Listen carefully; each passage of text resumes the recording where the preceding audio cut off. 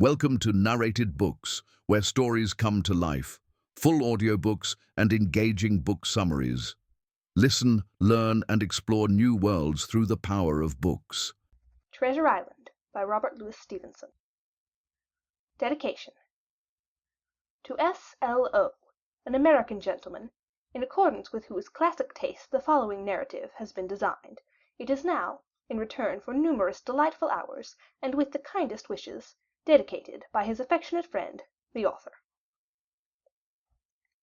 Introductory Poem to the Hesitating Purchaser. If sailor tales to sailor tunes, storm and adventure, heat and cold, if schooners, islands, and maroons, and buccaneers, and buried gold, and all the old romance retold, exactly in the ancient way, can please, as me they pleased of old, the wiser youngsters of to-day, so be it, and fall on, if not. If studious youth no longer crave, his ancient appetites forgot, Kingston or Ballantyne the brave, or Cooper of the wood and wave, so be it also, and may I and all my pirates share the grave where these and their creations lie. End of Preface and Introductory Poem. Part 1. The Old Buccaneer. Chapter 1. The Old Sea Dog at the Admiral Benbow. Squire Trelawney, Dr. Livesey, and the rest of these gentlemen, having asked me to write down the whole particulars about Treasure Island, from the beginning to the end, keeping nothing back but the bearings of the island, and that only because there is still treasure not yet lifted, I take up my pen in the year of grace 17, and go back to the time when my father kept the Admiral Benbow Inn, and the old brown seaman with the sabre cut first took up his lodging under our roof.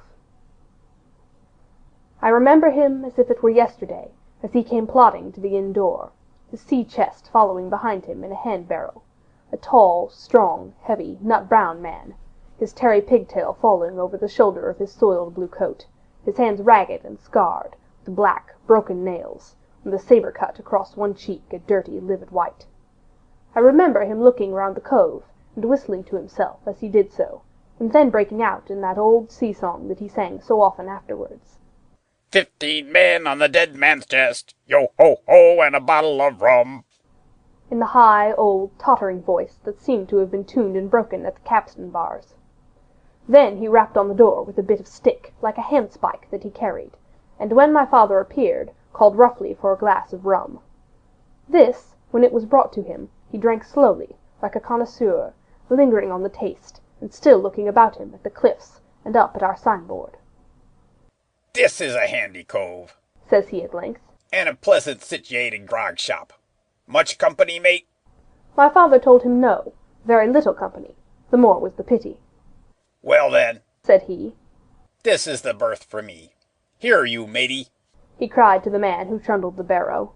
Bring up alongside and help up my chest. I'll stay here a bit, he continued.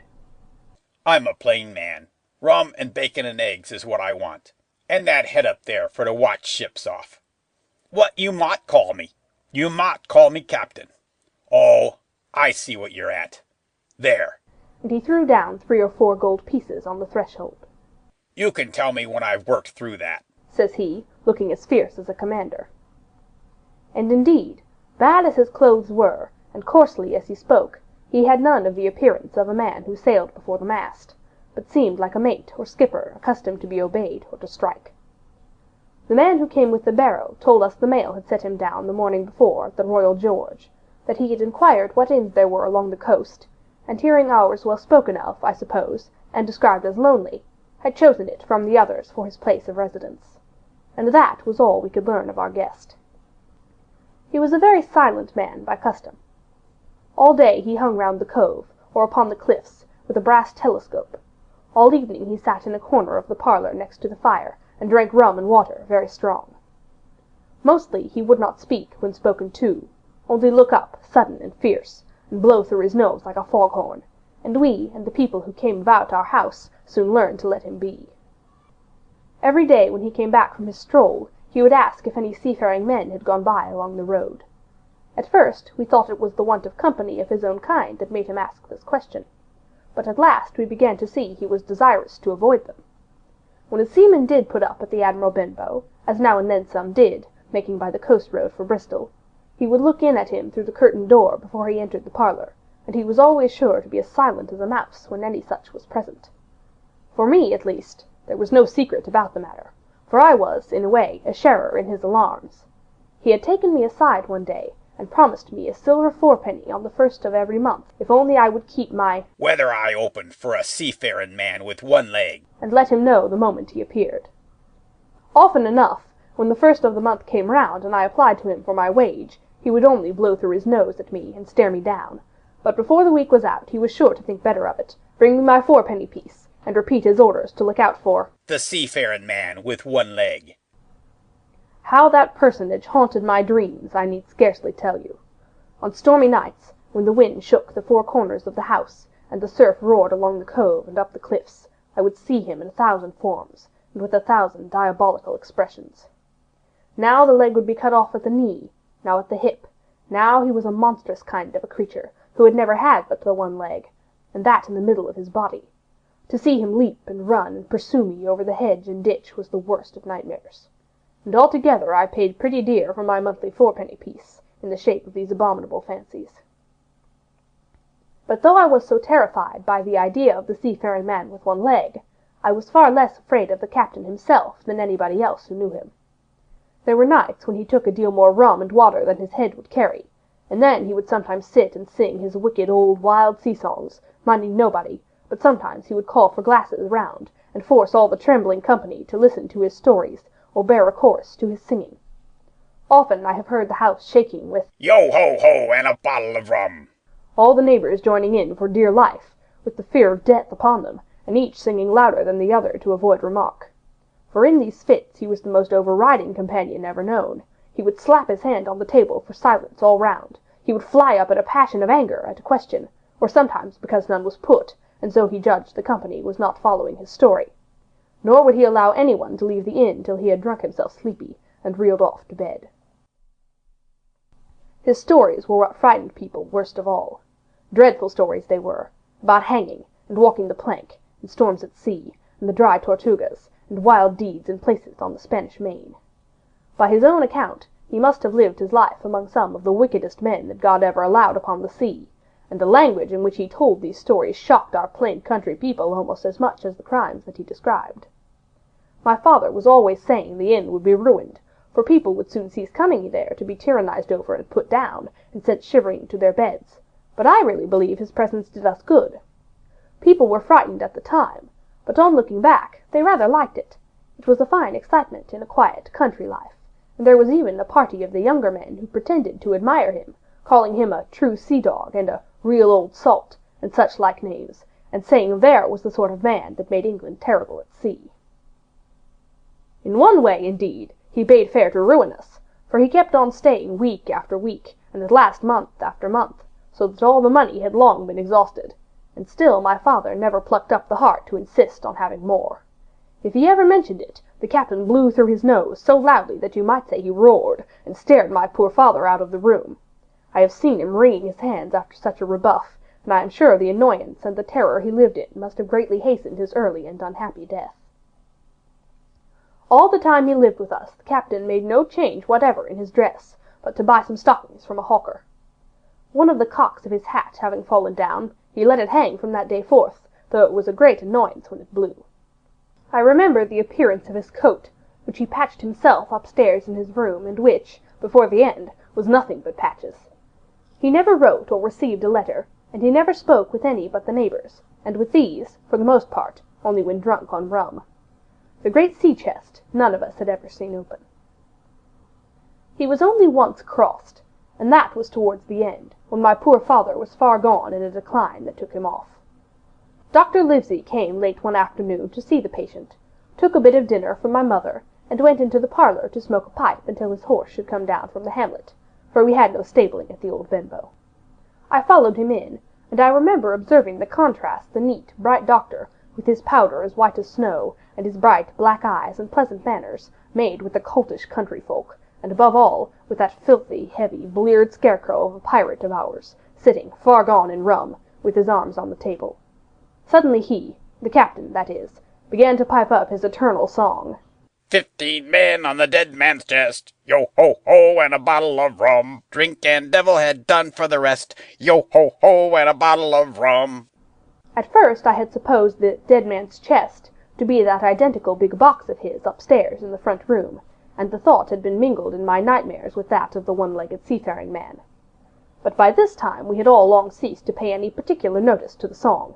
It was new, that night, to nobody but Dr. Livesey, and on him I observed it did not produce an agreeable effect, for he looked up for a moment quite angrily before he went on with his talk with old Taylor, the gardener, on a new cure for the rheumatics.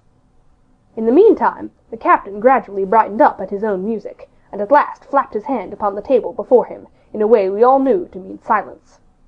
The voices stopped at once, all but Dr. Livesey's. He went on as before, speaking clear and kind, and drawing briskly at his pipe between every word or two. The captain glared at him for a while, flapped his hand again, glared still harder, and at last broke out with a villainous low oath. Silence there between decks. Were you addressing me, sir? Says the doctor, and when the ruffian had told him, with another oath, that this was so, I have only one thing to say to you, sir, replies the doctor, that if you keep on drinking rum, the world will soon be quit of a very dirty scoundrel. The old fellow's fury was awful. He sprang to his feet, drew and opened a sailor's clasp knife, and, balancing it open on the palm of his hand, threatened to pin the doctor to the wall. The doctor never so much as moved. He spoke to him as before, over his shoulder, and in the same tone of voice, rather high, so that all in the room might hear, but perfectly calm and steady. If you do not put that knife this instant in your pocket, I promise, upon my honor, you shall hang at the next assizes. Then followed a battle of looks between them, but the captain soon knuckled under, put up his weapon, and resumed his seat, grumbling like a beaten dog. And now, sir, continued the doctor, since I now know there's such a scoundrel in my district, you may count I'll have an eye upon you day and night. I'm not a doctor only, I'm a magistrate, and if I catch a breath of complaint against you, if it's only for a piece of incivility like tonight's, I'll take effectual means to have you hunted down and routed out of this. Let that suffice. Soon after, Dr. Livesey's horse came to the door, and he rode away, but the captain held his peace that evening, and for many evenings to come. End of Chapter 1. Chapter 2. Black Dog appears and disappears. It was not very long after this that there occurred the first of the mysterious events that rid us at last of the captain, though not, as you will see, of his affairs. It was a bitter cold winter, with long hard frosts and heavy gales, and it was plain from the first that my poor father was little likely to see the spring. He sank daily, and my mother and I had all the inn upon our hands, and were kept busy enough without paying much regard to our unpleasant guest. It was one January morning, very early, a pinching, frosty morning, the cove all grey with hoar-frost, the ripple lapping softly on the stones, the sun still low, and only touching the hill-tops, and shining far to seaward. The captain had risen earlier than usual, and set out down the beach, his cutlass swinging under the broad skirts of the old blue coat, his brass telescope under his arm, his hat tilted back upon his head. I remember his breath hanging like smoke in his wake as he strode off, and the last sound I heard of him as he turned the big rock was a loud snort of indignation, as though his mind was still running upon Dr. Livesey.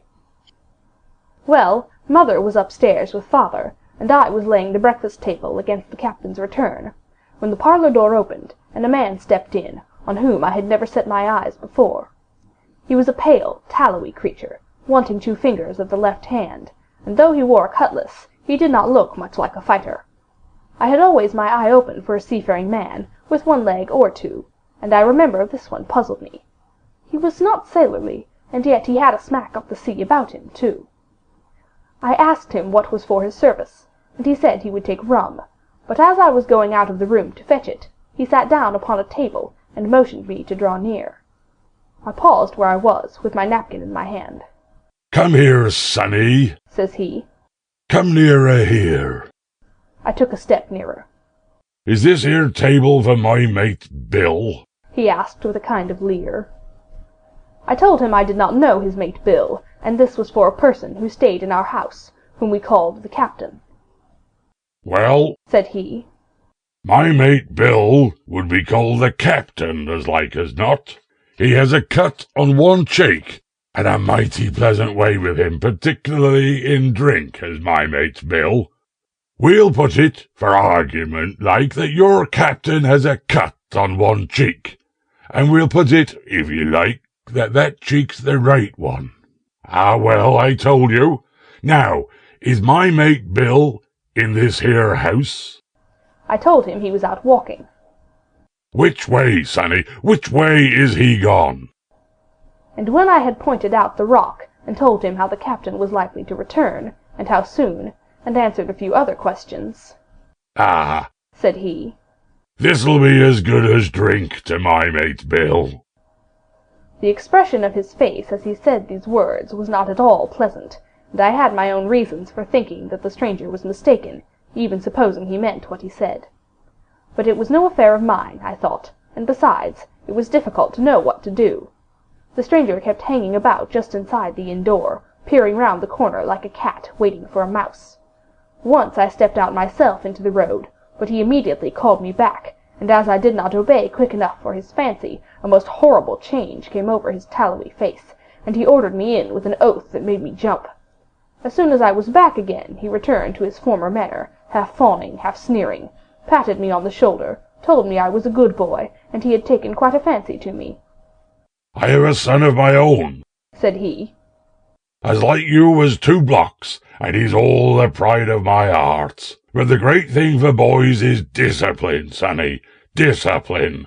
Now, if you had sailed along with Bill, you wouldn't have stood there to be spoke to twice, not you. That was never Bill's way, nor the way as sich as sailed with him.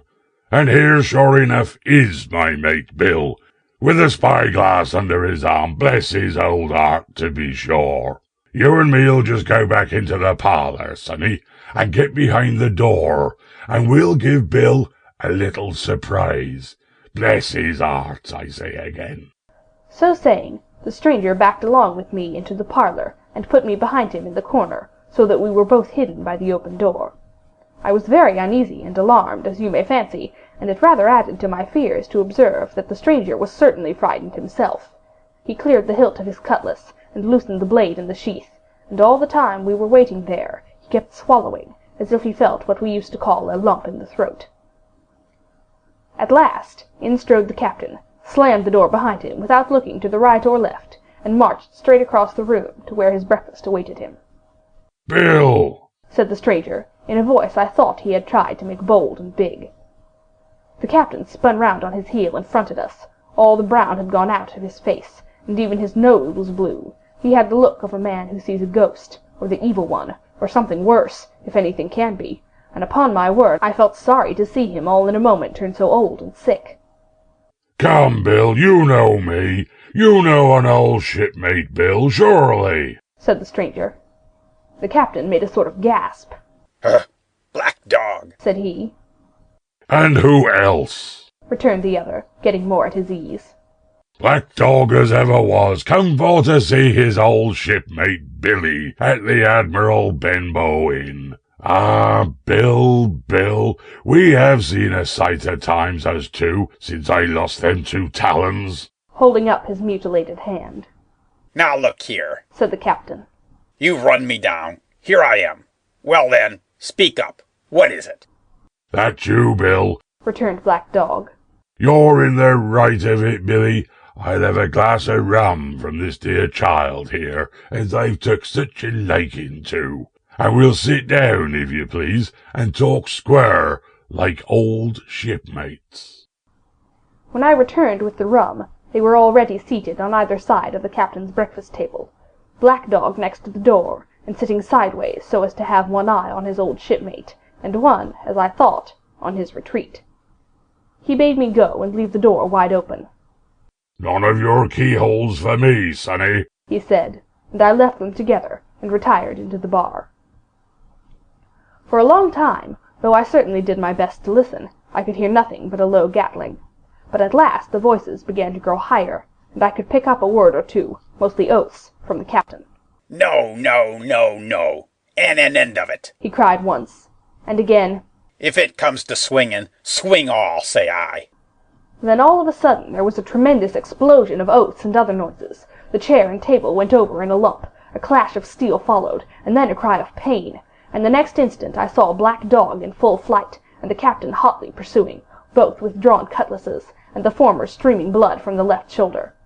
Just at the door the captain aimed at the fugitive one last tremendous cut, which would certainly have split him to the chine had it not been intercepted by our big signboard of Admiral Benbow. You may see the notch on the lower side of the frame to this day. That blow was the last of the battle. Once out upon the road, Black Dog, in spite of his wound, showed a wonderful clean pair of heels, and disappeared over the edge of the hill in half a minute. The captain, for his part, stood staring at the signboard like a bewildered man. Then he passed his hand over his eyes several times, and at last turned back into the house. "Jim," says he, "rum." and as he spoke he reeled a little, and caught himself with one hand against the wall.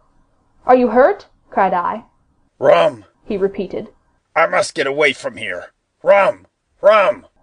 I ran to fetch it, but I was quite unsteadied by all that had fallen out, and I broke one glass and fouled the tap, and while I was still getting in my own way, I heard a loud fall in the parlour, and, running in, beheld the captain lying full length upon the floor. At the same instant my mother, alarmed by the cries and fighting, came running downstairs to help me. Between us we raised his head. He was breathing very loud and hard, but his eyes were closed, and his face a horrible colour. "Dear, dearie me!" cried my mother. "What a disgrace upon the house! And your poor father sick!" In the meantime we had no idea what to do to help the captain, nor any other thought but that he had got his death hurt in the scuffle with the stranger. I got the rum, to be sure, and tried to put it down his throat, but his teeth were tightly shut, and his jaws as strong as iron. It was a happy relief for us when the door opened, and Dr. Livesey came in, on his visit to my father. "Oh, doctor!" we cried. "What shall we do?" "Where is he wounded?" Wounded? A fiddlestick's end. said the doctor. No more wounded than you or I. The man has had a stroke, as I warned him. Now, Mrs. Hawkins, just you run upstairs to your husband and tell him, if possible, nothing about it. For my part, I must do my best to save this fellow's trebly worthless life. Jim, you get me a basin." When I got back with the basin, the doctor had already ripped up the captain's sleeve, and exposed his great sinewy arm. It was tattooed in several places. "Here's luck," "A fair wind," and "Billy Bones his fancy," were very neatly and clearly executed on the forearm, and up near the shoulder there was a sketch of a gallows and a man hanging from it, done, as I thought, with great spirit. Prophetic. Said the doctor, touching this picture with his finger.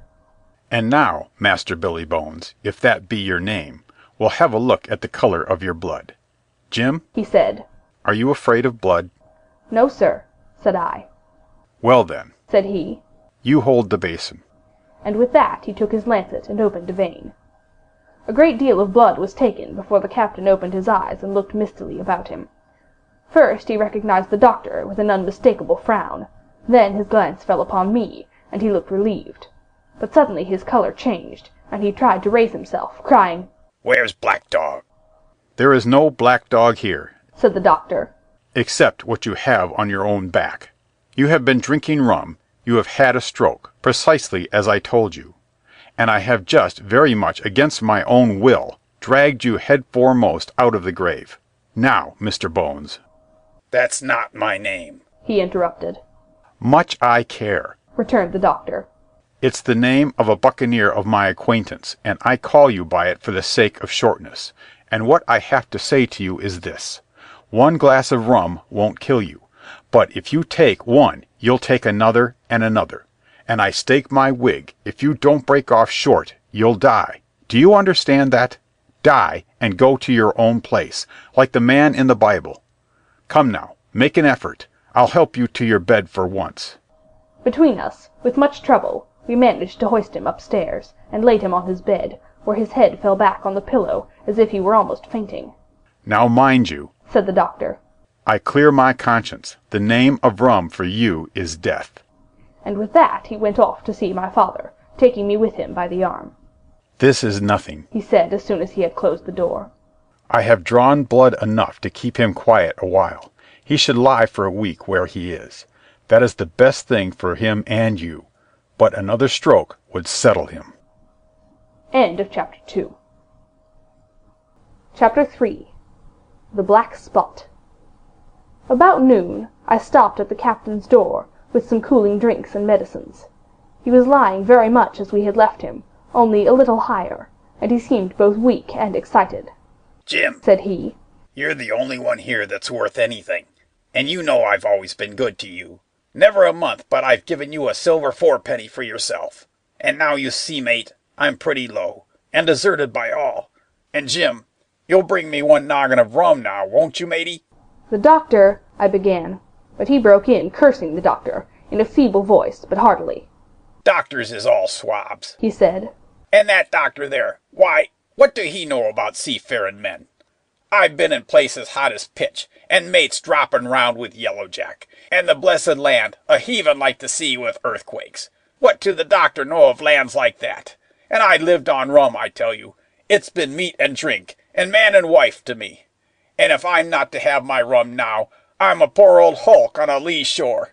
My blood'll be on you, Jim, and that doctor swab." And he ran on again for a while with curses. "Look, Jim, how my fingers fidges," he continued in the pleading tone. "I can't keep 'em still, not I. I haven't had a drop this blessed day. That doctor's a fool, I tell you. If I don't have a drain of rum, Jim, I'll have the horrors. I seen some on 'em already.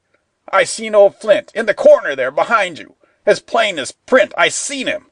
And if I get the horrors, I'm a man that has lived rough, and I'll raise Cain. Your doctor hisself said one glass wouldn't hurt me. I'll give you a golden guinea for a noggin, Jim." He was growing more and more excited, and this alarmed me for my father, who was very low that day and needed quiet. Besides, I was reassured by the doctor's words, now quoted to me, and rather offended by the offer of a bribe. "I want none of your money," said I, "but what you owe my father. I'll get you one glass and no more." When I brought it to him, he seized it greedily and drank it out. "Aye, aye," said he. "That's some better, sure enough. And now, matey, did that doctor say how long I was to lie here in this old berth?" "A week at least," said I. "Thunder!" he cried. "A week? I can't do that. They'd have the black spot on me by then. The lubbers is going about to get the wind of me this blessed moment. Lubbers as couldn't keep what they got, and want to nail what is another's. Is that seamanly behavior now, I want to know? But I'm a savin' soul. I never wasted good money of mine, nor lost it neither, and I'll trick 'em again. I'm not afraid on 'em. I'll shake out another reef, matey, and dandle 'em again." As he was thus speaking, he had risen from bed with great difficulty, holding to my shoulder with such a grip that almost made me cry out, and moving his legs like so much dead weight. His words, spirited as they were in meaning, contrasted sadly with the weakness of the voice in which they were uttered. He paused when he had got into a sitting position on the edge. "The doctor's done me," he murmured. "My ears is singing. Lay me back." Before I could do much to help him, he had fallen back again to his former place, where he lay for a while silent. "Jim," he said at length, "you saw that seafaring man today?" "Black Dog?" I asked. "Hey, Black Dog," says he. "He's a bad 'un, but there's worse that put him on. Now if I can't get away nohow, and they tip me the black spot, mind you, it's my old sea chest they're after. You get on a horse. You can, can't you? Well then, you get on a horse and go to— well, yes, I will, to that eternal doctor swab, and tell him to pipe all hands, magistrates and sich, and he'll lay 'em aboard at the Admiral Benbow, all old Flint's crew, man and boy, all on 'em that's left. I was first mate, I was, old Flint's first mate, and I'm the only one as knows the place. He gave it me at Savannah, when he lay a-dying, like as if I was to now, you see. But you won't peach unless they get the black spot on me, or unless you see that Black Dog again, or a seafaring man with one leg, Jim, him above all." "But what is the black spot, Captain?" I asked. "That's a summons, mate. I'll tell you if they get that. But you keep your weather eye open, Jim, and I'll share with you equals, upon my honor." He wandered a little longer, his voice growing weaker, but soon after I had given him his medicine, which he took like a child, with the remark, "If ever a seaman wanted drugs, it's me." he fell at last into a heavy, swoon-like sleep, in which I left him. What I should have done had all gone well, I do not know. Perhaps I should have told the whole story to the doctor, for I was in mortal fear lest the captain should repent of his confessions and make an end of me. But as things fell out, my poor father died quite suddenly that evening, which put all other matters on one side. Our natural distress, the visits of the neighbours, the arrangement of the funeral, and all the work of the inn to be carried on in the meanwhile, kept me so busy that I had scarcely time to think of the captain, far less to be afraid of him. He got downstairs next morning, to be sure, and had his meals as usual, though he ate little, and had more, I am afraid, than his usual supply of rum, for he helped himself out of the bar, scowling and blowing through his nose, and no one dared to cross him. On the night before the funeral he was as drunk as ever, and it was shocking, in that house of mourning, to hear him singing away at his ugly old sea-song. But, weak as he was, we were all in the fear of death for him, and the doctor was suddenly taken up with a case many miles away, and was never near the house after my father's death. I have said the captain was weak, and indeed he seemed rather to grow weaker than to regain his strength. He clambered up and down stairs, and went from the parlour to the bar and back again, and sometimes put his nose out of doors to smell the sea, holding on to the walls as he went for support, and breathing hard and fast, like a man on a steep mountain. He never particularly addressed me, and it is my belief he had as good as forgotten his confidences, but his temper was more flighty, and, allowing for his bodily weakness, more violent than ever. He had an alarming way now, when he was drunk, of drawing his cutlass and laying it bare before him on the table. But with all that, he minded people less, and seemed shut up in his own thoughts, and rather wandering. Once, for instance, to our extreme wonder, he piped up to a different air, a kind of country love-song that he must have learned in his youth, before he had begun to follow the sea. So things passed until, the day after the funeral, and about 3 o'clock of a bitter, foggy, frosty afternoon, I was standing at the door for a moment, full of sad thoughts about my father, when I saw someone drawing slowly near along the road. He was plainly blind, for he tapped before him with a stick, and wore a great green shade over his eyes and nose, and he was hunched, as if with age or weakness, and wore a huge old tattered sea-cloak, with a hood that made him appear positively deformed. I never saw in my life a more dreadful-looking figure. He stopped a little from the inn, and, raising his voice in an odd sing-song, addressed the air in front of him. "Will any kind friend inform a poor blind man, who has lost the precious sight of his eyes in the gracious defence of his native country, England, and God bless King George, where or in what part of the country he may now be?" "You are at the Admiral Benbow, Black Hill Cove, my good man," said I. "I hear a voice," said he. "a young voice. Will you give me your hand, my kind young friend, and lead me in?" I held out my hand, and the horrible, soft-spoken, eyeless creature gripped it in a moment like a vice. I was so much startled that I struggled to withdraw, but the blind man pulled me close up to him with a single action of his arm. "Now, boy," he said, "take me in to the captain." "Sir," said I, "upon my word I dare not." "Ah," he sneered. "That's it.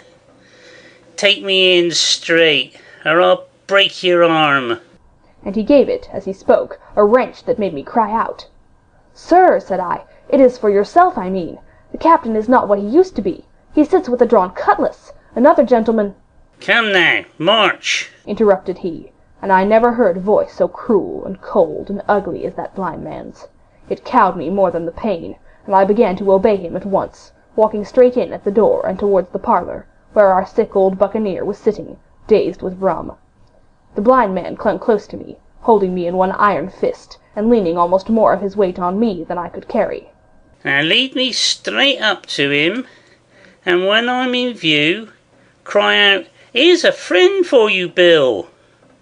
If you don't, I'll do this." And with that he gave me a twitch that I thought would have made me faint. Between this and that I was so utterly terrified of the blind beggar that I forgot my terror of the captain, and as I opened the parlour door, cried out the words he had ordered in a trembling voice. The poor captain raised his eyes, and at one look the rum went out of him, and left him staring sober. The expression of his face was not so much of terror as of mortal sickness. He made a movement to rise, but I do not believe he had enough force left in his body. "Now, Bill, sit where you are," said the beggar. "If I can't see, I can hear a finger stirring. Business is business. Hold out your left hand. Boy, take his left hand by the wrist and bring it near to my right. We both obeyed him to the letter, and I saw him pass something from the hollow of the hand that held his stick into the palm of the captain's, which closed upon it instantly. And now that's done, said the blind man, and at the words he suddenly left hold of me, and, with incredible accuracy and nimbleness, skipped out of the parlour and into the road, where, as I still stood motionless, I could hear his stick go tap, tap, tapping into the distance. It was some time before either I or the captain seemed to gather our senses, but at length, and about at the same moment, I released his wrist, which I was still holding, and he drew in his hand and looked sharply into the palm. 10 o'clock! He cried. 6 hours. We'll do them yet. And he sprang to his feet. Even as he did so, he reeled, put his hand to his throat, stood swaying for a moment, and then, with a peculiar sound, fell from his whole height face foremost to the floor. I ran to him at once, calling to my mother, but haste was all in vain. The captain had been struck dead by thundering apoplexy. It was a curious thing to understand, for I had certainly never liked the man, though of late I had begun to pity him, but as soon as I saw that he was dead, I burst into a flood of tears. It was the second death I had known, and the sorrow of the first was still fresh in my heart. End of Chapter 3. Chapter 4. The Sea Chest. I lost no time, of course, in telling my mother all that I knew, and perhaps should have told her long before, and we saw ourselves at once in a difficult and dangerous position. Some of the man's money, if he had any, was certainly due to us, but it was not likely that our captain's shipmates, above all the two specimens seen by me, Black Dog and the blind beggar, would be inclined to give up their booty in payment of the dead man's debts. The captain's order to mount at once and ride for Dr. Livesey would have left my mother alone and unprotected, which was not to be thought of. Indeed, it seemed impossible for either of us to remain much longer in the house. The fall of coals in the kitchen grate, the very ticking of the clock, filled us with alarms. The neighbourhood, to our ears, seemed haunted by approaching footsteps, and what between the dead body of the captain on the parlour floor, and the thought of that detestable blind beggar hovering near at hand, and ready to return, there were moments when, as the saying goes, I jumped in my skin for terror. Something must speedily be resolved upon, and it occurred to us at last to go forth together and seek help in the neighbouring hamlet. No sooner said than done. Bareheaded as we were, we ran out at once in the gathering evening and the frosty fog. The hamlet lay not many 100 yards away, though out of view, on the other side of the next cove, and what greatly encouraged me, it was in an opposite direction from that whence the blind man had made his appearance, and whither he had presumably returned. We were not many minutes on the road, though we sometimes stopped to lay hold of each other and hearken. But there was no unusual sound, nothing but the low wash of the Ripple and the croaking of the inmates of the woods. It was already candlelight when we reached the hamlet, and I shall never forget how much I was cheered to see the yellow shine in doors and windows, but that, as it proved, was the best of help we were likely to get in that quarter. For, you would have thought men would have been ashamed of themselves. No soul would consent to return with us to the Admiral Benbow. The more we told of our troubles, the more, man, woman, and child, they clung to the shelter of their houses. The name of Captain Flint, though it was strange to me, was well enough known to some there, and carried a great weight of terror.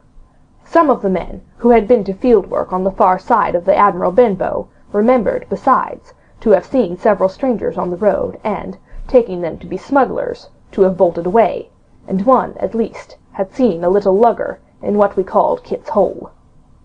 For that matter, anyone who was a comrade of the captain's was enough to frighten them to death. And the short and the long of the matter was, that while we could get several who were willing to ride to Dr. Livesey's, which lay in another direction, not one would help us to defend the inn.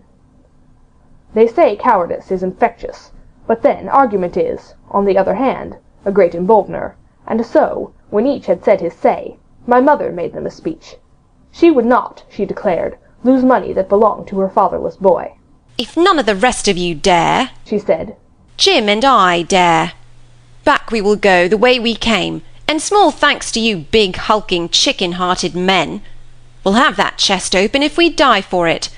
And I'll thank you for that bag, Mrs. Crossley, to bring back our lawful money in." Of course I said I would go with my mother, and of course they all cried out at our foolhardiness, but even then not a man would go along with us. All they would do was to give me a loaded pistol, lest we were attacked, and to promise to have horses ready saddled, in case we were pursued on our return, while one lad was to ride forward to the doctor's in search of armed assistance. My heart was beating finely when we two set forth in the cold night upon this dangerous venture. A full moon was beginning to rise, and peered redly through the upper edges of the fog, and this increased our haste, for it was plain, before we came forth again, that all would be as bright as day, and our departure exposed to the eyes of any watchers. We slipped along the hedges, noiseless and swift, nor did we see or hear anything to increase our terrors, till, to our relief, the door of the Admiral Benbow had closed behind us. I slipped the bolt at once, and we stood and panted for a moment in the dark, alone in the house, with the dead captain's body. Then my mother got a candle in the bar, and, holding each other's hands, we advanced into the parlour. He lay as we had left him, on his back, with his eyes open, and one arm stretched out. "Draw down the blind, Jim," whispered my mother. "They might come and watch outside. And now," said she when I had done so, "we have to get the key off that. And who's to touch it, I should like to know?" and she gave a kind of sob as she said the words. I went down on my knees at once. On the floor close to his hand there was a little round of paper, blackened on one side. I could not doubt that this was the black spot, and, taking it up, I found written on the other side, in a very good, clear hand, this short message: "You have till 10 tonight." "He had till 10, mother," said I, and just as I said it, our old clock began striking. This sudden noise startled us shockingly, but the news was good, for it was only 6. "Now, Jim," she said. "that key." I felt in his pockets, one after another. A few small coins, a thimble, and some thread and big needles, a piece of pigtail tobacco bitten away at the end, his gully with the crooked handle, a pocket compass, and a tinder-box, were all that they contained, and I began to despair. "Perhaps it's round his neck," suggested my mother. Overcoming a strong repugnance, I tore open his shirt at the neck, and there, sure enough, hanging to a bit of tarry string, which I cut with his own gully, we found the key. At this triumph we were filled with hope, and hurried upstairs without delay to the little room where he had slept so long, and where his box had stood since the day of his arrival. It was like any other seaman's chest on the outside, the initial B burned on the top of it with a hot iron, and the corners somewhat smashed and broken as by long, rough usage.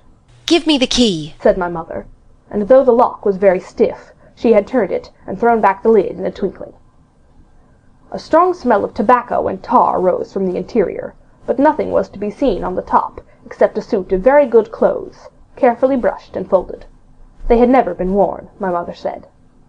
Under that the miscellany began: a quadrant, a tin cannikin, several sticks of tobacco, 2 brace of very handsome pistols, a piece of bar silver, an old Spanish watch, and some other trinkets of little value, and mostly of foreign make, a pair of compasses, mounted with brass, and 5 or 6 curious West Indian shells.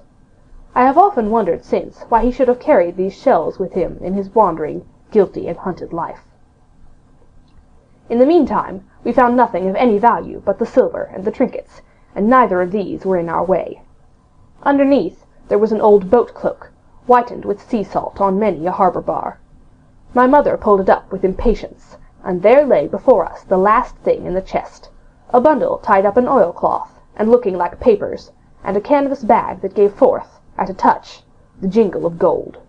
"I'll show these rogues that I'm an honest woman," said my mother. "I'll have my dues, and not a farthing over. Hold Mrs. Crossley's bag." And she began to count over the amount of the captain's score from the sailor's bag into the one that I was holding.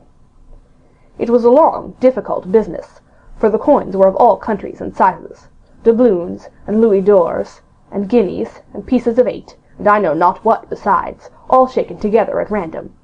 The guineas, too, were about the scarcest, and it was with these only that my mother knew how to make her count. When we were about halfway through, I suddenly put my hand upon her arm, for I had heard in the silent, frosty air a sound that brought my heart into my mouth, the tapping of the blind man's stick upon the frozen road. It drew nearer and nearer, while we sat holding our breath. Then it struck sharp on the inn door, and then we could hear the handle being turned, and the bolt rattling as the wretched being tried to enter, and then there was a long time of silence both within and without. At last the tapping recommenced, and, to our indescribable joy and gratitude, died slowly away until it ceased to be heard. "Mother," said I, "take the whole and let's be going," for I was sure the bolted door must have seemed suspicious, and would bring the whole hornet's nest about our ears, though how thankful I was that I had bolted it, none could tell who had never met that terrible blind man. But my mother, frightened as she was, would not consent to take a fraction more than was due to her, and was obstinately unwilling to be content with less. It was not yet 7, she said, by a long way. She knew her rights, and she would have them, and she was still arguing with me when a little low whistle sounded a good way off upon the hill. That was enough, and more than enough, for both of us. "I'll take what I have," she said, jumping to her feet. "And I'll take this to square the count," said I, picking up the oilskin packet. Next moment we were both groping downstairs, leaving the candle by the empty chest, and the next we had opened the door, and were in full retreat. We had not started a moment too soon. The fog was rapidly dispersing, already the moon shone quite clear on the high ground on either side, and it was only in the exact bottom of the dell, and round the tavern door, that a thin veil still hung unbroken to conceal the first steps of our escape. Far less than halfway to the hamlet, very little beyond the bottom of the hill, we must come forth into the moonlight. Nor was this all, for the sound of several footsteps running came already to our ears, and as we looked back in their direction, a light, tossing to and fro, and still rapidly advancing, showed that one of the newcomers carried a lantern. "My dear," said my mother suddenly, "take the money and run on. I am going to faint." This was certainly the end for both of us, I thought. How I cursed the cowardice of the neighbors, how I blamed my poor mother for her honesty and her greed, for her past foolhardiness and present weakness. We were just at the little bridge, by good fortune, and I helped her, tottering as she was, to the edge of the bank, where, sure enough, she gave a sigh and fell on my shoulder. I do not know how I found the strength to do it at all, and I am afraid it was roughly done, but I managed to drag her down the bank, and a little way under the arch. Further I could not move her, for the bridge was too low to let me do more than crawl below it. So there we had to stay, my mother almost entirely exposed, and both of us within earshot of the inn. End of Chapter 4. Chapter 5. The Last of the Blind Man. My curiosity, in a sense, was stronger than my fear, for I could not remain where I was, but crept back to the bank again, whence, sheltering my head behind a bush of broom, I might command the road before our door.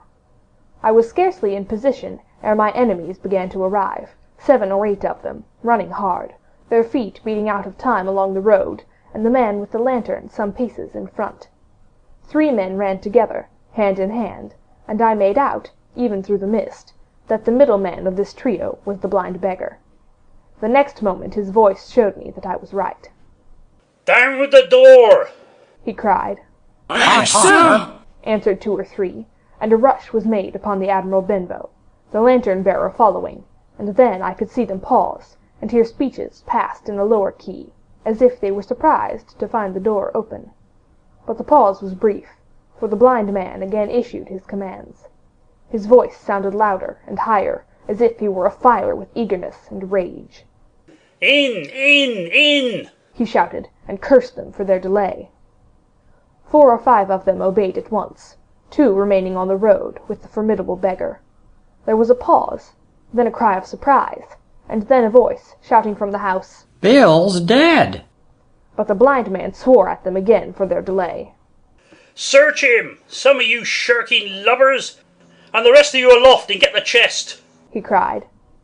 I could hear their feet rattling up our old stairs, so that the house must have shook with it. Promptly afterwards, fresh sounds of astonishment arose. The window of the captain's room was thrown open with a slam and a jingle of broken glass, and a man leaned out into the moonlight, head and shoulders, and addressed the blind beggar on the road below him. Pew! he cried.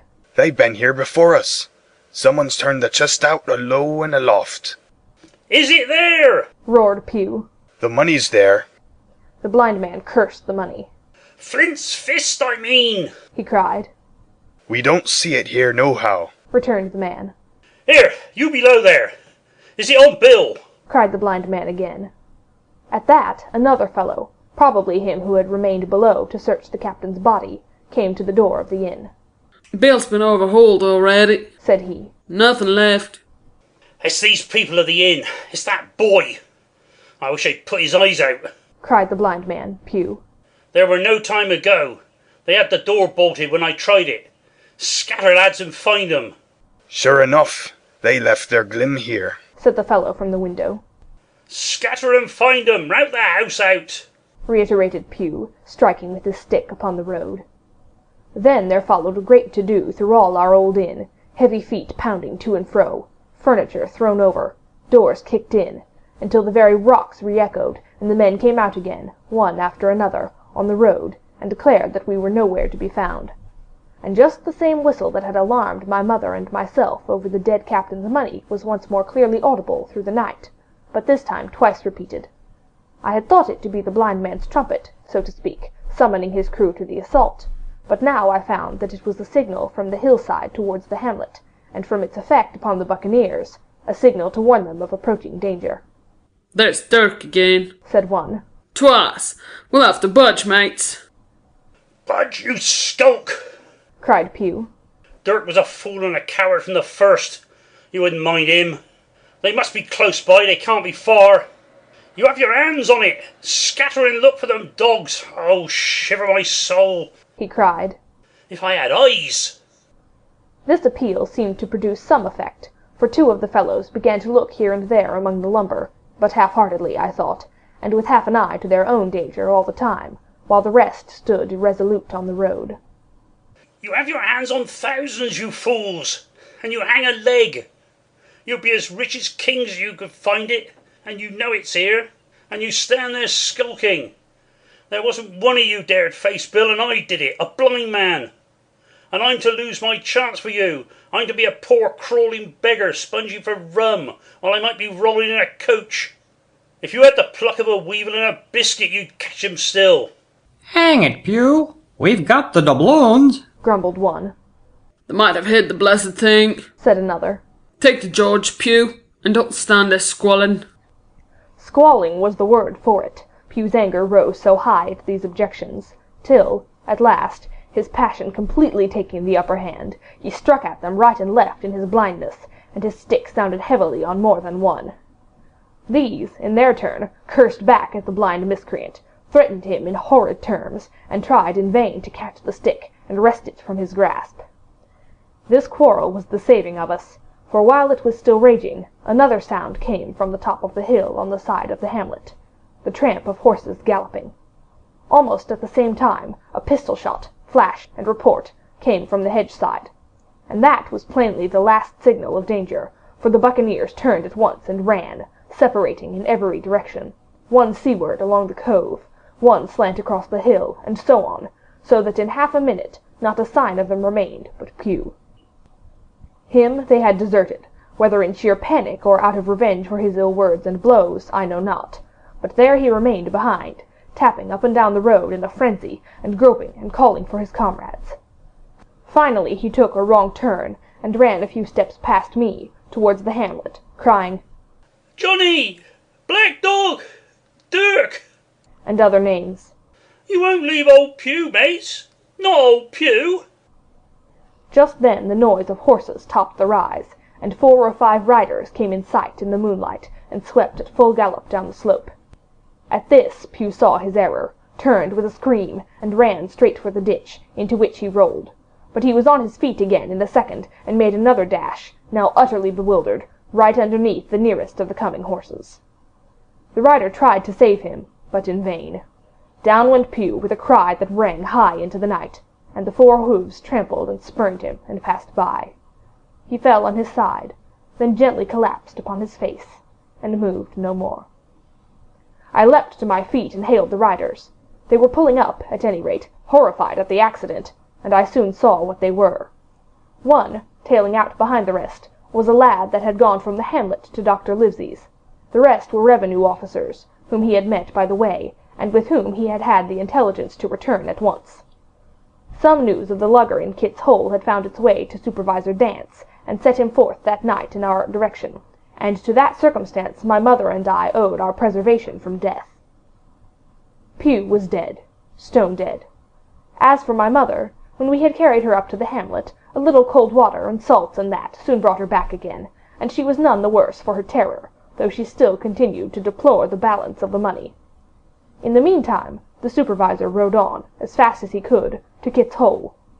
But his men had to dismount and grope down the dingle, leading and sometimes supporting their horses, and in continual fear of ambushes, so it was no great matter for surprise that when they got down to the hole the lugger was already under way, though still close in. He hailed her.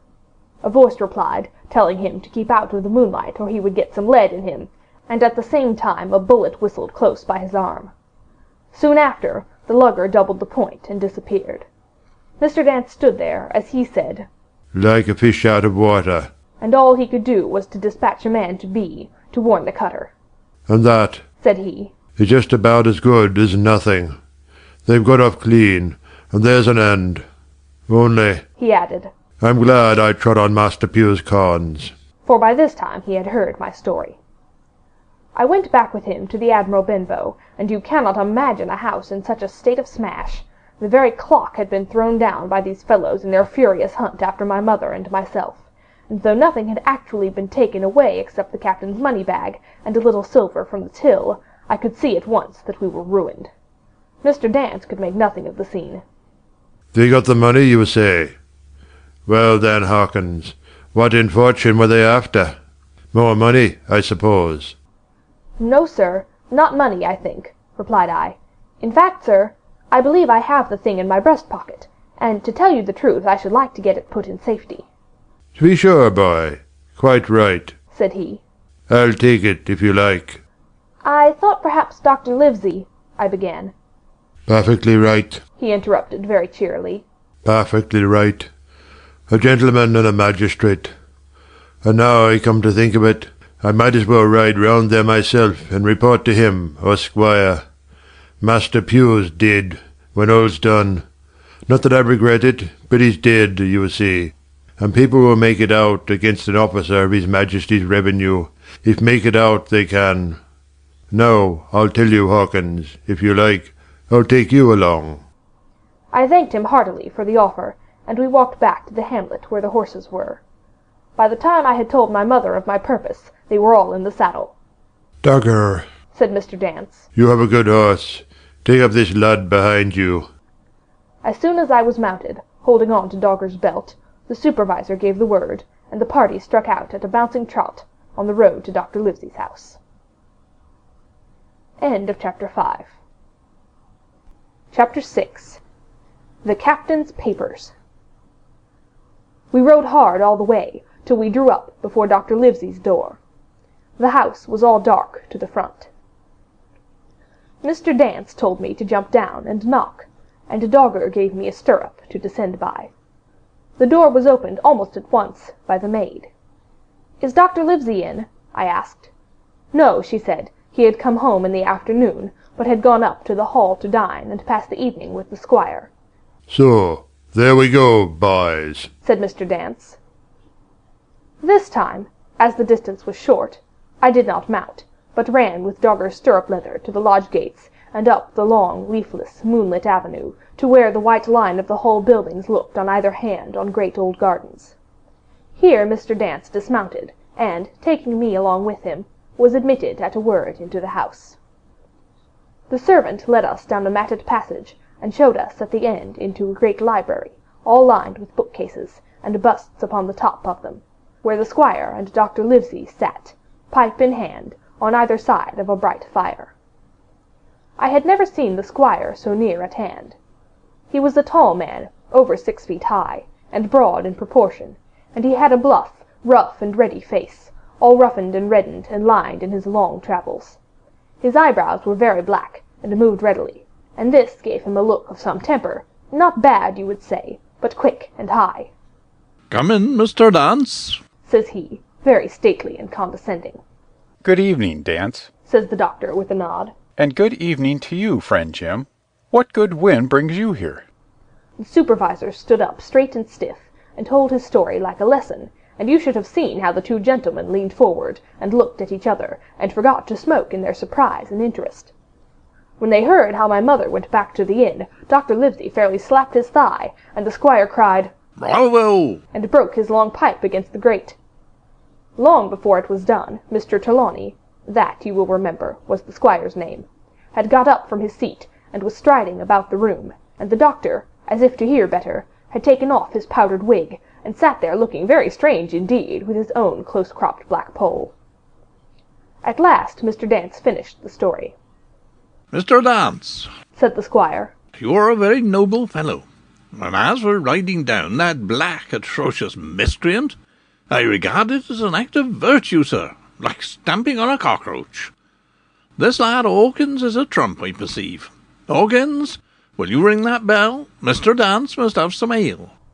And so, Jim, said the doctor, you have the thing that they were after, have you?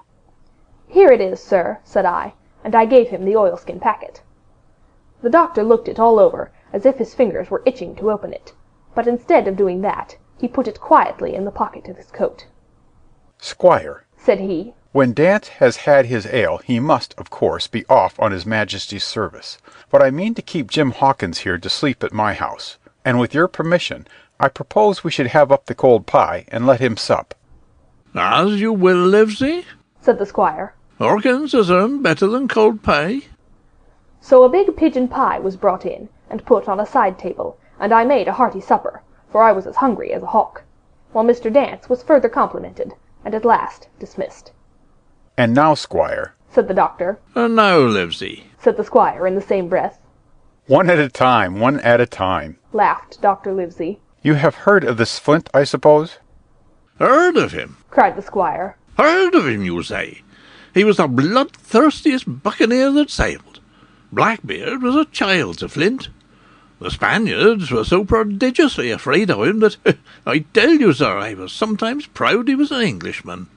I've seen his topsails with these eyes off Trinidad, and the cowardly son of a rum puncheon that I sailed with put back, sir, into Port of Spain." "Well, I have heard of him myself in England," said the doctor. "but the point is, had he money?" "Money?" cried the squire. "Have you heard the story? What are those villains after but money? What do they care for but money? For what would they risk their rascal carcasses but money?" "That we shall soon know," replied the doctor. "but you are so confoundedly hot-headed and exclamatory that I cannot get a word in. What I want to know is this. Supposing that I have here in my pocket some clue to where Flint buried his treasure, will that treasure amount to much?" "Amount, sir?" cried the squire. "It will amount to this. If we have the clue you talk about, I fit out a ship in Bristol Dock, and take you and Hawkins here along, and I'll have that treasure if I search a year." "Very well," said the doctor. "Now then, if Jim is agreeable, we'll open the packet." And he laid it before him on the table. The bundle was sewn together, and the doctor had to get out his instrument case, and cut the stitches with his medical scissors. It contained two things, a book and a sealed paper. "First of all, we'll try the book," observed the doctor. The squire and I were both peering over his shoulder as he opened it, for Dr. Livesey had kindly motioned me to come round from the side table, where I had been eating, to enjoy the sport of the search. On the first page there were only some scraps of writing, such as a man with a pen in his hand might make for idleness or practice. One was the same as the tattoo mark, Billy Bones his fancy. Then there was Mr. W. Bones, mate, no more rum, off Palm Key he got it, and some other snatches, mostly single words and unintelligible. I could not help wondering who it was that had got it, and what it was that he got. A knife in his back, as like as not. "Not much instruction there," said Dr. Livesey as he passed on. The next 10 or 12 pages were filled with a curious series of entries. There was a date at one end of the line, and at the other a sum of money, as in common account books, but instead of explanatory writing, only a varying number of crosses between the two. On the 12th of June, 1745, for instance, a sum of £70 had plainly become due to someone, and there was nothing but 6 crosses to explain the cause. In a few cases, to be sure, the name of a place would be added, as off Caracas, or a mere entry of latitude and longitude, such as 62 degrees 1720, 19 degrees 240. The record lasted over nearly 20 years, the amount of the separate entries growing larger as time went on, and at the end a grand total had been made out after 5 or 6 wrong additions, and these words appended, "Bones, his pile." I can't make head or tail of this, said Dr. Livesey. The thing is as clear as noonday, cried the squire. This is the Black-Hearted Hound's account book. Those crosses stand for the names of ships or towns that they sank or plundered. The sums are the scoundrel's share, and where he feared an ambiguity, you see, he added somewhat clearer. Off Caracas. Now, you see, here was some unhappy vessel boarded off that coast. God help the poor souls that manned her. Coral long ago. Right, said the doctor. See what it is to be a traveller? Right. And the amounts increase, you see, as he rose in rank. There was little else in the volume but a few bearings of places, noted in the blank leaves toward the end, and a table for reducing French, English, and Spanish moneys to a common value. Thrifty man, cried the doctor. He wasn't the one to be cheated. And now, said the squire, for the other. The paper had been sealed in several places, with a thimble by way of seal. The very thimble, perhaps, that I had found in the captain's pocket. The doctor opened the seals with great care, and there fell out the map of an island, with latitude and longitude, soundings, names of hills and bays and inlets, and every particular that would have been needed to bring a ship to a safe anchorage upon its shores. It was about 9 miles long and 5 across, shaped, you might say, like a fat dragon standing up, and had 2 fine landlocked harbours, and a hill in the centre part, marked "The Spyglass." There were several additions of a later date, but above all 3 crosses of red ink, 2 on the north part of the island, 1 in the southwest, and besides this last, in the same red ink, and in a small, neat hand, very different from the captain's tottery characters, these words, "Bulk of treasure here." Over on the back, the same hand had written this further instruction: "Tall tree, spyglass shoulder, bearing a point to the north of north-northeast. Skeleton Island, east-southeast, and by east. 10 feet. The bar silver is in the north catch. You can find it by the trend of the east hummock, 10 fathoms south of the black crag with the face on it. The arms are easily found, in the sandhill, north point of North Inlet Cape, bearing east and a quarter north. J.F." That was all, but brief as it was, and to me incomprehensible, it filled the squire and Dr. Livesey with delight. "Livesey," said the squire, "you will give up this wretched practice at once. Tomorrow I start for Bristol. In 3 weeks' time. 3 weeks? 2 weeks, 10 days. We'll have the best ship, sir, and the choicest crew in England. Hawkins shall come as cabin boy. You'll make a famous cabin boy, Hawkins. You, Livesey, are the ship's doctor, eh? I'm admiral. We'll take Redruth, Joyce, and Hunter. We'll have favourable winds, a quick passage, and not the least difficulty in finding the spot and money to eat, to roll into play, duck, and drake with ever after." Trelawney, said the doctor, "I'll go with you, and I'll go bail for it. So will Jim, and be a credit to the undertaking. There's only one man I'm afraid of." "And who's that?" cried the squire. "Name the dog, sir." "You," replied the doctor, "for you cannot hold your tongue. We are not the only men who know of this paper. These fellows who attacked the inn tonight, bold, desperate blades for sure, and the rest who stayed aboard that lugger, and more, I dare say, not far off, are, one and all, through thick and thin, bound that they'll get that money. We must none of us go alone till we get to sea. Jim and I shall stick together in the meanwhile. You'll take Joyce and Hunter when you ride to Bristol, and from first to last not one of us must breathe a word of what we've found." "Livesey," returned the squire, "you're always in the right of it. I'll be as silent as the grave." End of chapter 6. Part 2. The Sea Cook. Chapter 7. I go to Bristol. It was longer than the squire imagined ere we were ready for the sea, and none of our first plans, not even Dr. Livesey's of keeping me beside him, could be carried out as we intended. The doctor had to go to London for a physician to take charge of his practice. The squire was hard at work at Bristol, and I lived on at the Hall, under the charge of old Redruth, the gamekeeper, almost a prisoner, but full of sea dreams and the most charming anticipations of strange islands and adventures. I brooded by the hour together over the map, all the details of which I well remembered. Sitting by the fire in the housekeeper's room, I approached that island in my fancy from every possible direction. I explored every acre of its surface. I climbed 1,000 miles to that tall hill they called the Spyglass, and from the top enjoyed the most wonderful and changing prospects. Sometimes the isle was thick with savages, with whom we fought, sometimes full of dangerous animals that hunted us, but in all my fancies nothing occurred to me so strange and tragic as our actual adventures. So the weeks passed on, till, one fine day, there came a letter, addressed to Dr. Livesey, with this addition: "To be opened in case of his absence by Tom Redruth or young Hawkins." Obeying this order, we found, or rather I found, for the gamekeeper was a poor hand at reading anything but print, the following important news. Old Anchor Inn, Bristol, March 1st, 17... Dear Livesey, as I do not know whether you are at the Hall or still in London, I send this in double to both places. The ship is bought and fitted. She lies at anchor, ready for sea. You never imagined a sweeter schooner. A child might sail her. 200 tons, name Hispaniola.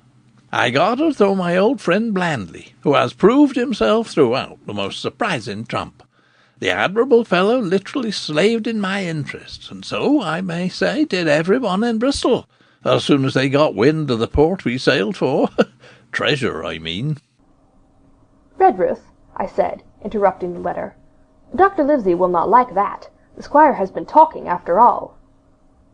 Well, who's a better, right? Growled the gamekeeper. A pretty rum go if squire ain't to talk for Dr. Livesey, I should think. At this I gave up all attempts at commentary, and read straight on. Blandley himself found the Hispaniola, and by the most admirable management got her for the merest trifle. There is a class of men in Bristol monstrously prejudiced against Blandley. They go to the length of declaring that this honest creature would do anything for money, that the Hispaniola belonged to him, and that he sold it me absurdly high. The most transparent calumnies. None of them dare, however, to deny the merits of the ship. So far there was not a hitch. The work people, to be sure, riggers and what not, were most annoyingly slow, but time cured that. It was the crew that troubled me. I wished a round score of men, in case of natives, buccaneers, or the odious French, and I had the worry of the deuce itself to find so much as half a dozen, till the most remarkable stroke of fortune brought me the very man that I required. I was standing on the dock when, by the merest accident, I fell in talk with him. I found he was an old sailor, kept a public house, knew all the seafaring men in Bristol, had lost his health ashore, and wanted a good berth as cook to go to sea again. He had hobbled down there that morning, he said, to get a smell of the salt. I was monstrously touched. So would you have been, and out of pure pity I engaged him on the spot to be the ship's cook. Long John Silver he's called, and has lost a leg, but that I regarded as a recommendation, since he lost it in his country's service under the immortal Hawke. He has no pension, Livesey. Imagine the abominable age we live in. Well, sir, I thought I had only found a cook, but it was a crew that I had discovered. Between Silver and myself we got together in a few days a company of the toughest old salts imaginable. Not pretty to look at, but fellows, by their faces, of the most indomitable spirit. I declare we could fight a frigate. Long John even got rid of 2 out of the 6 or 7 I had already engaged. He showed me in a moment that they were just the sort of fresh-water swabs we had to fear in an adventure of importance. I am in the most magnificent health and spirits, eating like a bull, sleeping like a tree, Yet I shall not enjoy a moment till I hear my old tarpaulins tramping round the capstan. See what ho! Hang the treasure! It's the glory of the sea that has turned my head. So now, Livesey, come post. Do not lose an hour, if you respect me. Let young Hawkins go at once to see his mother, with Redruth for a guard, and then both come full speed to Bristol. John Trelawney. Postscript. I did not tell you that Blandley, who, by the way, is to send a consort after us if we don't turn up by the end of August, had found an admirable fellow for the sailing-master. A stiff man, which I regret, but in all other respects a treasure. Long John Silver unearthed a very competent man for a mate, man named Arrow. I have a boatswain who pipes, Livesey, so things shall go man-o'-war fashion on board the good ship Hispaniola. I forgot to tell you that Silver is a man of substance. I know of my own knowledge that he has a banker's account which has never been overdrawn. He leaves his wife to manage the inn, and as she is a woman of colour, a pair of old bachelors like you and I may be excused for guessing that it is their wife, quite as much as the health, that sends him back to roving. J.T. P.P.S. Hawkins may stay one night with his mother. J.T. You can fancy the excitement into which that letter put me.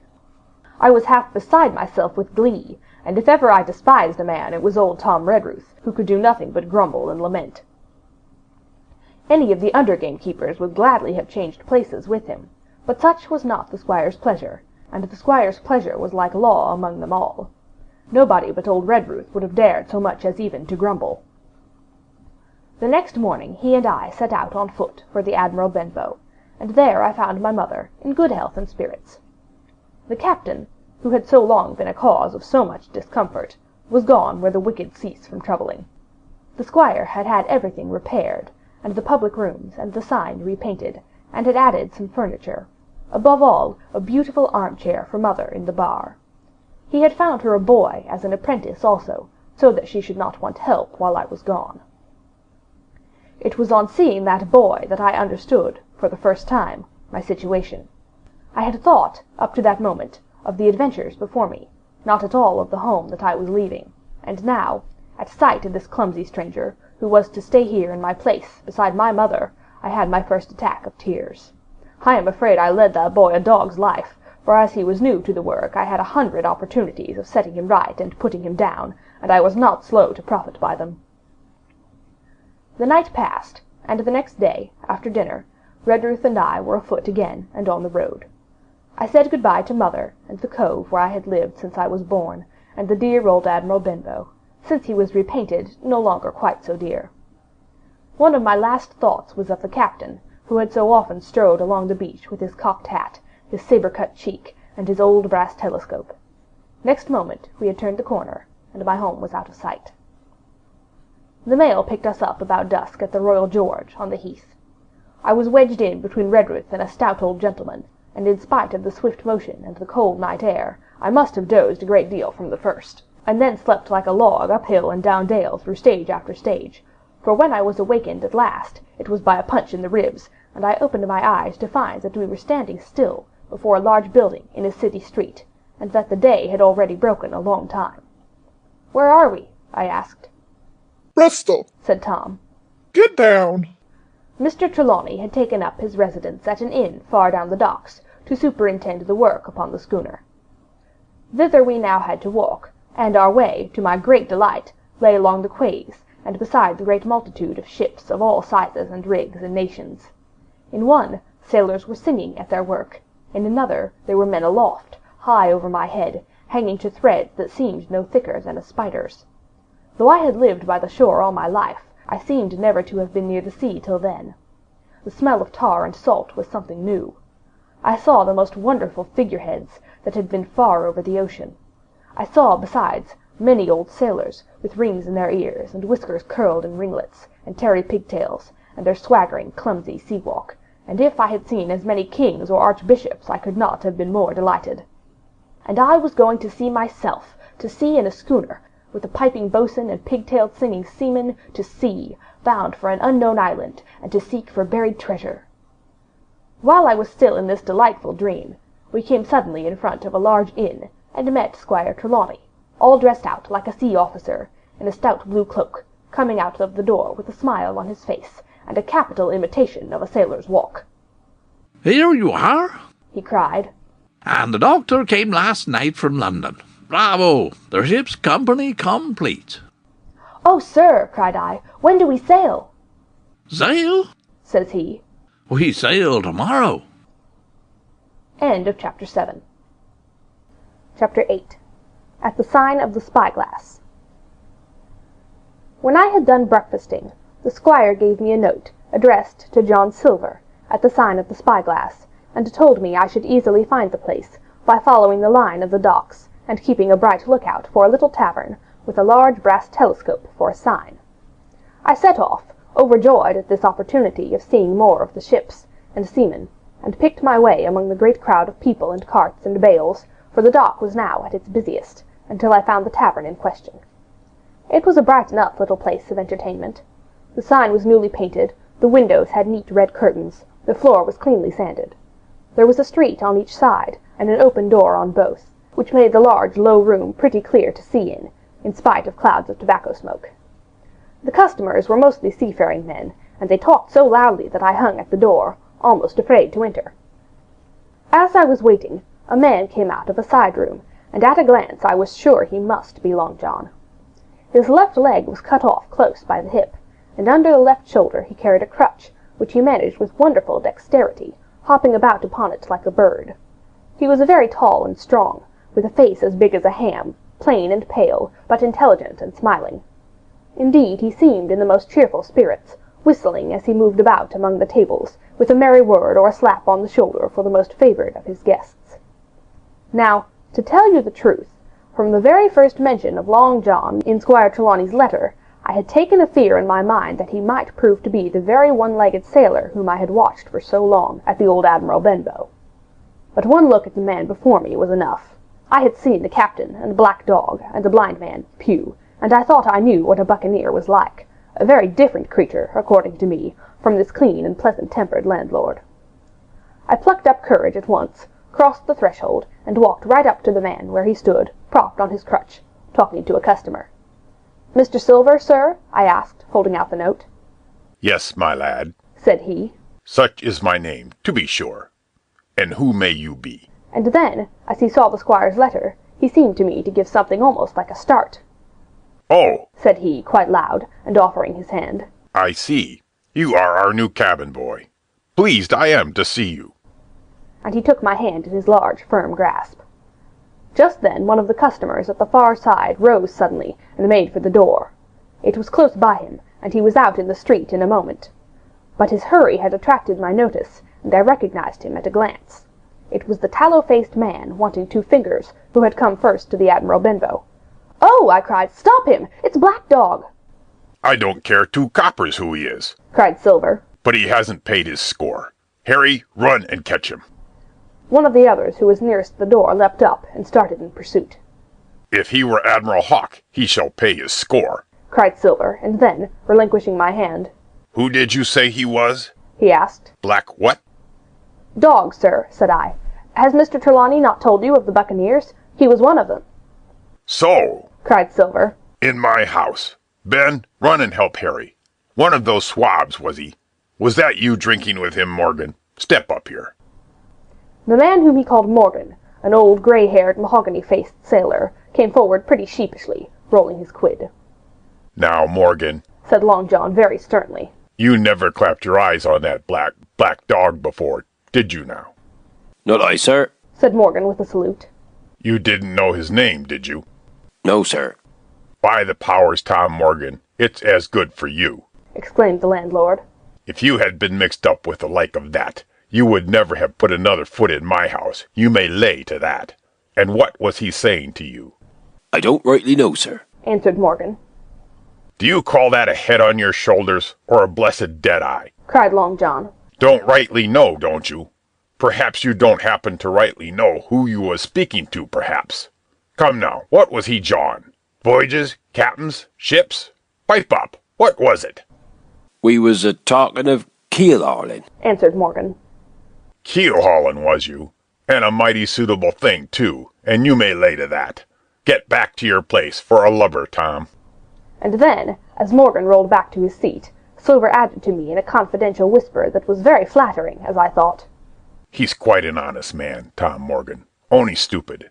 And now, he ran on again, aloud. Let's see. Black Dog? No, I don't know the name, not I. Yet I kind of think yes, I've seen the swab. He used to come here with a blind beggar, he used. That he did, you may be sure, said I. I know that blind man, too. His name was Pew. It was, cried Silver, now quite excited. Pew, that were his name for certain. Aye, he looked a shark, he did. If we run down this Black Dog now, there'll be news for Captain Trelawney. Ben's a good runner. Few seamen run better than Ben. He should run him down, hand over hand, by the powers.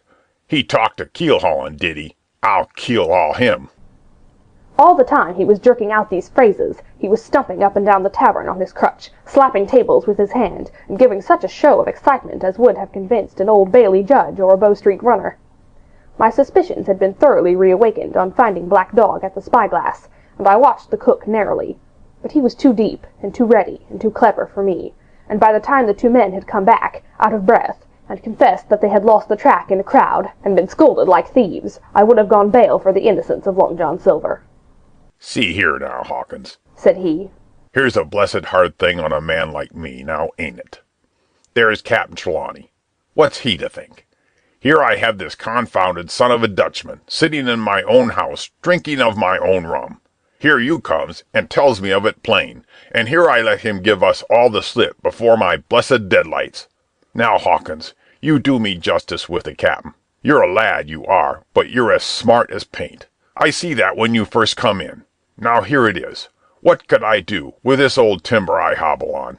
When I was an A.B. master mariner, I'd have come up alongside of him, hand over hand, and broached him to in a brace of old shakes, I would. But now... And then, all of a sudden, he stopped, and his jaw dropped as though he had remembered something. The score! He burst out. 3 goes of rum. Why, shiver my timbers if I hadn't forgotten my score. And, falling on a bench, he laughed until the tears ran down his cheeks. I could not help joining, and we laughed together, peal after peal, until the tavern rang again. Why, what a precious old sea-calf I am, he said at last, wiping his cheeks. You and me should get on well, Hawkins, for I'll take my Davy I should be rated ship's boy. But come now, stand by to go about. This won't do. Duty is duty, messmates. I'll put up my old cockerel hat, and step along of you to Captain Trelawney, and report this here affair. For mind you, it's serious, young Hawkins, and neither you nor me's come out of it with what I should make so bold as to call credit. Nor you neither, says you. Not smart. None of the pair of us smart.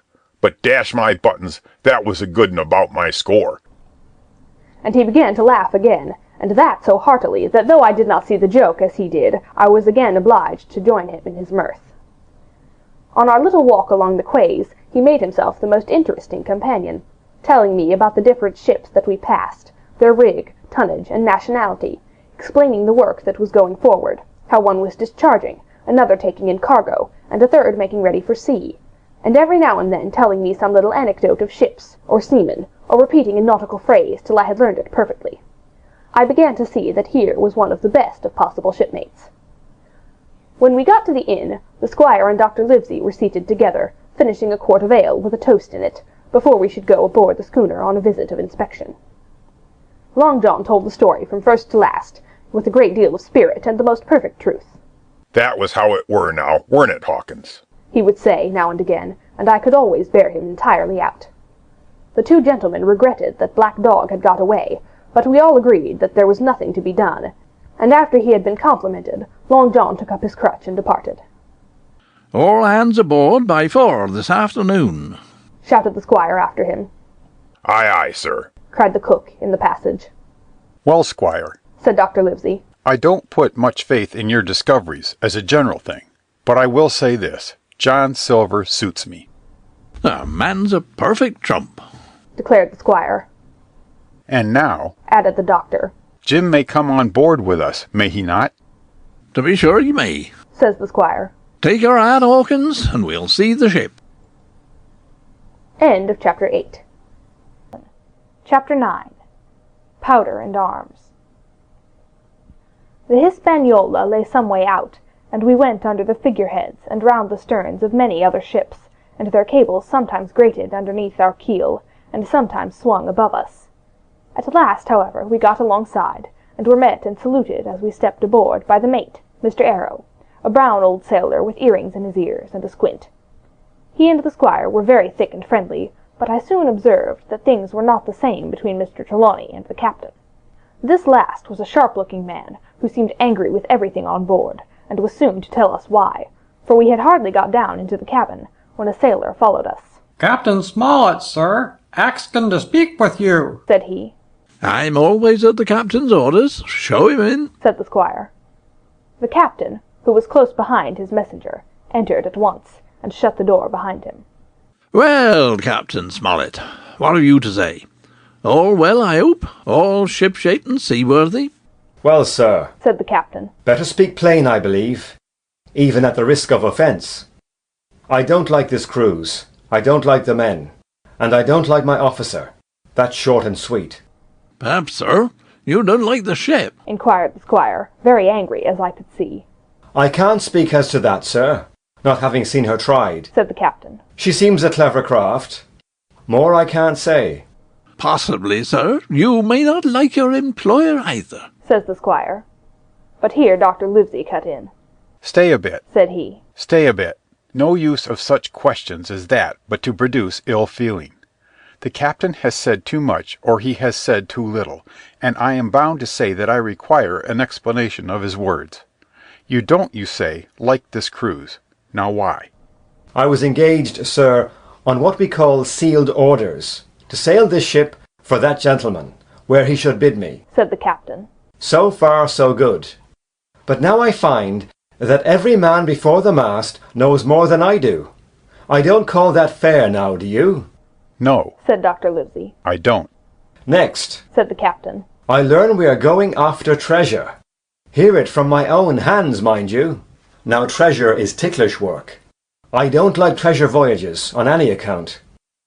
And I don't like them, above all, when they are secret and when, begging your pardon, Mr. Trelawney, the secret has been told to the parrot. Silver's parrot? asked the squire. It's a way of speaking, said the captain. Blabbed, I mean.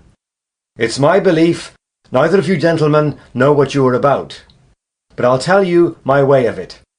Life or death, and a close run. That is all clear, and, I dare say, true enough, replied Dr. Livesey. We take the risk, but we are not so ignorant as you believe. Next, you say you don't like the crew. Are they not good seamen? I don't like them, sir, returned Captain Smollett. And I think I should have had the choosing of my own hands, if you go to that. Perhaps you should, replied the doctor. My friend should, perhaps, have taken you along with him. But the slight, if there be one, was unintentional. And you don't like Mr. Arrow? I don't, sir. I believe he's a good seaman, but he's too free with the crew to be a good officer. A mate should keep himself to himself. Shouldn't drink with the men before the mast. Do you mean he drinks? cried the squire. No, sir, replied the captain. Only that he's too familiar. Well, now, and the short and long of it, Captain? Tell us what you want. Well, gentlemen, are you determined to go on this cruise? Like iron, answered the squire. Very good, said the captain. Then, as you've heard me very patiently saying things that I could not prove, hear me a few words more. They are putting the powder and the arms in the forehold. Now, you have a good place under the cabin. Why not put them there? First point. Then, you are bringing 4 of your own people with you, and they tell me some of them are to be berthed forward. Why not give them the berths here beside the cabin? Second point. Any more? asked Mr. Trelawney. One more, said the captain. There's been too much blabbing already. Far too much, agreed the doctor. I'll tell you what I've heard myself, continued Captain Smollett. That you have a map of an island. That there's crosses on the map to show where treasure is. And that the island lies... And then he named the latitude and longitude exactly. I never told that. cried the squire. To a soul. The hands know it, sir, returned the captain. Livesey, that must have been you or Hawkins, cried the squire. It doesn't much matter who it was, replied the doctor. And I could see that neither he nor the captain paid much regard to Mr. Trelawney's protestations. Neither did I, to be sure, he was so loose a talker. Yet in this case I believe he was really right, and that nobody had told the situation of the island. Well, gentlemen, continued the captain, I don't know who has this map, but I make it a point. It shall be kept secret, even from me and Mr. Arrow. Otherwise I would ask you to let me resign. I see, said the doctor. You wish us to keep this matter dark, and to make a garrison of the stern part of the ship, manned with my friend's own people, and provided with all the arms and powder on board. In other words, you fear a mutiny. Sir, said Captain Smollett, with no intention to take offence, I deny your right to put words into my mouth. No captain, sir, would be justified in going to sea at all, if he had ground enough to say that. As for Mr. Arrow, I believe him thoroughly honest. Some of the men are the same. All may be for what I know. But I am responsible for the ship's safety and the life of every man jack aboard of her. I see things going, as I think, not quite right. And I ask you to take certain precautions, or let me resign my berth. And that's all. Captain Smollett, began the doctor with a smile. Did ever you hear the fable of the mountain and the mouse? You'll excuse me, I dare say, but you remind me of that fable. When you came in here, I'll stake my wig, you meant more than this. Doctor, said the captain, you are smart. When I came in here, I meant to get discharged. I had no thought that Mr. Trelawney would hear a word. No more I would, cried the squire. Had Livesey not been here, I should have seen you to the deuce. As it is, I've heard you. I will do as you desire, but I think the worse of you. That's as you please, sir, said the captain. You'll find I do my duty. And with that he took his leave. Trelawney, said the doctor, contrary to all my notions, I believed you have managed to get 2 honest men on board with you, that man and John Silver. Oh, Silver, if you like, cried the squire. But as for that intolerable humbug, I declare I think his conduct unmanly, unsailorly, and downright un-English. Well, says the doctor, we shall see. When we came on deck, the men had already begun to take out the arms and powder, yo-hoing at their work, while the captain and Mr. Arrow stood by, superintending. The new arrangement was quite to my liking. The whole schooner had been overhauled. 6 berths had been made astern, out of what had been the after part of the main hold, and this set of cabins was only joined to the galley and the forecastle by a sparred passage on the port side. It had been originally meant that the captain, Mr. Arrow, Hunter, Joyce, the doctor, and the squire were to occupy these 6 berths. Now Redruth and I were to get 2 of them, and Mr. Arrow and the captain were to sleep on the deck in the companion, which had been enlarged on each side till you might almost have called it a roundhouse. Very low it was still, of course, but there was room to swing 2 hammocks, and even the mate seemed pleased with the arrangement.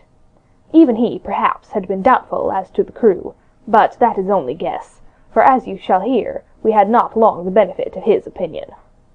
We were all hard at work, changing the powder and the berths, when the last man or 2, and Long John Silver along with them, came off in a shore boat.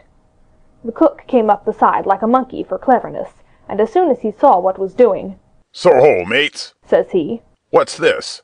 "We were changing the powder, Jack," answers one. "Why, by the powers," cried Long John. "if we do, we'll miss the morning tide."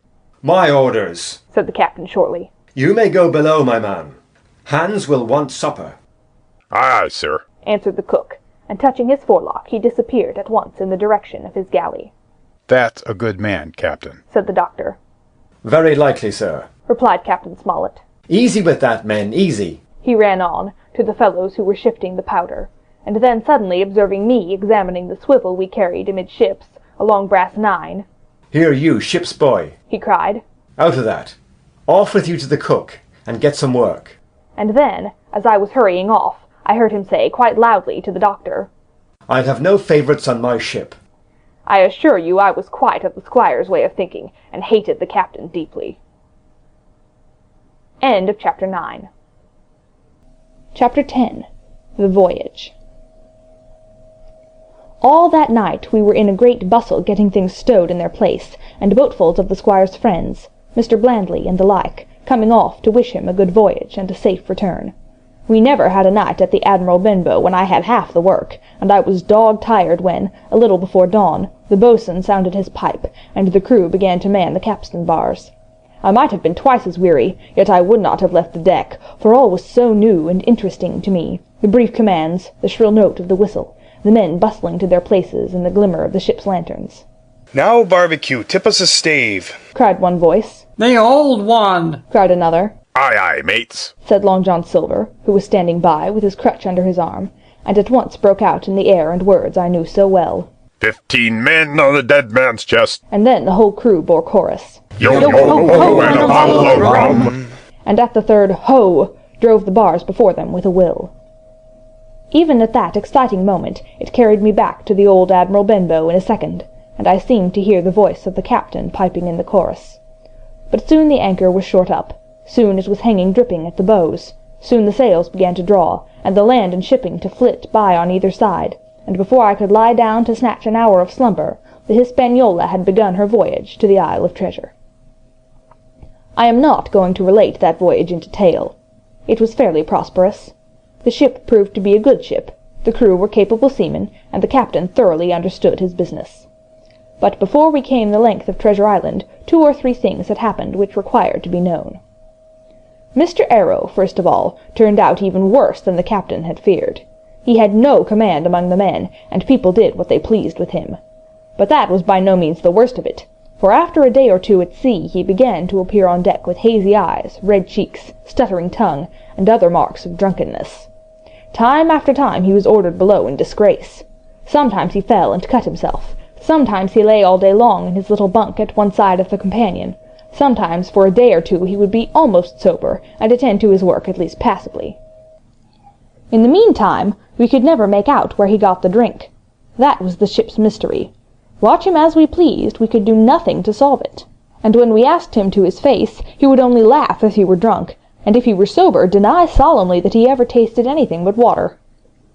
He was not only useless as an officer, and a bad influence amongst the men, but it was plain that at this rate he must soon kill himself outright, so nobody was much surprised, nor very sorry, when one dark night, with a head sea, he disappeared entirely, and was seen no more. "Overboard," said the captain. "Well, gentlemen, that saves the trouble of putting him in irons." But there we were without a mate, and it was necessary, of course, to advance one of the men. The boatswain, Job Anderson, was the likeliest man aboard, and though he kept his old title, he served in a way as mate. Mr. Trelawney had followed the sea, and his knowledge made him very useful, for he often took a watch himself in easy weather. And the coxswain, Israel Hands, was a careful, wily old experienced seaman, who could be trusted at a pinch with almost anything. He was a great confidant of Long John Silver, and so the mention of his name leads me on to speak of our ship's cook, Barbecue, as the men called him. Aboard ship he carried his crutch by a lanyard round his neck, to have both hands as free as possible. It was something to see him wedge the foot of the crutch against a bulkhead, and, propped against it, yielding to every movement of the ship, get on with his cooking like someone safe ashore. Still more strange it was to see him in the heaviest of weather cross the deck. He had a line or 2 rigged up to help him across the widest spaces. Long John's earrings they were called, and he would hand himself from one place to another, now using the crutch, now trailing it alongside by the lanyard, as quickly as another man could walk. Yet some of the men who had sailed with him before expressed their pity to see him so reduced. "He's no common man, Barbecue," said the coxswain to me. "He had good schooling in his young days, and can speak like a book when so minded. And brave. A lion's nothing alongside of Long John. I seen him grapple 4 and knock their heads together, him unarmed." All the crew respected and even obeyed him. He had a way of talking to each, and doing everybody some particular service. To me he was unweariedly kind, and always glad to see me in the galley, which he kept as clean as a new pin, the dishes hanging up burnished, and his parrot in a cage in one corner. "Come away, Hawkins," he would say. "Come and have a yarn with John. Nobody more welcome than yourself, my son. Sit you down and hear the news. Here's Captain Flint. I calls my parrot Captain Flint, after the famous buccaneer. Here's Captain Flint, predicting success to our voyage. Wasn't you, Captain? And the parrot would say, with great rapidity, Pieces of 8, pieces of 8, pieces of 8. Till you wondered that it was not out of breath, or till John threw his kerchief over the cage. Now, that bird, he would say, is maybe 200 years old, Hawkins. They live forever, mostly. And if anybody's seen more wickedness, it must be the devil himself. She sailed with England, the great Captain England, the pirate. She's been at Madagascar, and at Malabar, and Suriname, and Providence, and Portobello. She was at the fishing up of the wrecked plate ships. It's there she learned pieces of 8, and little wonder, 350,000 of 'em, Hawkins. She was at the boarding of the Viceroy of the Indies out of Goa, she was, and to look at her, you would think she was a babby. But you smelt powder, didn't you, Captain?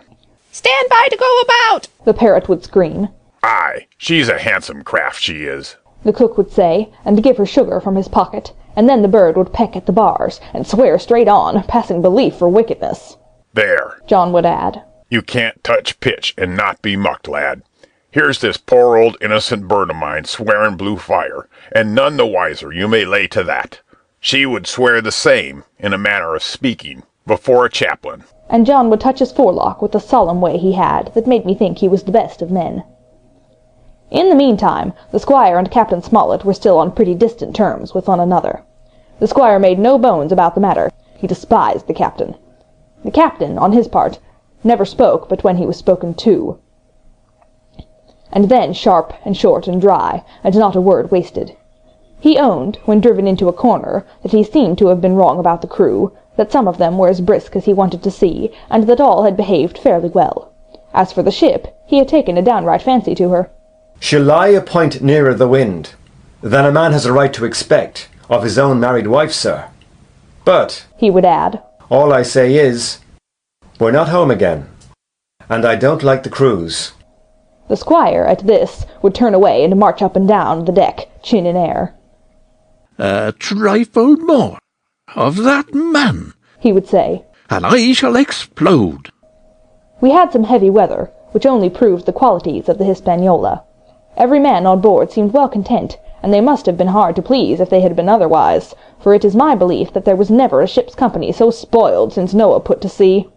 Double grog was going on the least excuse. There was duff on odd days, as, for instance, if the squire heard it was any man's birthday, and always a barrel of apples standing broached in the waist for anyone to help himself that had a fancy. Never knew good come of it yet, the captain said to Dr. Livesey. Spoil forecastle hands, make devils. That's my belief. But good did come of the apple barrel, as you shall hear, for if it had not been for that, we should have had no note of warning, and might all have perished by the hand of treachery. This was how it came about.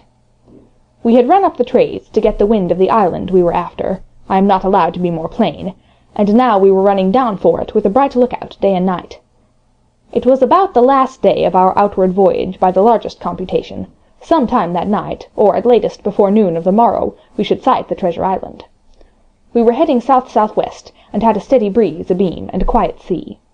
The Hispaniola rolled steadily, dipping her bowsprit now and then with a whiff of spray. All was drawing alow and aloft. Everyone was in the bravest spirits, because we were now so near an end of the first part of our adventure. Now, just after sundown, when all my work was over and I was on my way to my berth, it occurred to me that I should like an apple. I ran on deck. The watch was all forward, looking out for the island.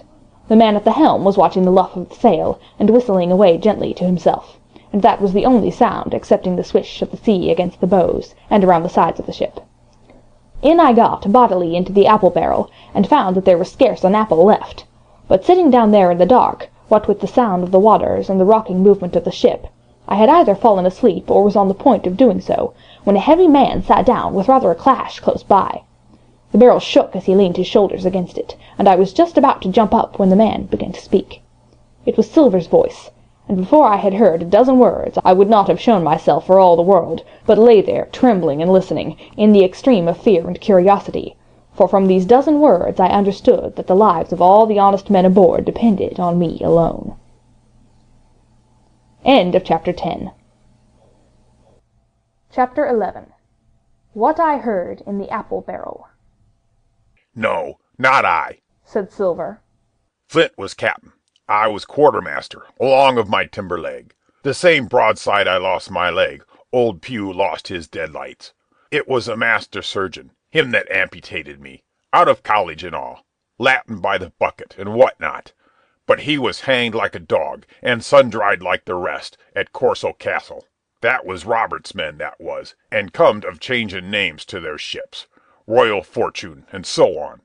Now, what a ship was christened, so let her stay, I says.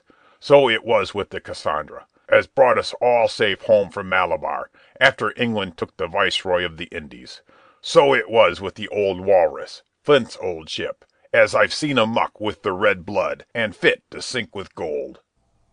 Ah, cried another voice, that of the youngest hand on board, and evidently full of admiration. he was the flower of the flock, was Flint.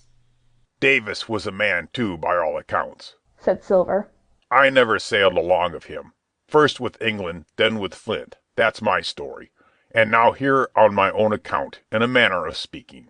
I laid by 900 safe, from England, and 2,000 after Flint. That ain't bad for a man before the mast. All safe in bank.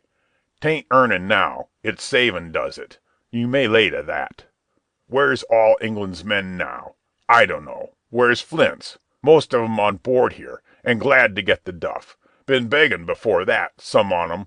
Old Pew, as had lost his sight, and might have thought shame, spends £1,200 in a year, like a lord in Parliament. Where is he now? Well, he's dead now and under hatches, but for 2 year before that, shiver my timbers, the man was starving. He begged, and he stole, and he cut throats, and starved at that, by the powers. Well, it ain't much use after all, said the young seaman. 'Tain't much use for fools, you may lay to that. That nor nothin', cried Silver. But now, you look here. You're young, you are, but you're as smart as paint. I see that when I set my eyes on you, and I'll talk to you like a man. You may imagine how I felt when I heard this abominable old rogue addressing another in the very same words of flattery he had used to myself. I think, if I had been able, that I would have killed him through the barrel. Meantime he ran on, little supposing he was overheard. Here it is about gentlemen of fortune. They lives rough, and they risk swingin', but they eat and drink like fighting cocks, and when a cruise is done, why, it's hundreds of pounds instead of hundreds of farthings in their pockets. Now, the most goes for rum and a good fling, and to sea again in their shirts. But that's not the course I lay. I puts it all away, some here, some there, and none too much anywheres, by reason of suspicion. I'm 50, mark you. Once back from this cruise, I set up gentlemen in earnest. Time enough, too, says you. Aye, but I've lived easy in the meantime, never denied myself in nothin' heart desires, and slept soft and ate dainty all my days but when at sea. And how did I begin? Before the mast, like you. Well, said the other. But all the other money's gone now, ain't it? You daren't show face in Bristol after this. Why, where might you suppose it was? asked Silver derisively. At Bristol, in banks and places, answered his companion. It were, said the cook. It were when we weighed anchor, but my old missus has it all by now, and the spyglass is sold, lease and goodwill and rigging, and the old girl's off to meet me. I would tell you where, for I trust you, but it'd make jealousy among the mates. And can you trust your missus? asked the other. Gentlemen of fortune, returned the cook, usually trust little among themselves, and right they are, you may lay to that. But I have a way with me, I have. When a mate brings a slip on his cable, one as knows me, I mean, it won't be the same world with old John. There was some that was feared of Pew, and some that was feared of Flint. But Flint, his own self, was feared of me. Feared he was, and proud. They was the roughest crew afloat, was Flint's. The devil himself would have feared to go to sea with them. Well, now, I tell you, I'm not a boasting man, and you seen yourself how easy I keep company. But when I was quartermaster, lambs wasn't the word for Flint's old buccaneers. Aye, you may be sure of yourself in old John's ship. Well, I tell you now, replied the lad. I didn't half a quarter like the job till I had this talk with you, John, but there's my hand on it now. And a brave lad you were, and smart too, answered Silver, shaking hands so heartily that all the barrel shook. And a finer figurehead for a gentleman of fortune I never clapped my eyes on. By this time I had begun to understand the meaning of their terms. By a gentleman of fortune they plainly meant neither more nor less than a common pirate, and the little scene that I had overheard was the last act in the corruption of one of the honest hands, perhaps the last one left aboard. But on this point I was soon to be relieved, for Silver giving a little whistle, a third man strolled up and sat down by the party. "Dick's square," said Silver. "Oh, I knowed Dick was square," returned the voice of the coxswain, Israel Hams. "He's no fool, is Dick." And he turned his quid and spat. "But look here," he went on. "Here's what I want to know, Barbecue. How long are we a-going to stand off and on like a blessed bumboat? I've had almost enough of Captain Smollett. He hazed me long enough, by thunder. I want to go into that cabin, I do. I want their pickles and wines and that." "Israel," said Silver, "your head ain't much account, nor ever was. But you're able to hear, I reckon. Leastways your ears is big enough. Now, here's what I say. You'll berth forward, and you'll live hard, and you'll speak soft, and you'll keep sober till I give the word, and you may lay to that, my son." "Well, I don't say no, do I?" growled the coxswain. "What I say is, when. That's what I say." "When? By the powers!" cried Silver. "Well, now, if you want to know, I'll tell you when. The last moment I can manage, and that's when. Here's a first-rate seaman, Captain Smollett, sails the blessed ship for us. Here's this squire and doctor, with a map and such. I don't know where it is, do I? No more do you, says you. Well, then, I mean this squire and doctor shall find the stuff, and help us to get it aboard, by the powers. Then we'll see. If I was sure of you all, sons of double Dutchmen, I'd have Captain Smollett navigate us halfway back again before I struck." "Why, we're all seamen aboard here, I should think," said the lad Dick. "We're all forecastle hands, you mean," snapped Silver. "We can steer a course, but who's to set one? That's what all you gentlemen split on, first and last. If I had my way, I'd have Captain Smollett work us back into the trades at least. Then we'd have no blessed miscalculations and a spoonful of water a day. But I know the sort you are. I'll finish with 'em at the island, as soon as the blunt's on board, and a pity it is. But you're never happy till you're drunk. Split my sides. I've a sick heart to sail with the likes of you." "Easy all, Long John," cried Israel. "Who's a-crossing of you?" "Why, how many tall ships, think ye now, have I seen laid aboard? And how many brisk lads drying in the sun at Execution Dock?" cried Silver. "And all for this same hurry and hurry and hurry. You hear me? I seen a thing or two at sea, I have. If you would only lay your course, and a pint to windward, you would ride in carriages, you would. But not you. I know you. You'll have your mouthful of rum tomorrow, and go hang." "Everybody knowed you was kind of a chaplain, John, but there's others as could hand and steer as well as you," said Israel. "They liked a bit of fun, they did. They wasn't so high and dry nohow, but took their fling, like jolly companions, every one." "So?" says Silver. "Well, and where are they now? Pew was that sort, and he died a beggar man. Flint was, and he died of rum at Savannah. Ah, they was a sweet crew, they was. Only, where are they?" "But," asked Dick, "when we do lay 'em athwart, what are we to do with 'em anyhow?" "There's the man for me," cried the cook admiringly. "That's what I call business. Well, what would you think? Put 'em ashore like maroons? That would have been England's way. Or cut 'em down like that much pork. That would have been Flint's, or Billy Bones's." "Billy was the man for that," said Israel. "Dead men don't bite, says he. Well, he's dead now hisself. He knows the long and short on it now, and if ever a rough hand come to port, it was Billy." "Right you are," said Silver. "Rough and ready. But mark you here, I'm an easy man. I'm quite the gentleman, says you. But this time it's serious. Duty is duty, mates. I give you my vote. Death. When I'm in Parliament, and riding in my coach, I don't want none of these sea lawyers in the cabin a-comin' home unlooked for, like the devil at prayers. Wait is what I say, but when the time comes, why, let her rip." "John!" cries the coxswain. "You're a man." "You'll say so, Israel, when you see," said Silver. "Only one thing I claim. I claim Trelawney. I'll wring his calf's head off his body with these hands, Dick," he added, breaking off. "You just jump up like a sweet lad, and get me an apple, to wet my pipe like." You may fancy the terror I was in. I should have leapt out and run for it if I had found the strength, but my limbs and heart alike misgave me. I heard Dick begin to rise, and then someone seemingly stopped him, and the voice of Hans exclaimed, "Oh, stow that! Don't you get suckin' of that bilge, John. Let's have a go of the rum." "Dick," said Silver, "I trust you. I've a gauge on the keg, mind. There's the key. You fill a pannikin and bring it up." Terrified as I was, I could not help thinking to myself that this must have been how Mr. Arrow got the strong waters that destroyed him. Dick was gone but a little while, and during his absence Israel spoke straight on in the cook's ear.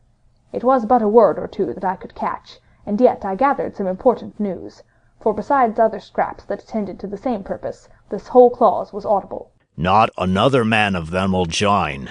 Hence there were still faithful men on board.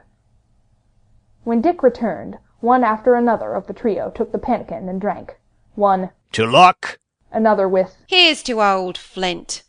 and Silver himself saying, in a kind of song, "Here's to ourselves, and hold your luff. Plenty of prizes and plenty of duff." Just then a sort of brightness fell upon me in the barrel, and looking up, I found the moon had risen, and was silvering the mizzen-top, and shining white on the luff of the foresail, and almost at the same time the voice of the lookout shouted, "Land ho!" End of Chapter 11. Chapter 12. Council of War. There was a great rush of feet across the deck.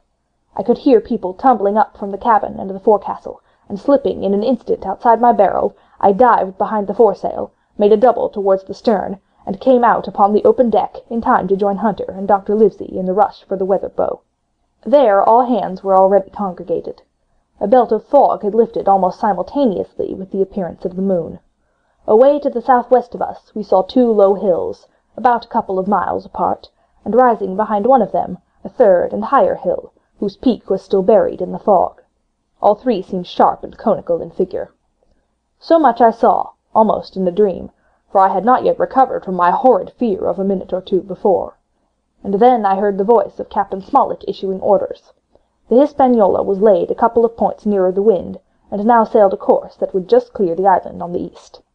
"And now, men," said the captain, when all was sheeted home, "has any one of you ever seen that land ahead?" "I have, sir," said Silver. "I've watered there with the trader I was cook in." "The anchorage is on the south, behind an islet, I fancy?" asked the captain. "Yes, sir. Skeleton Island, they calls it. It were a main place for pirates once, and a hand we had on board knowed all their names for it. That hill to the nor'ard they calls the foremast hill. There are 3 hills in a row running south'ard, fore, main, and mizzen, sir. But the main, that's the big un, with the cloud on it, they usually calls the spyglass, by reason of a lookout they kept when they was in the anchorage cleaning, for it's there they cleaned their ships, sir, asking your pardon." "I have a chart here," says Captain Smollett. "See if that's to place." Long John's eyes burned in his head as he took the chart, but by the fresh look of the paper I knew he was doomed to disappointment. This was not the map we found in Billy Bones's chest, but an accurate copy, complete in all things, names and heights and surroundings, with the single exception of the red crosses and the written notes. Sharp as must have been his annoyance, Silver had the strength of mind to hide it. "Yes, sir," said he. "This is the spot, to be sure, and very prettily drawed out. Who might have done that, I wonder? The pirates were too ignorant, I reckon. Aye, here it is, Captain Kidd's anchorage, just the name my shipmate called it. There's a strong current runs along the south, and then away nor'ard, up the west coast. Right you was, sir," says he, "to haul your wind, and keep the weather of the island. Leastways, if such was your intention as to enter and careen, and there ain't no better place for that in these waters." "Thank you, my man," says Captain Smollett. "I'll ask you later on to give us a help. You may go." I was surprised at the coolness with which John avowed his knowledge of the island, and I own I was half frightened when I saw him drawing nearer to myself. He did not know, to be sure, that I had overheard his counsel from the apple barrel, and yet I had by this time taken such a horror of his cruelty, duplicity, and power, that I could scarcely conceal a shudder when he laid his hand upon my arm. "Aye," says he, "this here is a sweet spot, this island. A sweet spot for a lad to get ashore on. You'll bathe, and you'll climb trees, and you'll hunt goats, you will, and you'll get aloft on them hills like a goat yourself. Why, it makes me young again. I was going to forget my timber leg, I was. It's a pleasant thing to be young and have 10 toes, and you may lay to that. When you want to go a bit of exploring, you just ask old John, and he'll put up a snack for you to take along. And clapping me in the friendliest way upon the shoulder, he hobbled off forward and went below. Captain Smollett, the squire, and Dr. Livesey were talking together on the quarter-deck, and anxious as I was to tell them my story, I durst not interrupt them openly. While I was still casting about in my thoughts to find some probable excuse, Dr. Livesey called me to his side. He had left his pipe below, and, being a slave to tobacco, had meant that I should fetch it, but as soon as I was near enough to speak and not be overheard, I broke immediately. "Doctor, let me speak. Get the captain and the squire down to the cabin, and then make some pretence to send for me. I have terrible news." The doctor changed countenance a little, but the next moment he was master of himself. "Thank you, Jim," said he quite loudly, "that is all I wanted to know." as if he had asked me a question. And with that he turned on his heel and rejoined the other two.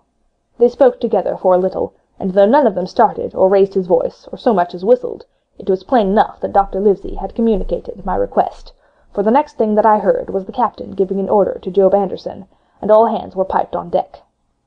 "My lads," said Captain Smollett, "I've a word to say to you. This land that we have sighted is the place we have been sailing for. Mr. Trelawney, being a very open-handed gentleman, as we all know, has just asked me a word or two, and, as I was able to tell him that every man on board has done his duty, alow and aloft, as I never asked to see it done better, why he and I and the doctor are going below to the cabin to drink your health and luck, and you'll have grog served out for you to drink our health and luck. I'll tell you what I think of this. I think it handsome, and if you think as I do, you'll give a good sea cheer for the gentleman that does it." The cheer followed. That was a matter of course, but it rang out so full and hearty that I confess I could hardly believe that these same men were plotting for our blood. "One more cheer for Captain Smollett," cried Long John when the first had subsided, and this also was given with a will. On the top of that the three gentlemen went below, and not long after word was sent forward that Jim Hawkins was wanted in the cabin. I found them all three seated round the table, a bottle of Spanish wine and some raisins before them, and the doctor smoking away with his wig on his lap, and that, I knew, was a sign that he was agitated. The stern window was open, for it was a warm night, and you could see the moon shining behind on the ship's wake. "Now, Hawkins," said the squire, "you have something to say. Speak up." I did as I was bid, and as short as I could make it, told the whole details of Silver's conversation. Nobody interrupted me till I was done, nor did any one of the three of them make so much as a movement, but they kept their eyes upon my face from first to last. "Jim," said Dr. Livesey, "take a seat." And they made me sit down at the table beside them, poured me out a glass of wine, filled my hands with raisins, and all three, one after the other, and each with a bow, drank my good health, and their service to me for my luck and courage. "Now, Captain," said the squire, "you were right and I was wrong.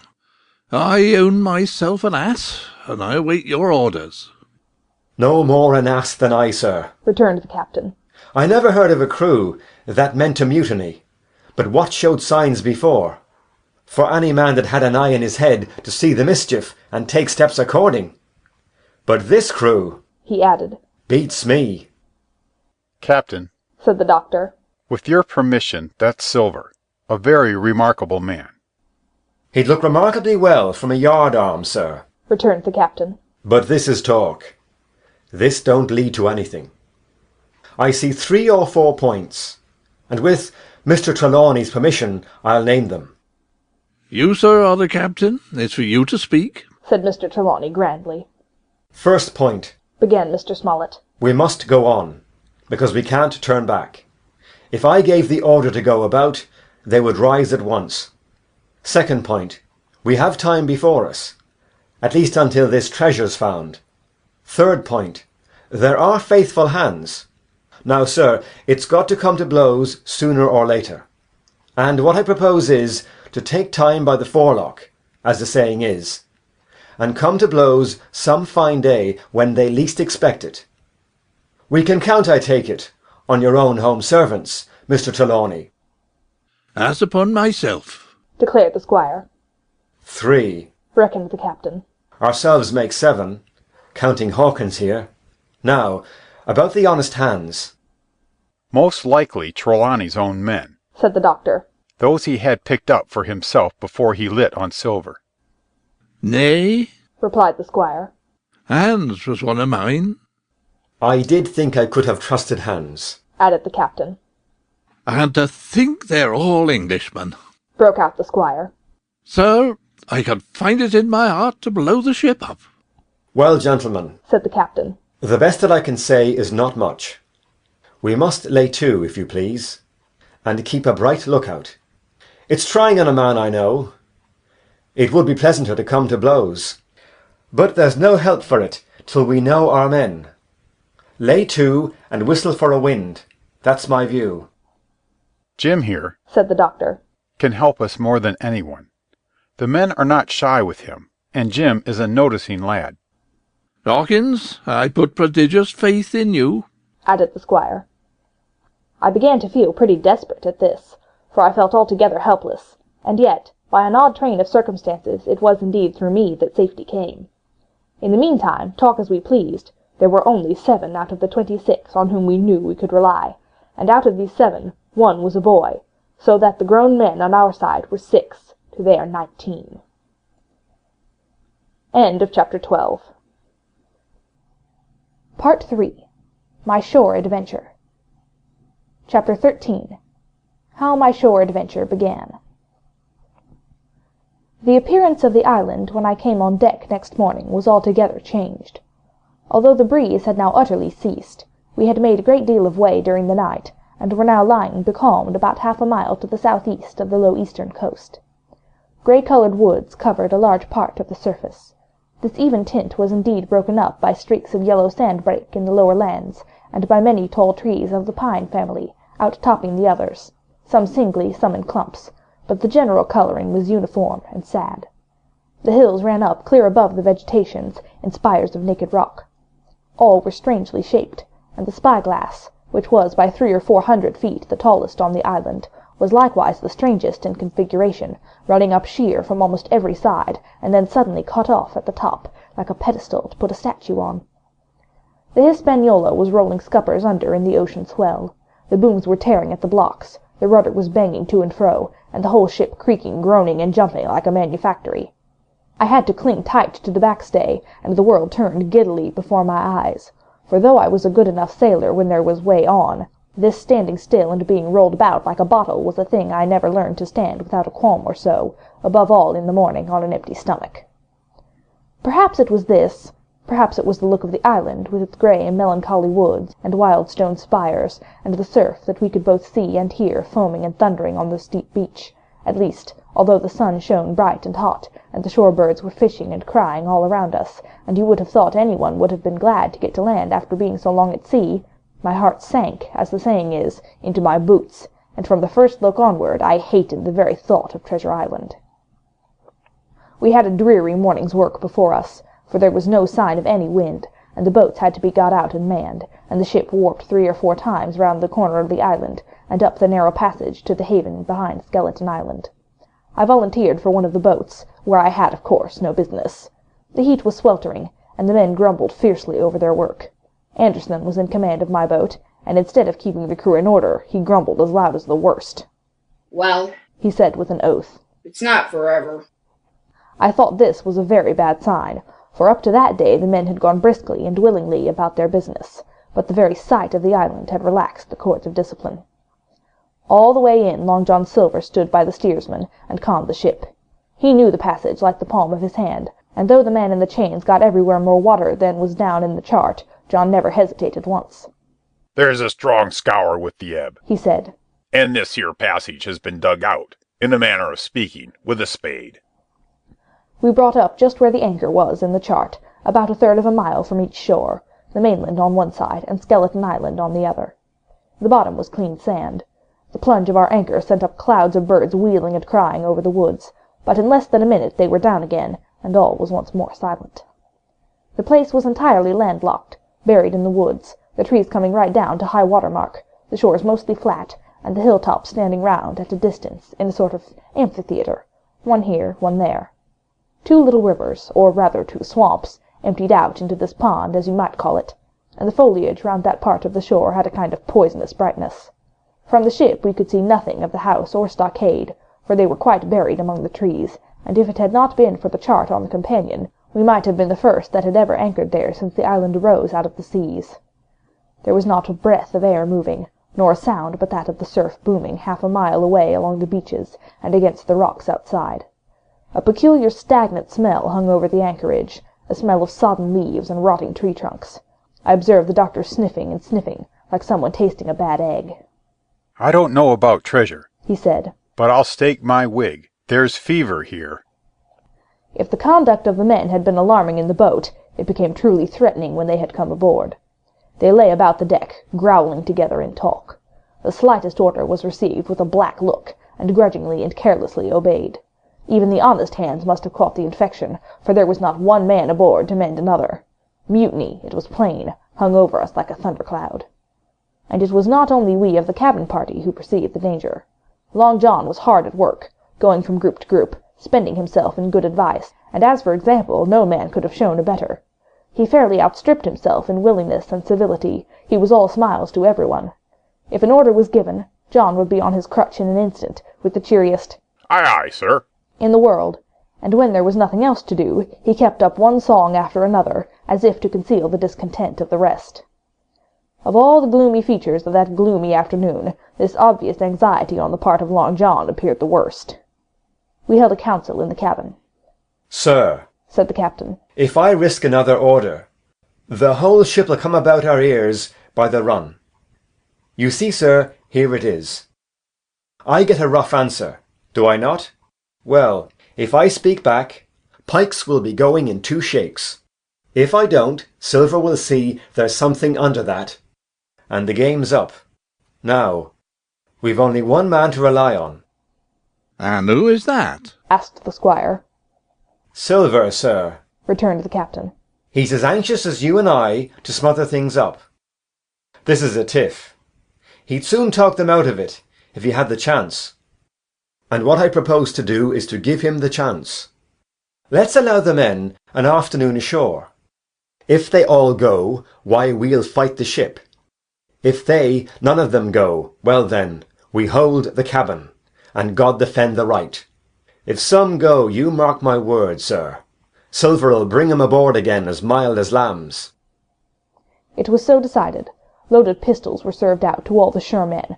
Hunter, Joyce, and Redruth were taken into our confidence, and received the news with less surprise and a better spirit than we had looked for, and then the captain went on deck and addressed the crew. "My lads," said he, "we've had a hot day, and are all tired and out of sorts. A turn ashore'll hurt nobody. The boats are still in the water. You can take the gigs, and as many as please may go ashore for the afternoon. I'll fire a gun half an hour before sundown." I believe the silly fellows must have thought they would break their shins over treasure as soon as they were landed, for they all came out of their sulks in a moment, and gave a cheer that started the echo in a far-away hill, and sent the birds once more flying and squalling round the anchorage. The captain was too bright to be in the way. He whipped out of sight in a moment, leaving Silver to arrange the party, and I fancy it was as well he did so. Had he been on deck, he could no longer so much as have pretended not to understand the situation. It was as plain as day. Silver was the captain, and a mighty rebellious crew he had of it. The honest hands, and I was soon to see it proved that there were such on board, must have been very stupid fellows. Or rather, I suppose the truth was this, that all hands were disaffected by the example of the ringleaders, only some more, some less, and a few, being good fellows in the main, could neither be led nor driven any further. It is one thing to be idle and sulk, and quite another to take a ship and murder a number of innocent men. At last, however, the party was made up. 6 fellows were to stay on board, and the remaining 13, including Silver, began to embark. Then it was that there came into my head the first of the mad notions that contributed so much to save our lives. If 6 men were left by Silver, it was plain our party could not take and fight the ship.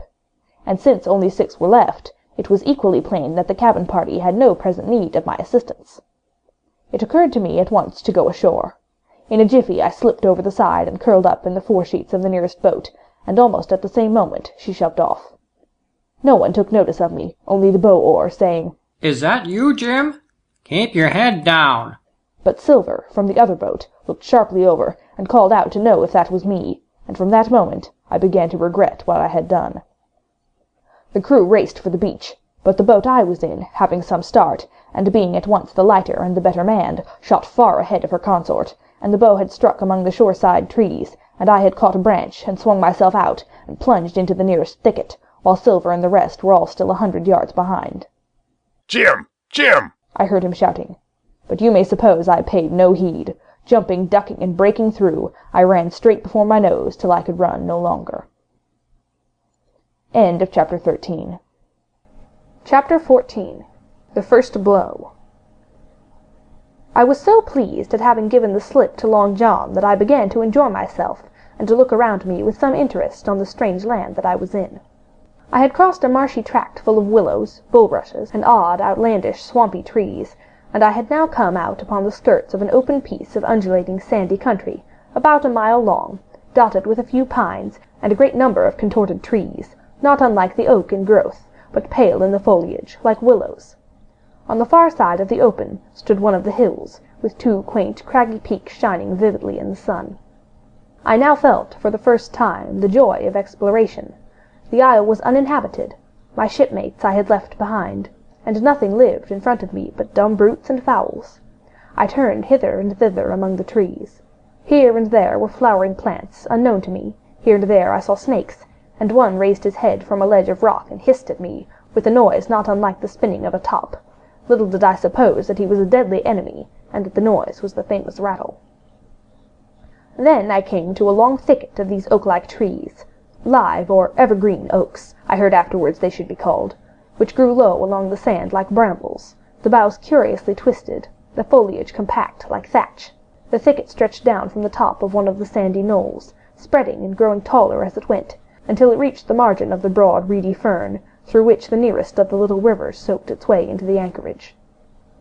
The marsh was streaming in the strong sun, and the outline of the spyglass trembled through the haze. All at once there began to go a sort of bustle among the bulrushes. A wild duck flew up with a quack, another followed, and soon over the whole surface of the marsh a great cloud of birds hung screaming and circling in the air. I judged at once that some of my shipmates must be drawing near along the borders of the fen. Nor was I deceived, for soon I heard the very distant and low tones of a human voice, which, as I continued to give ear, grew steadily louder and louder. This put me in a great fear, and I crawled under the cover of the nearest live oak, and squatted there, hearkening, as silent as a mouse. Another voice answered, and then the first voice, which I now recognized to be Silver's, once more took up the story, and ran on for a long while in the stream, only now and again interrupted by the other. By the sound they must have been talking earnestly and almost fiercely, but no distinct word came to my hearing. At last the speakers seemed to have paused, and perhaps to have sat down, for not only did they cease to draw any nearer, but the birds themselves began to grow more quiet, and to settle again to their places in the swamp. And now I began to feel that I was neglecting my business, that since I had been so foolhardy as to come ashore with these desperadoes, the least I could do was to overhear them at their councils, and that my plain and obvious duty was to draw as close as I could manage, under the favourable ambush of the crouching trees. I could tell the direction of the speakers pretty exactly, not only by the sound of their voices, but by the behaviour of the few birds that still hung in alarm above the heads of the intruders. Crawling on all fours, I made steadily but slowly towards them, till at last, raising my head to an aperture among the leaves, I could see clear down into a little green dell beside the marsh and closely set about with trees, where Long John Silver and another of the crew stood face to face in conversation. The sun beat full upon them. Silver had thrown his hat beside him on the ground, and his great, smooth, blond face, all shining with heat, was lifted to the other man's in a kind of appeal. "Mate," he was saying, "it's because I thinks gold dust of you. Gold dust, and you may lay to that. If I hadn't took to you like pitch, do you think I'd have been here a warning of you? All's up. You can't make nor mend. It's to save your neck that I'm a-speaking. And if one of the Wallens knew it, where'd I be, Tom? Now you tell me, where'd I be?" "Silver," said the other man, and I observed he was not only red in the face, but spoke as hoarse as a crow, and his voice shook too like a taut rope. "Silver," says he, "you're old and honest, or has the name for it, and your money too, which lots of poor sailors hasn't, and you're brave, or I mistook. And will you tell me you'll let yourself be led away with that kind of mess of swabs? Not you. As sure as God sees me, I'd sooner lose my hand if I'd turn again me duty." And then, all of a sudden, he was interrupted by a noise. I had found one of the honest hands. Well, here, at that same moment, came news of another. Far away out in the marsh there arose, all of a sudden, a sound like the cry of anger, then another on the back of it, and then one horrid, long-drawn scream. The rocks of the spyglass re-echoed it a score of times. The whole troop of marsh birds rose again, darkening heaven with a simultaneous whir, and long after that death yell was still ringing in my brain, silence had re-established its empire, and only the rustle of the redescending birds and the boom of the distant surges disturbed the languor of the afternoon. Tom had leapt at that sound, like a horse at the spur, but Silver had not winked an eye. He stood where he was, resting lightly on his crutch, watching his companion like a snake about to spring. "John," said the sailor, stretching out his hand. "Hands off!" cried Silver, leaping back a yard, as it seemed to me, with the speed and security of a trained gymnast. "Hands off, if you like, John Silver," said the other. "It's a black conscience that can make you feared of me. But in heaven's name tell me, what was that?" "That?" returned Silver, smiling away, but warier than ever, his eye a mere pinpoint in his big face, but gleaming like a crumb of glass. "That? Oh, I reckon that'll be Allen." And at this point Tom flashed out like a hero. "Allen?" he cried. "Then rest his soul for a true seaman. And as for you, John Silver, long you've been a mate of mine, but you're mate of mine no more. If I die like a dog, I'll die in my duty. You've killed Allen, have you? Kill me too if you can, but I defies you." And with that, this brave fellow turned his back directly on the cook, and set off walking for the beach. But he was not destined to go far.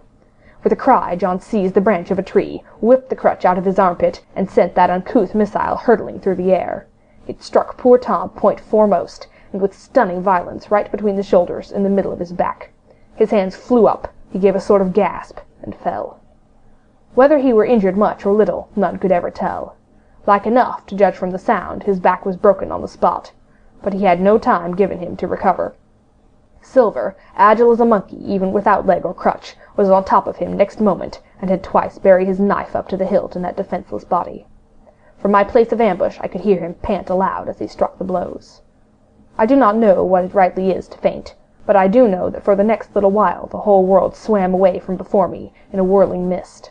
Silver and the birds, and the tall spyglass hilltop, going round and topsy-turvy before my eyes, and all manner of bells ringing and distant voices shouting in my ear.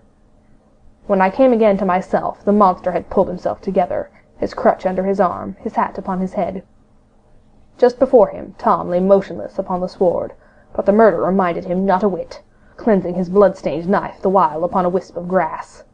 Everything else was unchanged, the sun still shining mercilessly on the steaming marsh, and the tall pinnacle of the mountain, and I could scarce persuade myself that the murder had actually been done, and a human life cruelly cut short a moment since before my eyes. But now John put his hand into his pocket, brought out a whistle, and blew upon it several modulated blasts that rang far across the heated air. I could not tell, of course, the meaning of the signal, but it instantly awoke my fears. More men would be coming. I might be discovered. They had already slain 2 of the honest people. After Tom and Allen, might I not come next? Instantly I began to extricate myself, and crawl back again, with what speed and silence I could manage, to the more open portion of the wood. As I did so, I could hear hails coming and going between the old buccaneer and his comrades, and this sound of danger lent me wings.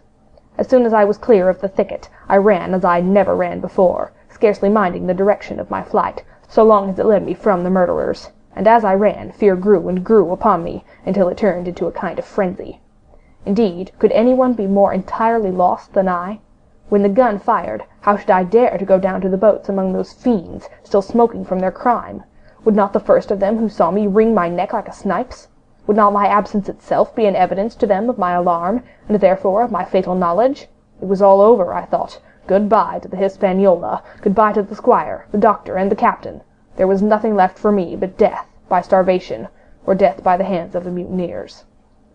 All this while, as I say, I was still running, and without taking any notice I had drawn near to the foot of the little hill, with the 2 peaks, and had got into a part of the island where the live oaks grew more widely apart, and seemed more like forest trees in their bearing and dimensions. Mingled with these were a few scattered pines, some 50, some nearer 70 feet high. The air, too, smelt more freshly than down beside the marsh. And here a fresh alarm brought me to a standstill with a thumping heart. End of Chapter 14. Chapter 15. The Man of the Island. From the side of the hill, which was here steep and stony, a spout of gravel was dislodged, and fell rattling and bounding through the trees. My eyes turned instinctively in that direction, and I saw a figure leap with great rapidity behind the trunk of a pine. What it was, whether bear or man or monkey, I could in no wise tell. It seemed dark and shaggy, more I knew not, but the terror of this new apparition brought me to a stand. I was now, it seemed, cut off upon both sides, behind me the murderers, before me this lurking nondescript, and immediately I began to prefer the dangers that I knew to those I knew not. Silver himself appeared less terrible in contrast with this creature of the woods, and I turned on my heel, and looking sharply behind me over my shoulder, began to retrace my steps in the direction of the boats. Instantly the figure reappeared, and, making a wide circuit, began to head me off. I was tired, at any rate, but had I been as fresh as when I rose, I could see it was in vain for me to contend in speed with such an adversary. From trunk to trunk the creature flitted like a deer, running manlike on 2 legs, but unlike any man that I had ever seen, stooping almost double as it ran. Yet a man it was, I could no longer be in doubt about that. I began to recall what I had heard of cannibals.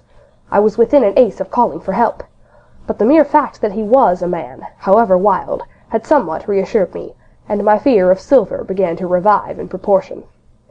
I stood still, therefore, and cast about for some method of escape, and as I was thinking, the recollection of my pistol flashed into my mind.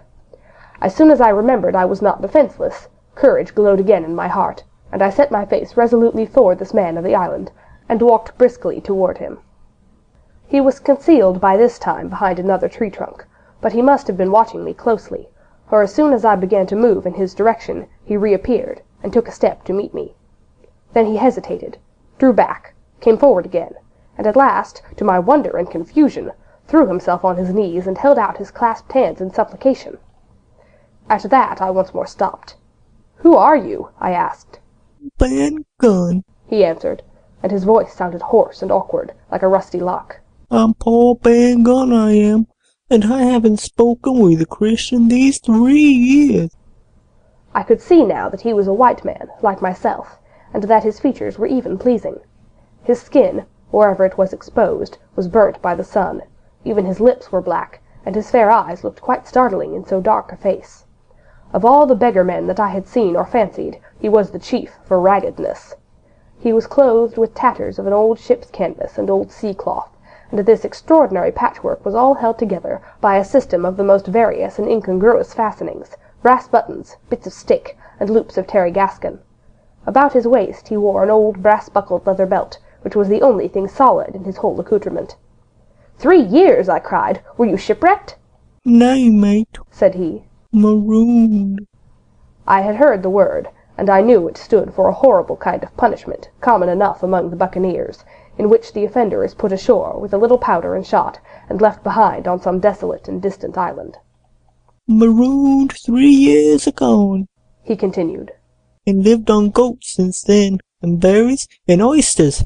Wherever a man is, says I, a man can do for himself, but, mate, my heart is sore for Christian diet. You mightn't happen to have a piece of cheese about you now. No, for many's the long night I've dreamed of cheese, toasted mostly, and woke up again, and here I were." "If ever I can get aboard again," said I, "you shall have cheese by the stone." All this time he had been feeling the stuff of my jacket, smoothing my hands, looking at my boots, and generally, in the intervals of his speech, showing a childish pleasure in the presence of a fellow creature. But at my last words he perked up into a kind of startled slyness. "If you ever can get aboard again, says you," he repeated. "Why now, who's to hinder you?" "Not you, I know," was my reply.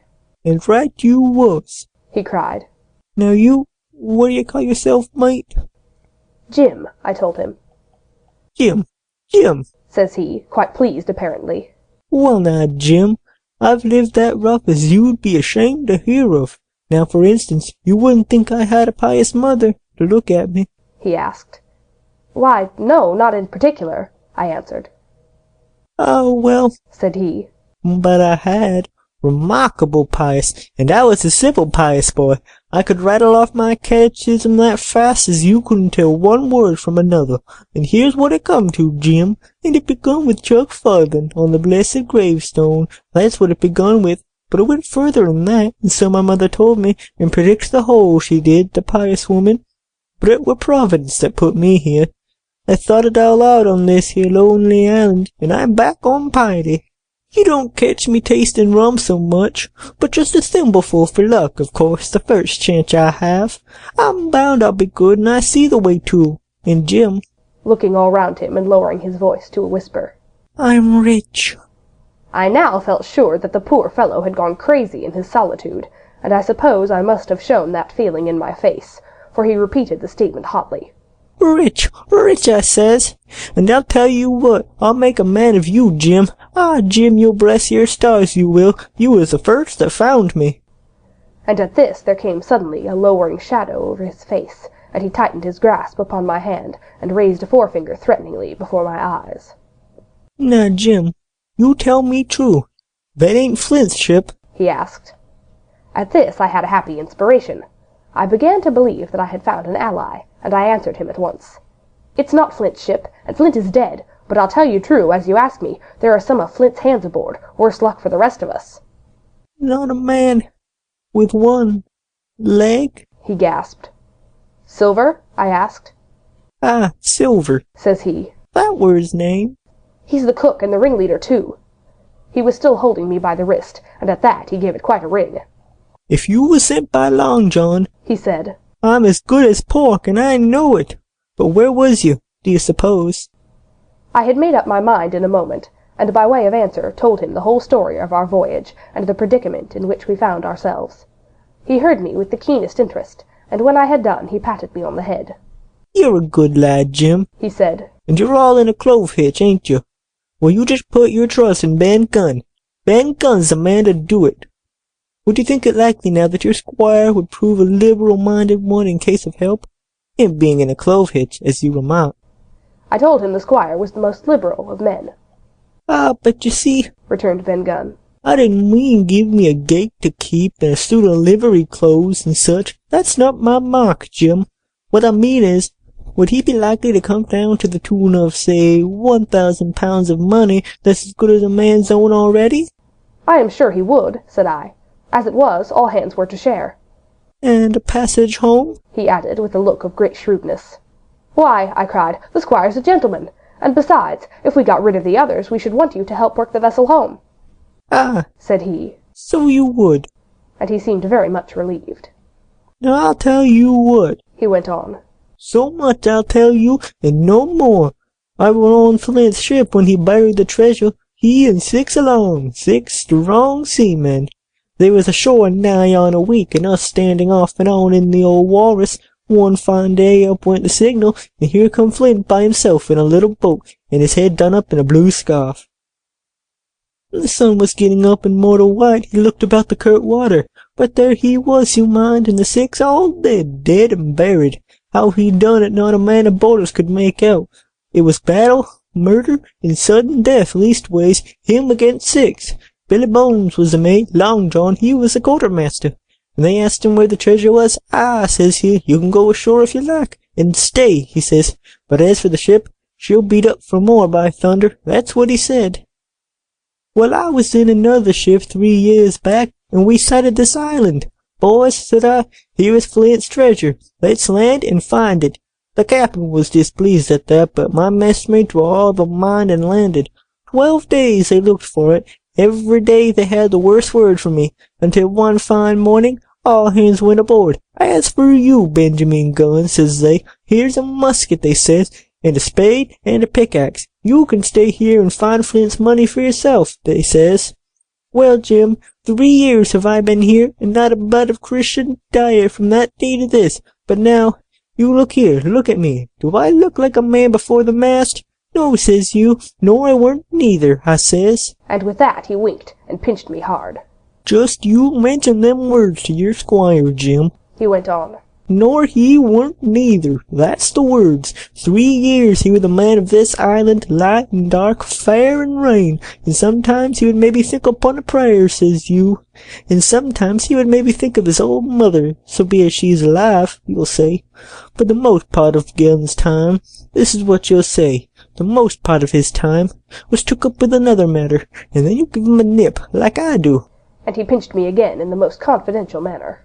Then, he continued, then you'll up and you'll say this, Gunn is a good man, you'll say, and he puts a precious sight more confidence, a precious sight, mind that, in a gentleman born than in these gentlemen of fortune, having been one himself. Well, I said, I don't understand one word that you've been saying, but that's neither here nor there, for how am I to get on board? Ah, said he, that's the hitch for sure. Well, there's my boat that I made with my 2 hands. I keep her under the White Rock. If the worst come to worst, we might try that after dark. Hi, he broke out. What's that?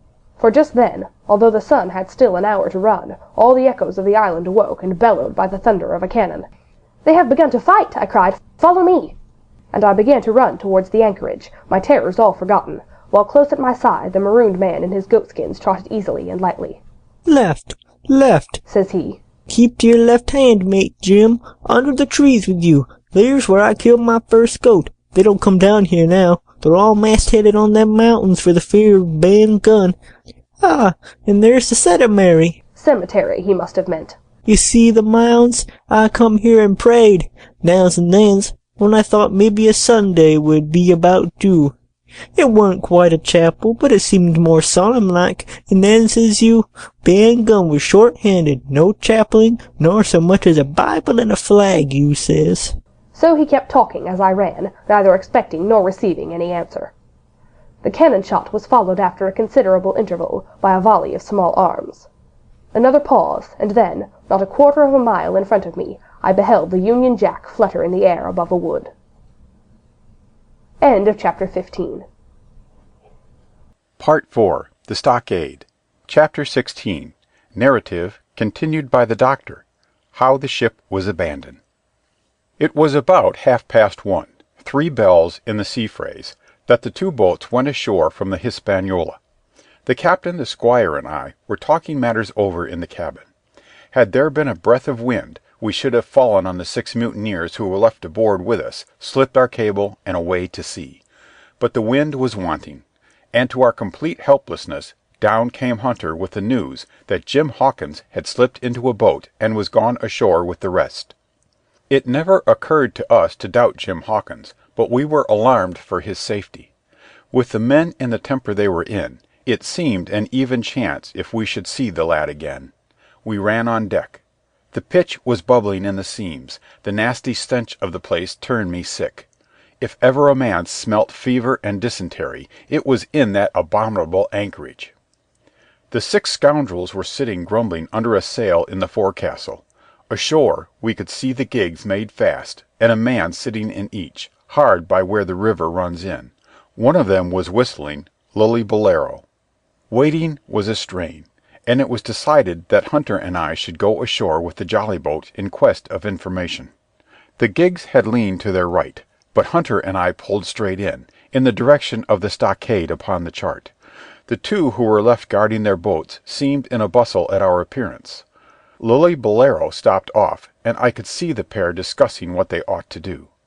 Had they gone and told Silver, all might have turned out differently, but they had their orders, I suppose, and decided to sit quietly where they were and hark back again to Lilly Bolero. There was a slight bend in the coast, and I steered so as to put it between us. Even before we landed, we had thus lost sight of the gigs.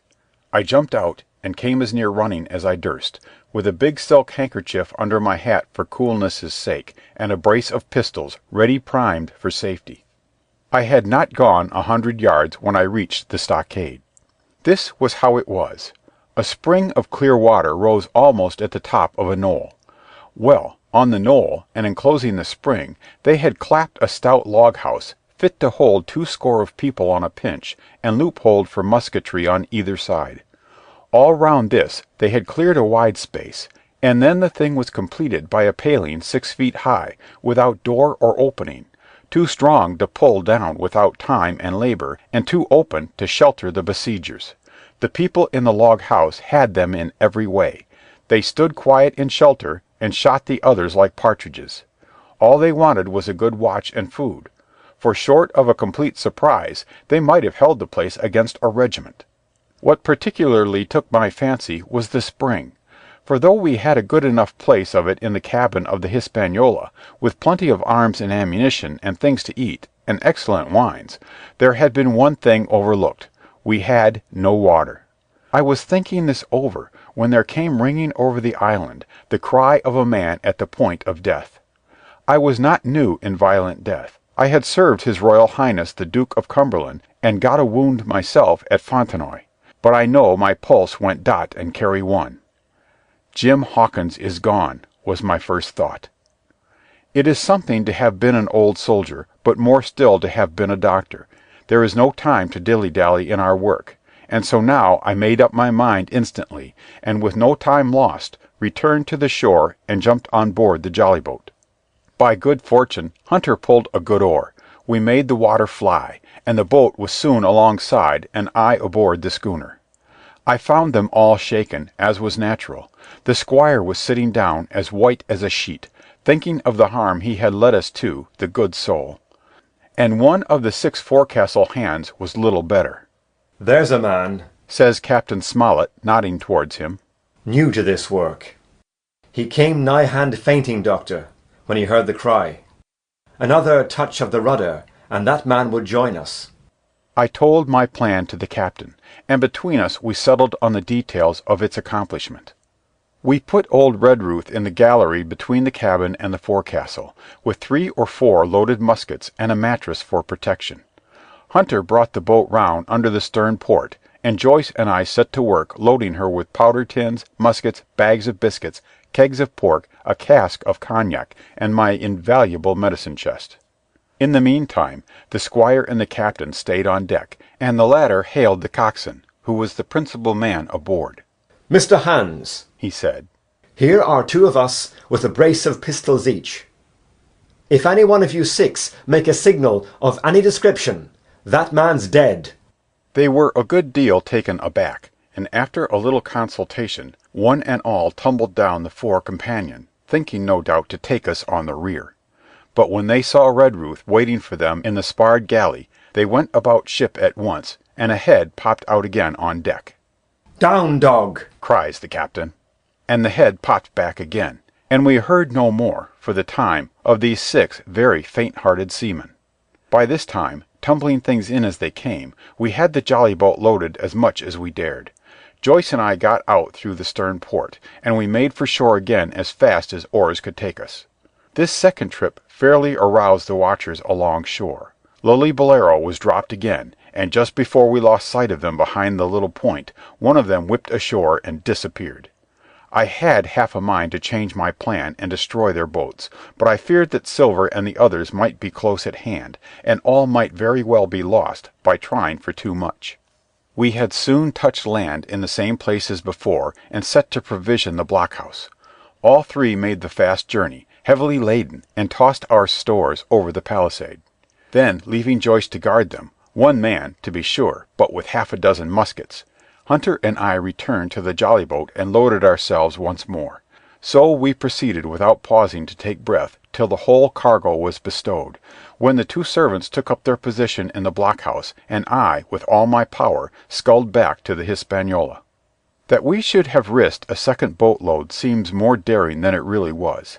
They had the advantage of numbers, of course, but we had the advantage of arms. Not one of the men ashore had a musket, and before they could get within range for pistol shooting, we flattered ourselves we should be able to give a good account of a half-dozen at least. The squire was waiting for me at the stern window, all his faintness gone from him. He caught the painter and made it fast, and we fell to loading the boat for our very lives. Pork, powder, and biscuit was the cargo, with only a musket and a cutlass apiece for the squire and me and Redruth and the captain. The rest of the arms and powder we dropped overboard in 2.5 fathoms of water, so that we could see the bright steel shining far below us in the sun on the clean sandy bottom. By this time the tide was beginning to ebb, and the ship was swinging round to her anchor. Voices were heard faintly hallooing in the direction of the 2 gigs, and though this reassured us for Joyce and Hunter, who were well to the eastward, it warned our party to be off. Redruth retreated from his place in the gallery and dropped into the boat, which we then brought round to the ship's counter, to be handier for Captain Smollett. "Now, men," said he, "do you hear me?" There was no answer from the forecastle. "It's to you, Abraham Gray. It's to you I am speaking." Still no reply. "Gray," resumed Mr. Smollett, a little louder, "I am leaving this ship, and I order you to follow your captain. I know you are a good man at bottom, and I dare say not one of the lot of you's as bad as he makes out. I have my watch here in my hand. I give you 30 seconds to join me in." There was a pause. "Come, my fine fellow," continued the captain. "don't hang so long in stays. I'm risking my life and the lives of these good gentlemen every second." There was a sudden scuffle, a sound of blows, and out burst Abraham Gray with a knife cut on the side of the cheek, and came running to the captain like a dog to the whistle. "I'm with you, sir," said he, and the next moment he and the captain had dropped aboard of us, and we had shoved off and given way. We were clear out of the ship, but not yet ashore in our stockade. End of chapter 16. Chapter 17. Narrative continued by the Doctor. The Jolly Boat's last trip.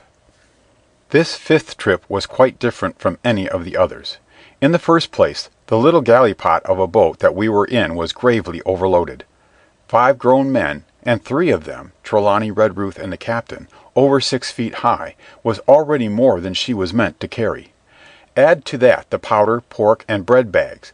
The gunwale was lipping astern. Several times we shipped a little water, and my breeches and the tails of my coat were all soaking wet before we had gone 100 yards. The captain made us trim the boat, and we got her to lie a little more evenly. All the same, we were afraid to breathe. In the second place, the ebb was now making, a strong rippling current running westward through the basin, and then southward and seaward down the straits by which we had entered in the morning. Even the ripples were a danger to our overloaded craft, but the worst of it was that we were swept out of our true course and away from our proper landing place behind the point. If we let the current have its way, we should come ashore beside the gigs, where the pirates might appear at any moment. "I cannot keep her head for the stockade, sir," said I to the captain. I was steering, while he and Redruth, 2 fresh men, were at the oars. "The tide keeps washing her down. Could you pull a little stronger?" "Not without swamping the boat," said he. "You must bear up, sir, if you please. Bear up until you see you're gaining." I tried, and found by experiment that the tide kept sweeping us westward until I had laid her head due east, or just about right angles to the way we ought to go. "We'll never get ashore at this rate," said I. "If it's the only course that we can lie, sir, we must even lie it," returned the captain. "We must keep upstream, you see, sir," he went on. "If once we dropped to leeward of the landing place, it's hard to say where we should get ashore, besides the chance of being boarded by the gigs, whereas the way we go the current must slacken, and then we can dodge back along the shore." "The current's less already, sir," said the man Gray, who was sitting in the foresheets. "You can ease her off a bit." "Thank you, my man," said I, quite as if nothing had happened, for we had all quietly made up our minds to treat him like one of ourselves. Suddenly the captain spoke up again, and I thought his voice was a little changed. "The gun," said he. "I have thought of that," said I, for I had made sure he was thinking of a bombardment of the fort. They could never get the gun ashore, and if they did, they could never haul it through the woods. Look astern, Doctor, replied the captain.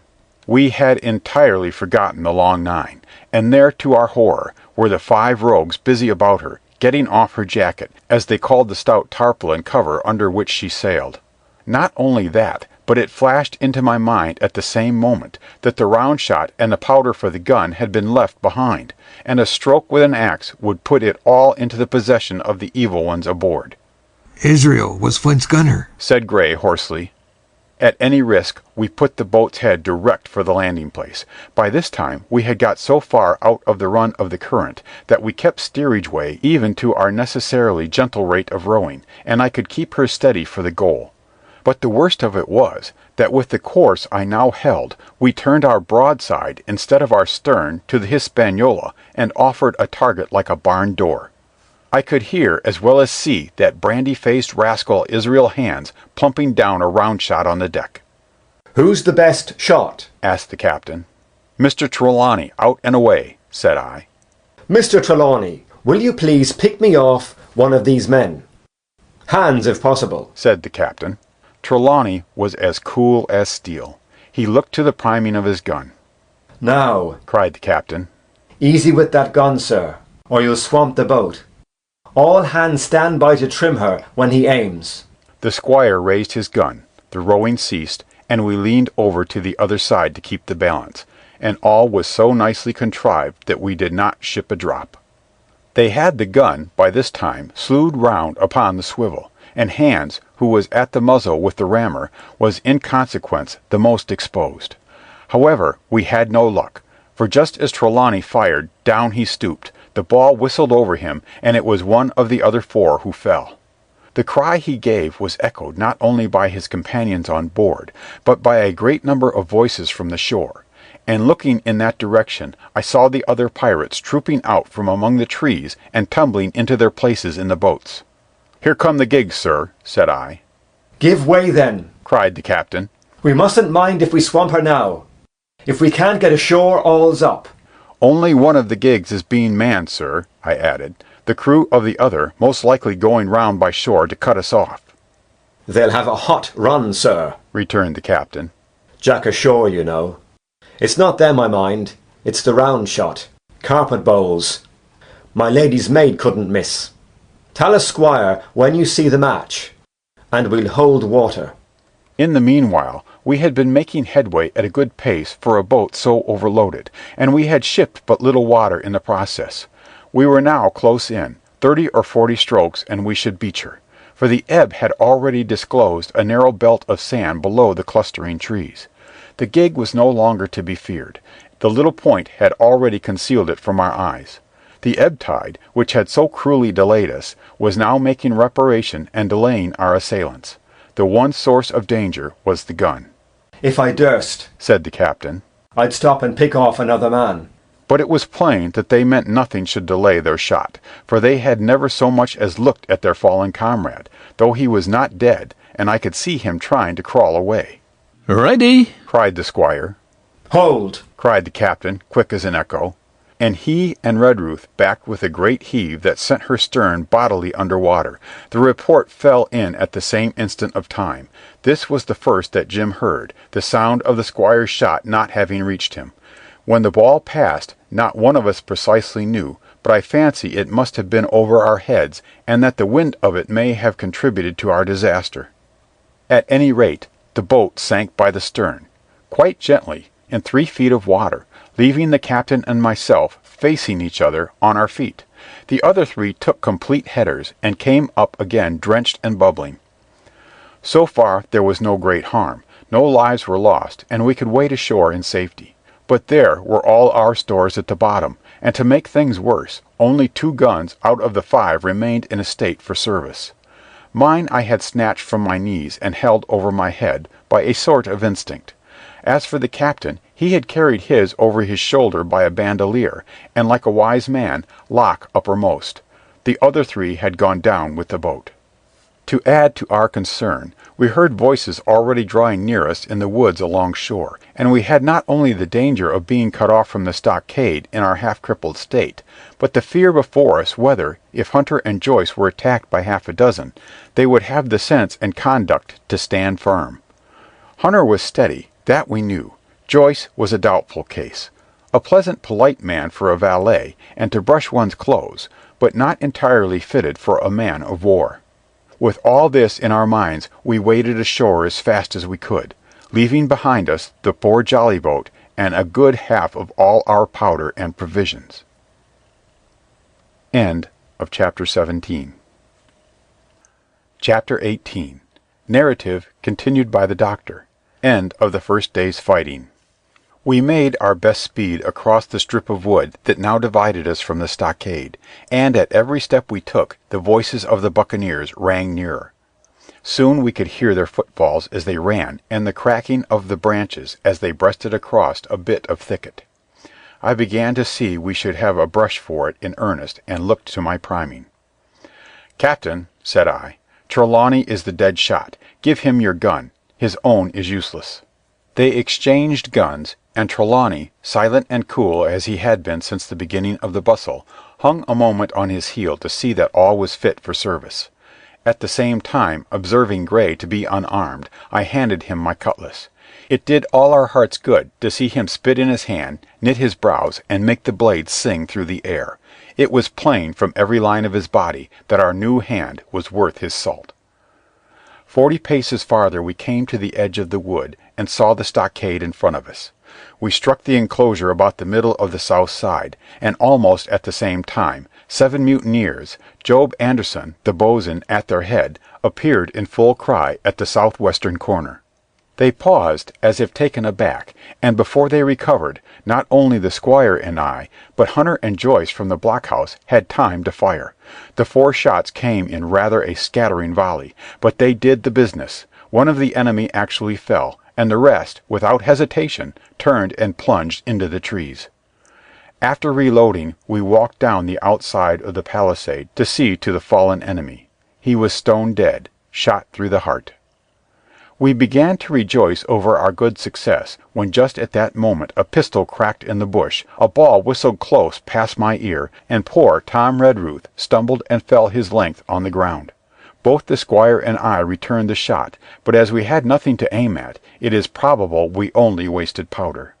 Then we reloaded and turned our attention to poor Tom. The captain and Gray were already examining him, and I saw with half an eye that all was over. I believe the readiness of our return volley had scattered the mutineers once more, for we were suffered without further molestation to get the poor old gamekeeper hoisted over the stockade and carried, groaning and bleeding, into the log-house. Poor old fellow! He had not uttered one word of surprise, complaint, fear, or even acquiescence from the very beginning of our troubles till now, when we had laid him down in the log-house to die. He had lain like a Trojan behind his mattress in the gallery. He had followed every order silently, doggedly, and well.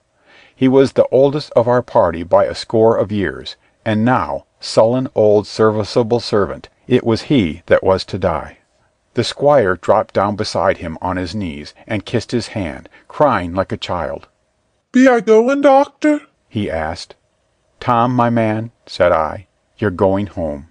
"I wish I'd had a lick at them with the gun first," he replied. "Tom," said the squire, "say you forgive me, won't you?" "Would that be respectful like, from me to you, squire?" was the answer. "However, so be it, amen." After a little while of silence, he said he thought somebody might read a prayer.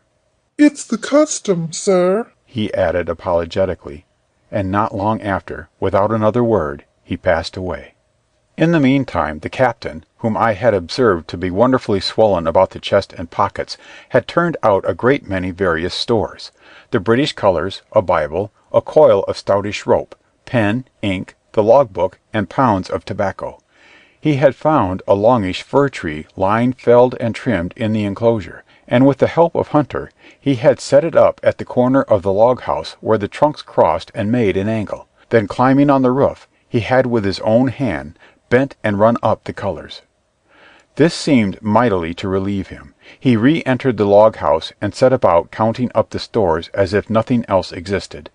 But he had an eye on Tom's passage for all that, and as soon as all was over, came forward with another flag, and reverently spread it on the body. "Don't you take on, sir," he said, shaking the squire's hand. "All's well with him. No fear for a hand that's been shot down in his duty to captain and owner. It mayn't be good divinity, but it's a fact." Then he pulled me aside. "Dr. Livesey," he said, "in how many weeks do you and Squire expect the consort?" I told him it was a question not of weeks, but of months, that if we were not back by the end of August, Blandley was to send to find us, but neither sooner nor later. "You can calculate for yourself," I said. "Why, yes," returned the captain, scratching his head. "And making a large allowance, sir, for all the gifts of Providence, I should say we were pretty close hauled." "How do you mean?" I asked. "It's a pity, sir, we lost that second load. That's what I mean," replied the captain. "As for powder and shot, we'll do. But the rations are short, very short. So short, Dr. Livesey, that we're perhaps as well without that extra mouth." And he pointed to the dead body under the flag.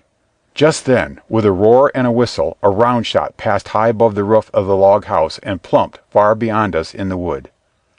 "Whoa!" said the captain. "Blaze away!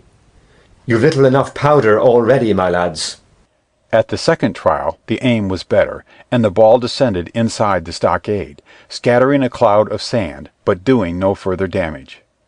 "Captain," said the squire, "the house is quite invisible from the ship. It must be the flag they're aiming at. Would it not be wiser to take it in?" "Strike my colours!" cried the captain. "No, sir, not I." And as soon as he had said the words, I think we all agreed with him.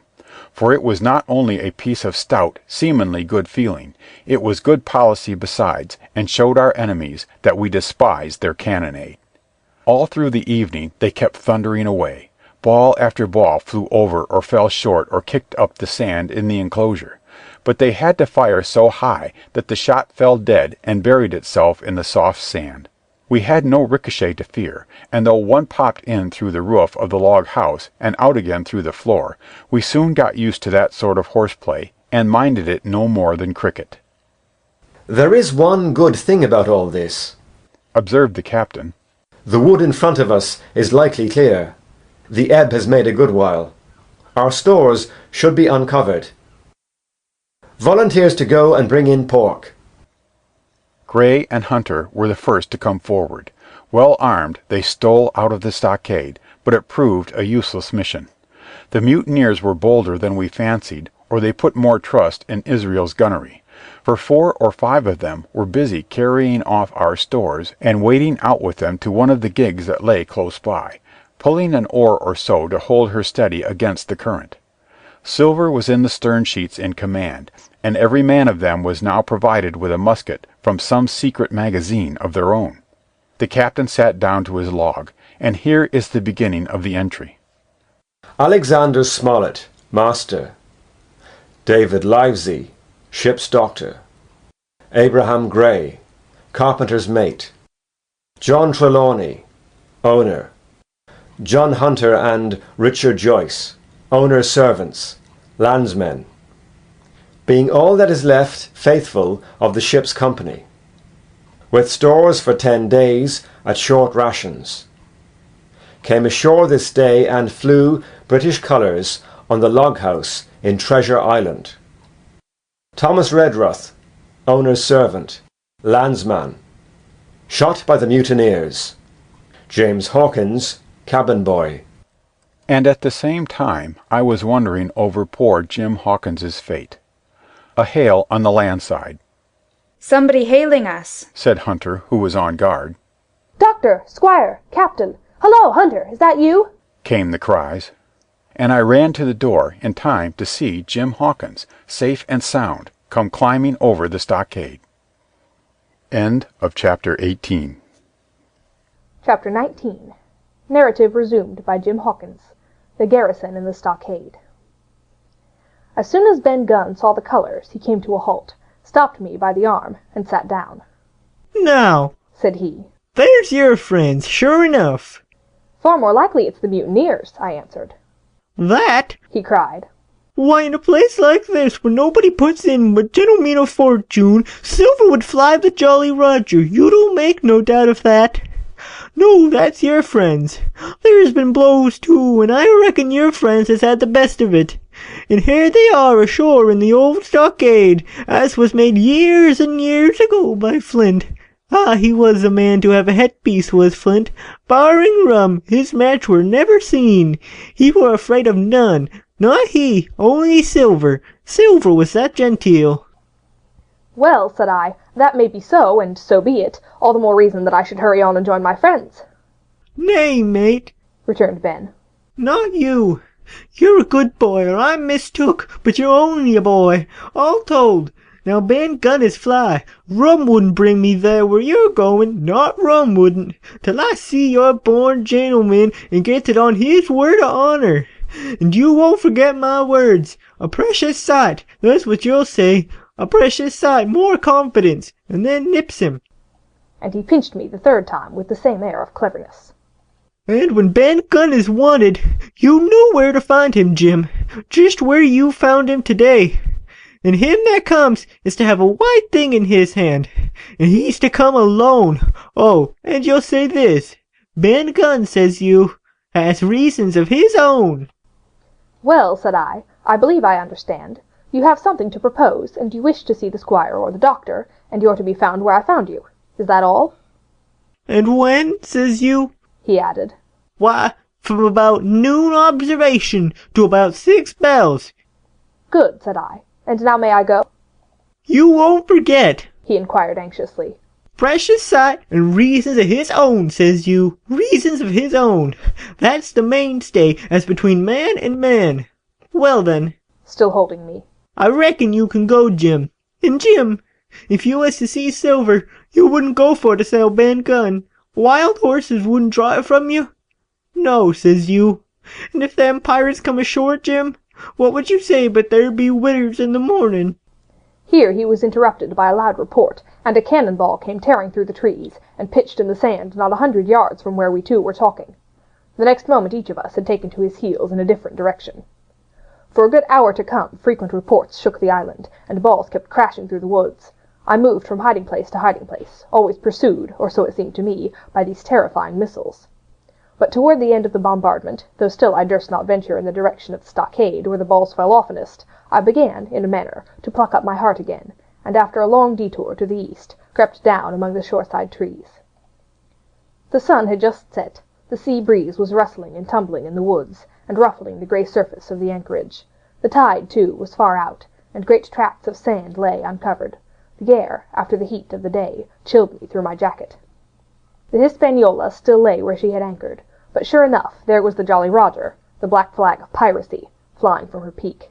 Even as I looked, there came another red flash and another report that sent the echoes clattering, and one more round shot whistled through the air.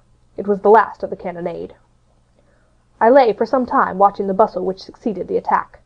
Men were demolishing something with axes on the beach near the stockade, the poor jolly boat, I afterwards discovered.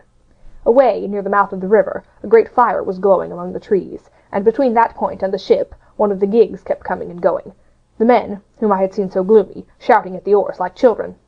But there was a sound in their voices which suggested rum. At length I thought I might return towards the stockade. I was pretty far down on the low sandy spit that encloses the anchorage to the east, and is joined at half water to Skeleton Island, and now, as I rose to my feet, I saw, some distance further down the spit, and rising from among low bushes, an isolated rock, pretty high, and peculiarly white in colour. It occurred to me that this might be the white rock of which Ben Gunn had spoken, and that some day or other a boat might be wanted, and I should know where to look for one. Then I skirted among the woods, until I had regained the rear or shoreward side of the stockade, and was soon warmly welcomed by the faithful party. I had told my story, and began to look about me. The log house was made of unsquared trunks of pine, roof, walls, and floor. The latter stood in several places as much as a foot or a foot and a half above the surface of the sand. There was a porch at the door, and under this porch the little spring welled up into an artificial basin of a rather odd kind, no other than a great ship's kettle of iron, with the bottom knocked out, and sunk to her bearings, as the captain said, among the sand. Little had been left besides the framework of the house, but in one corner there was a stone slab laid down by way of hearth, and an old rusty iron basket to contain the fire. The slopes of the knoll and all the inside of the stockade had been cleared of timber to build the house, and we could see by the stumps what a fine and lofty grove had been destroyed. Most of the soil had been washed away or buried in drift after the removal of the trees. Only where the streamlet ran down from the kettle in a thick bed of moss and some ferns and creeping little bushes were still green among the sand. Very close around the stockade, too close for defense, they said, the wood still flourished, high and dense, all of fir on the land side, but towards the sea with a large admixture of live oaks. The cold evening breeze, of which I have spoken, whistled through every chink of the rude building, and sprinkled the floor with a continual rain of fine sand. There was sand in our eyes, sand in our teeth, sand in our suppers, sand dancing in the spring at the bottom of the kettle, for all the world like porridge beginning to boil.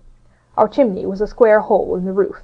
It was but a little part of the smoke that had found its way out, and the rest eddied about the house and kept us coughing and piping the eye. Add to this that Gray, the new man, had his face tied up in a bandage for a cut he had got in breaking away from the mutineers, and that poor old Tom Redruth, still unburied, lay along the wall stiff and stark under the Union Jack. If we had been allowed to sit idle, we should all have fallen in the blues, but Captain Smollett was never the man for that. All hands were called up before him, and he divided us into watches. The doctor and Gray and I for one, the squire, Hunter, and Joyce upon the other. Tired though we all were, 2 were sent out for firewood, 2 more were sent to dig a grave for Redruth. The doctor was named Cook, I was put sentry at the door, and the captain himself went from one to another, keeping up our spirits and lending a hand wherever it was wanted. From time to time the doctor came to the door for a little air and to rest his eyes, which were almost smoked out of his head, and whenever he did so he had a word for me. "That man Smollett," he said once, "is a better man than I am. And when I say that, it means a deal, Jim." Another time he came and was silent for a while. Then he put his head on one side and looked at me. "Is this Ben Gunn a man?" he asked. "I do not know, sir," said I. "I am not very sure whether he's sane." "If there's any doubt about the matter, he is," returned the doctor. "A man who has been 3 years biting his nails on a desert island, Jim, can't expect to appear as sane as you or me. It doesn't lie in human nature. Was it cheese you said he had a fancy for?" "Yes, sir, cheese," I answered. "Well, Jim," says he, "just see the good that comes of being dainty in your food. You've seen my snuff-box, haven't you? And you never saw me take snuff. The reason being that in my snuff-box I carry a piece of Parmesan cheese. A cheese made in Italy. Very nutritious. Well, that's for Ben Gunn." Before supper was eaten we buried old Tom in the sand, and stood round him for a while, bareheaded in the breeze. A good deal of firewood had been got in, but not enough for the captain's fancy, and he shook his head over it and told us we must get back to this tomorrow rather livelier. Then, when we had eaten our pork, and each had a good stiff glass of brandy grog, the 3 chiefs got together in a corner to discuss our prospects. It appears that they were at their wits' end what to do, the stores being so low that we must have been starved into surrender long before help came. But our best hope, it was decided, was to kill off the buccaneers until they either hauled down their flag or ran away with the Hispaniola. From 19 they were already reduced to 15, 2 others were wounded, and one at least, the man shot beside the gun, severely wounded, if he was not dead. Each time we had a crack at them, we were to take it, saving our own lives, with the extremest care. And besides that, we had 2 able allies, rum and the climate. As for the first, though we were about half a mile away, we could hear them roaring and singing late into the night, and as for the second, the doctor staked his wig that camped where they were in such a marsh, and unprovided with remedies, the half of them would be on their backs before a week. "So," he added, "if we are not all shot down first, they'll be glad to be packing in the schooner. It's always a ship, and they can get to buccaneering again, I suppose."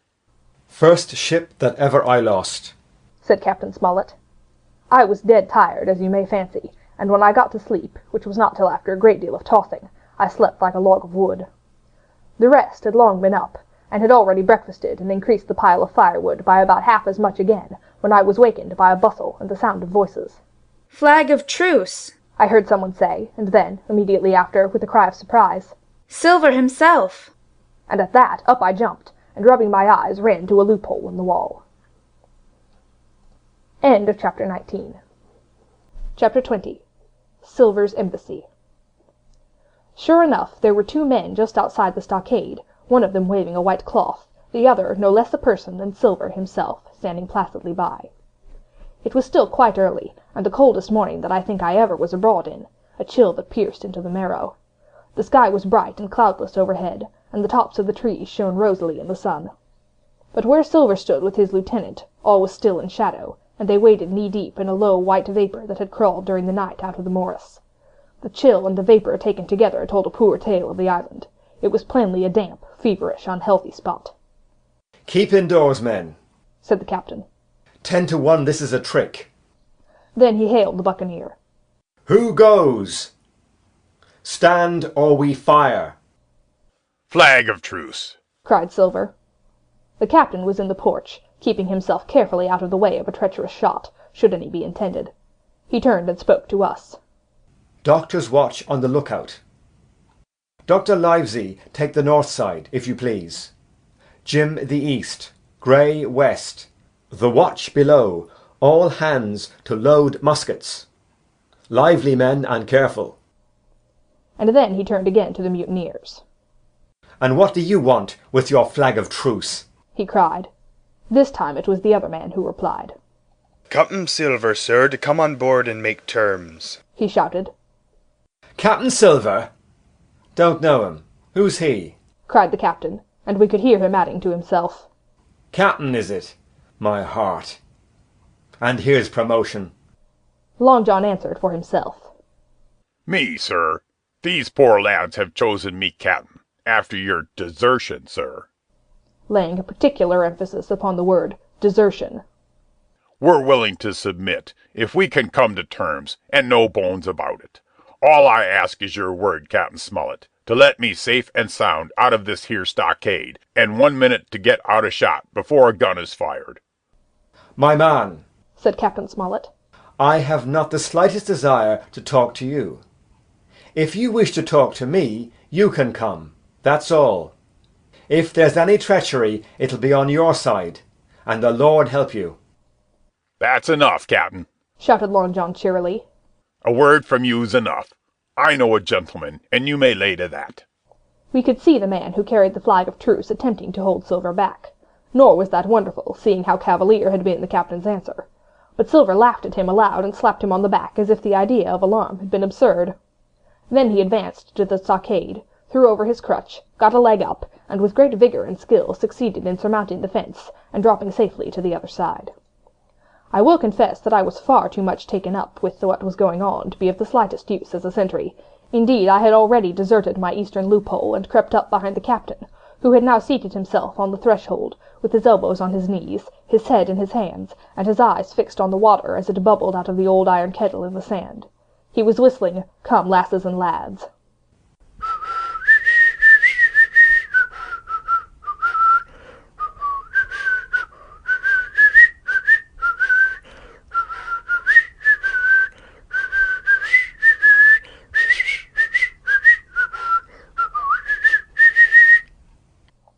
Silver had terrible hard work getting up the knoll.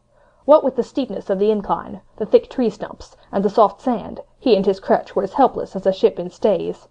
But he stuck to it like a man in silence, and at last arrived before the captain, whom he saluted in the handsomest style. He was tricked out in his best, an immense blue coat, thick with brass buttons, hung as low as to his knees, and a fine laced hat was set on the back of his head. "Here you are, my man," said the captain, raising his head. "You had better sit down." "You ain't a-going to let me inside, Captain?" complained Long John. "It's a main cold morning, to be sure, sir, to sit outside upon the sand." "Why, Silver," said the captain, "if you had pleased to be an honest man, you might have been sitting in your own galley. It's your own doing. You're either my ship's cook, and then you were treated handsome, or Captain Silver, a common mutineer and pirate, and then you can go hang."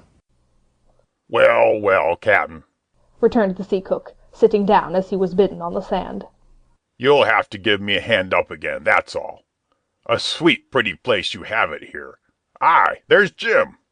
The top of the morning to you, Jim. Doctor, here's my service. Why, there you all are, together like a happy family, in a manner of speaking. If you have anything to say, my man, better say it, said the captain. Right you were, Captain Smollett, replied Silver. Duty is duty, to be sure. Well, now, you look here. That was a good lay of yours last night. I don't deny it was a good lay. Some of you pretty handy with a handspike end. And I'll not deny neither but what some of my people was shook. Maybe all was shook. Maybe I was shook myself. Maybe that's why I'm here for terms. But you mark me, Captain, it won't do twice, by thunder. We'll have to do sentry go, and ease off a point or so on the rum. Maybe you think we were all a sheet in the wind's eye, but I tell you I was sober. I was only dog-tired, and if I'd awoke a second sooner, I'd have caught you at the act, I would. He wasn't dead when I got round to him, not he. Well, says Captain Smollett, as cool as can be. All that Silver said was a riddle to him, but you would never have guessed it from his tone. As for me, I began to have an inkling. Ben Gunn's last words came back to my mind. I began to suppose that he had paid the buccaneers a visit while they all lay drunk together round their fire, and I reckoned up with glee that we had only 14 enemies to deal with. Well, here it is, said Silver. We want that treasure, and we'll have it. That's our point. You would just as soon save your lives, I reckon, and that's yours. You have a chart, haven't you? That's as may be, replied the captain. Oh, well, you have, I know that, returned Long John. You needn't be so husky with a man. There ain't a particle of service in that, and you may lay to it. What I mean is, we want your chart. Now, I never meant you no harm myself. That won't do with me, my man, interrupted the captain. We know exactly what you meant to do, and we don't care, for now, you see, you can't do it. And the captain looked at him calmly and proceeded to fill a pipe. If Abe Gray, Silver broke out. Avast there, cried Mr. Smollett. Gray told me nothing, and I asked him nothing. And what's more, I would see you and him and this whole island blown clean out of the water into blazes first. So there's my mind for you, my man, on that. This little whiff of temper seemed to cool Silver down. He had been growing nettled before, but now he pulled himself together. Like enough, said he. I would set no limits to what gentlemen might consider ship-shape, or might not, as the case were. And seeing as how you are about to take a pipe, Captain, I'll make so free as to do likewise. And he filled a pipe and lighted it, and the two men sat silently smoking for quite a while, now looking each other in the face, now stopping their tobacco, now leaning forward to spit. It was as good as the play to see them. Now, resumed Silver, here it is. You give us the chart to get the treasure by, and drop shooting poor seamen, and stoving of their heads in while asleep. You do that, and we'll offer you a choice. Either you come aboard along of us, once the treasure's shipped, and then I'll give you my affy-davy, upon my word of honor, to clap you somewhere safe ashore. Or, if that ain't to your fancy, some of my hands being rough and having old scores on account of hazing, then you can stay here, you can. We'll divide stores with you, man for man, and I'll give my affy-davy, as before, to speak the first ship I sight, and send 'em here to pick you up. Now, you'll own that's talkin'. Handsomer you couldn't look to get, now you. And I hope, raising his voice, that all hands in this here blockhouse will overhaul my words, for what is spoke to one is spoke to all. Captain Smollett rose from his seat and knocked out the ashes of his pipe in the palm of his left hand. Is that all? He asked. Every last word, by thunder, answered John. Refuse that, and you seen the last of me but musket balls. Very good, said the captain. Now you'll hear me. If you'll come up one by one, unarmed, I'll engage to clap you all in irons, and take you home to a fair trial in England. If you won't, my name is Alexander Smollett. I've flown my sovereign's colours, and I'll see you all to Davy Jones. You can't find the treasure. You can't sail the ship. There's not a man among you fit to sail the ship. You can't fight us. Grey there got away from 5 of you. Your ship's in irons, Master Silver. You're on a lee shore, and so you'll find. I stand here and tell you so.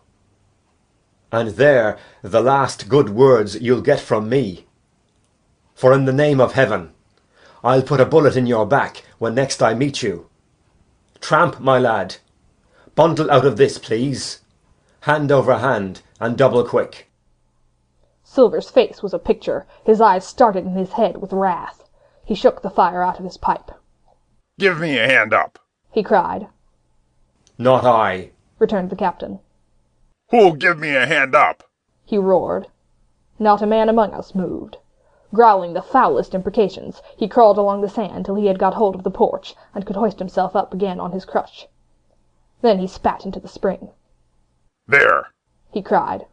That's what I think of ye. Before an hour's out, I'll stove in your old blockhouse like a rum puncheon. Laugh, by thunder, laugh. Before an hour's out, you'll laugh upon the other side. Them that die'll be the lucky ones. And with a dreadful oath he stumbled off, ploughed down the sand, was helped across the stockade after 4 or 5 failures by the man with the flag of truce, and disappeared in an instant afterwards among the trees. End of Chapter 20. Chapter 21. The Attack. As soon as Silver disappeared, the captain, who had been closely watching him, turned towards the interior of the house, and found not a man of us at his post but Grey. It was the first time we had ever seen him angry. Quarters! He roared, and then, as we all slunk back to our places, Grey, he said, I'll put your name in the log. You've stood by your duty like a seaman. Mr. Trelawney, I'm surprised at you, sir. Doctor, I thought you had worn the king's coat. If that was how you served at Fontenoy, sir, you'd have been better in your berth. The doctor's watch were all back at their loopholes. The rest were busy loading the spare muskets, and everyone with a red face, you may be certain, and a flea in his ear, as the saying is. The captain looked on for a while in silence. Then he spoke. My lads, said he, I've given Silver a broadside. I pitched it in red hot on purpose. And before the hour's out, as he said, we shall be boarded.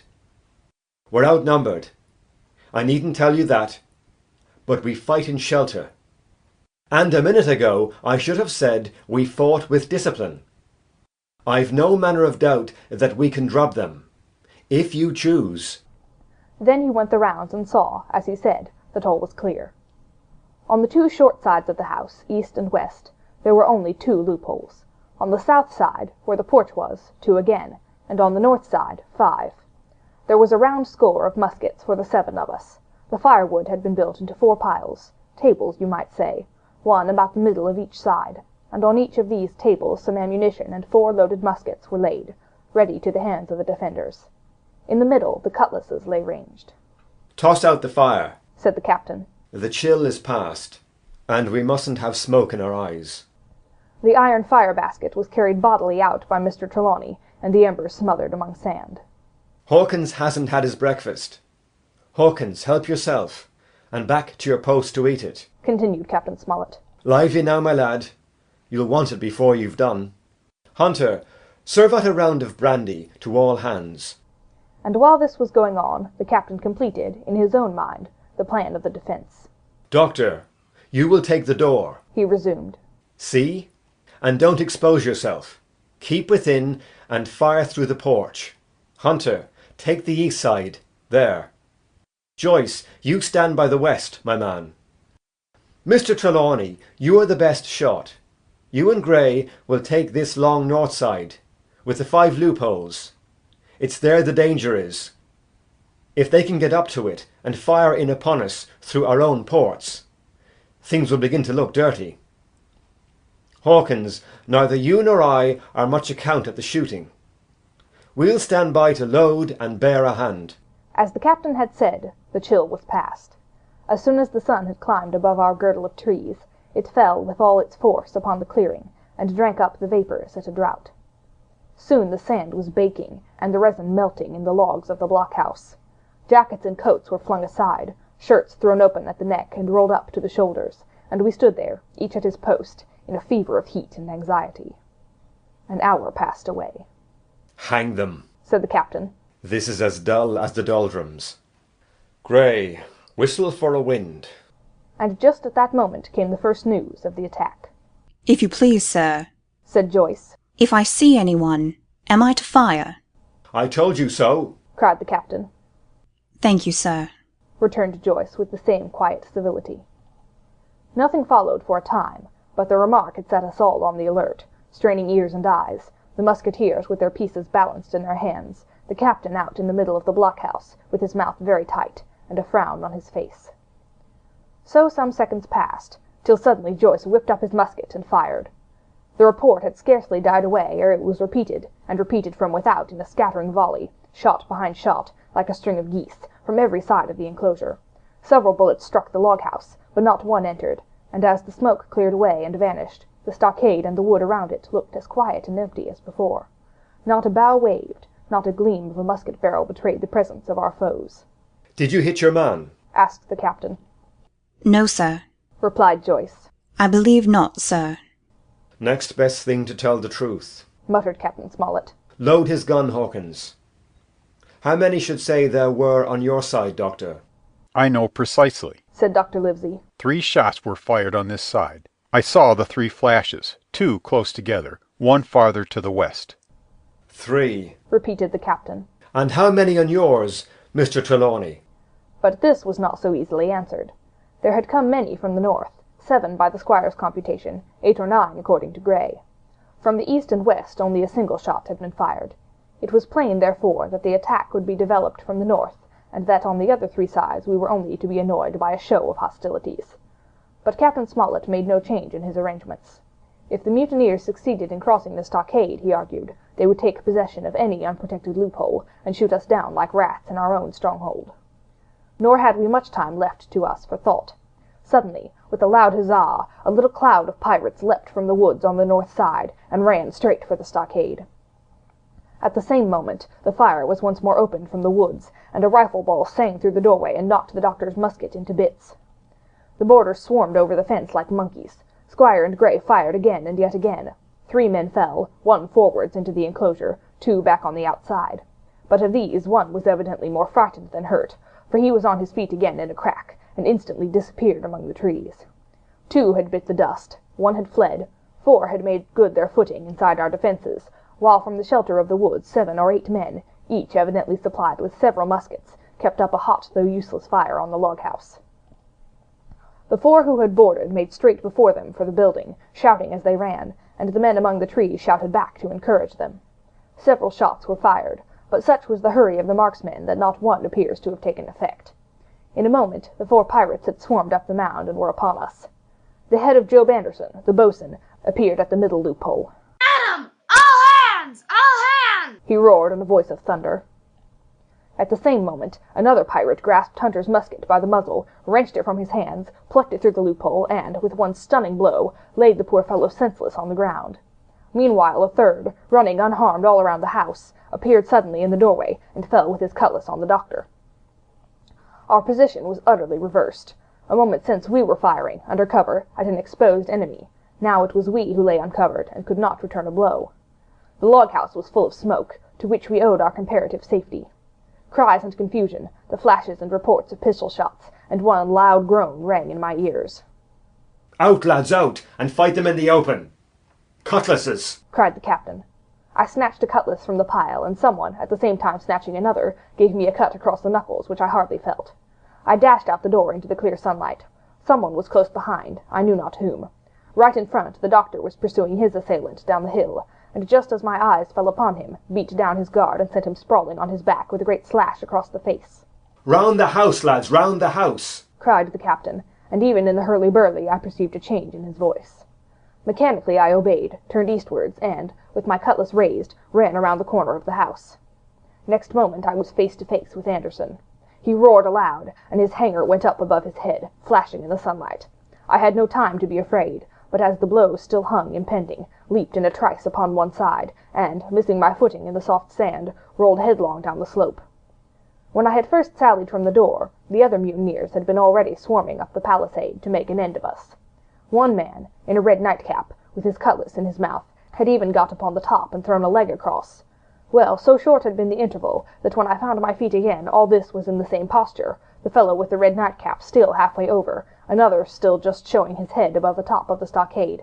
And yet, in this breath of time, the fight was over, and the victory was ours. Gray, following close behind me, had cut down the big boatswain ere he had time to recover from his last blow. Another had been shot at a loophole in the very act of firing into the house, and now lay in agony, the pistol still smoking in his hand. A third, as I had seen, the doctor had disposed of at a blow. Of the 4 who had scaled the palisade, one only remained unaccounted for, and he, having left his cutlass upon the field, was now clambering out again with the fear of death upon him. "Fire! Fire from the house!" cried the doctor. "And you, lads, back into cover!" But his words were unheeded. No shot was fired, and the last boarder made good his escape, and disappeared with the rest into the wood. In 3 seconds, nothing remained of the attacking party but the 5 who had fallen, 4 on the inside, and 1 on the outside of the palisade. The doctor and Gray and I ran at full speed for shelter. The survivors would soon be back where they had left their muskets, and at any moment the fire might recommence. The house was by this time somewhat cleared of smoke, and we saw at a glance the price we had paid for the victory. Hunter lay beside his loophole, stunned, Joyce by his, shot through the head, never to move again, while, right in the centre, the squire was supporting the captain, one as pale as the other. "The captain's wounded," said Mr. Trelawney. "Have they run?" asked Mr. Smollett. "All that could, you may be bound," returned the doctor. "but there's 5 of them will never run again." 5, cried the captain. Come, that's better.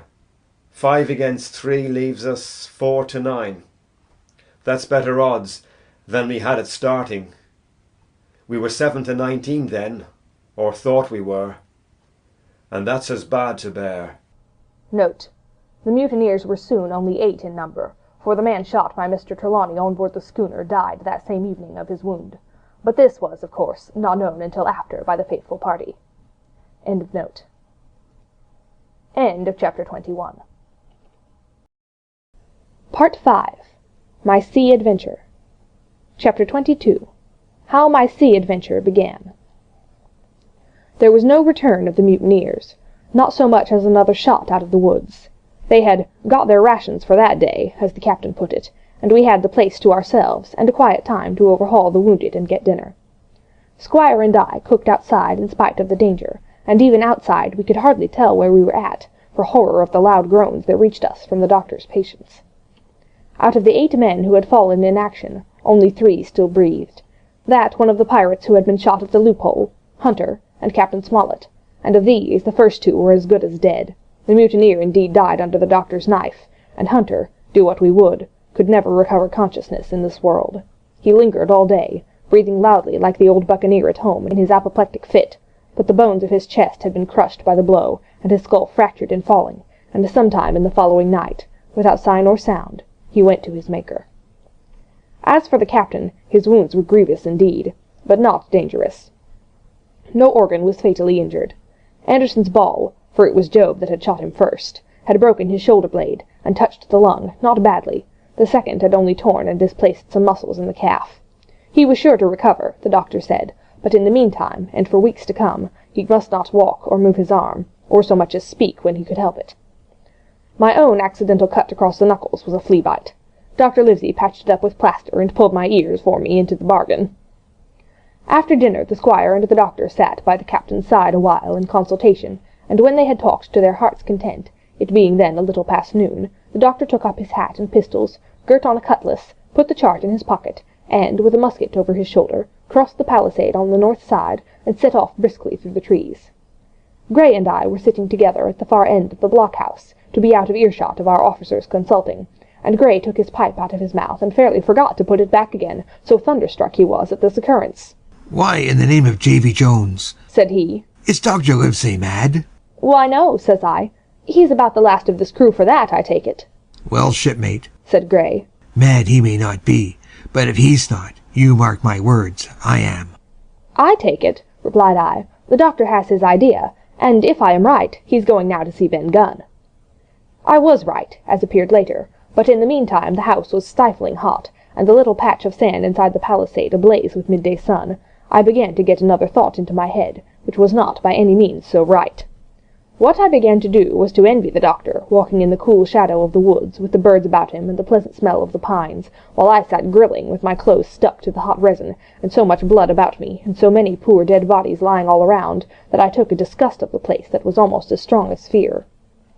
All the time I was washing out the blockhouse, and then washing up the things from dinner, this disgust and envy kept growing stronger and stronger, till at last, being near a bread-bag, and no one then observing me, I took the first few steps toward my escapade, and filled both pockets of my coat with biscuit. I was a fool, if you like, and certainly I was going to do a foolish, overbold act, but I was determined to do it with all the precautions in my power. These biscuits, should anything befall me, would keep me, at least, from starving till far on in the next day. The next thing I laid hold of was a brace of pistols, and as I already had a powder horn and bullets, I felt myself well supplied with arms. As for the scheme I had in my head, it was not a bad one in itself. I was to go down the sandy spit that divides the anchorage on the east from the open sea, find the white rock I had observed last evening, and ascertain whether it was there or not that Ben Gunn had hidden his boat, a thing quite worth doing, as I still believe. But as I was certain I should not be allowed to leave the enclosure, my only plan was to take French leave, and slip out when nobody was watching, and that was so bad a way of doing it as to make the thing itself wrong. But I was only a boy, and I had made my mind up. Well, as things at last fell out, I got an admirable opportunity. The squire and Gray were busy helping the captain with his bandages. The coast was clear. I made a bolt for it over the stockade and into the thickest of the trees, and before my absence was observed I was out of cry of my companions. This was my second folly, far worse than the first, as I left but 2 sound men to guard the house, but like the first, it was a help towards saving us all. I took my way straight for the east coast of the island, for I was determined to go down to the seaside of the spit, to avoid all chance of observation from the anchorage. It was already late in the afternoon, although still warm and sunny. As I continued to thread the tall woods, I could hear from far before me not only the continuous thunder of the surf, but a certain tossing of foliage and grinding of boughs, which showed me the sea breeze had set in higher than usual. Soon cool draughts of air began to reach me, and a few steps further I came forth into the open borders of the grove, and saw the sea lying blue and sunny to the horizon, and the surf tumbling and tossing its foam along the beach. I have never seen the sea quiet round Treasure Island. The sun might blaze overhead, the air might be without a breath, the surface smooth and blue, but still these great rollers would be running along all the external coast, thundering and thundering by day and night, and I scarce believe there is one spot in the island where a man can be out of earshot of their noise. I walked along beside the surf with great enjoyment till, thinking I was now got far enough to the south, I took the cover of some thick bushes, and crept warily up to the ridge on the spit. Behind me was the sea, in front of the anchorage. The sea breeze, as though it had the sooner blown itself out by its unusual violence, was already at an end. It had been succeeded by light, variable airs from the south and southeast, carrying great banks of fog, and the anchorage, under lee of Skeleton Island, lay still and leaden, as when we first entered it. The Hispaniola, in that unbroken mirror, was exactly portrayed from the truck to the waterline, the Jolly Roger hanging from her peak. Alongside lay one of the gigs, silver in the stern sheets, him I could always recognize, while a couple of men were leaning over the stern bulwarks, one of them with a red cap, the very rogue that I had seen some hours before stride legs upon the palisade. Apparently they were talking and laughing, though at that distance, upwards of a mile, I could, of course, hear no word of what was said. All at once there began the most horrid, unearthly screaming, which at first startled me badly, though I soon remembered the voice of Captain Flint, and even thought I could make out the bird by her bright plumage as she sat perched upon her master's wrist. Soon after, the jolly boat shoved off and pulled for shore, and the man with the red cap and his comrade went below by the cabin companion. Just about the same time, the sun had gone down behind the spyglass, and as the fog was collecting rapidly, it began to grow dark in earnest. I saw I must lose no time if I were to find the boat that evening. The white rock, visible enough above the brush, was still some 1/8 of a mile further down the spit, and it took me a goodish while to get up with it, crawling, often on all fours, among the scrub. Night had almost come when I laid my hand on its rough sides.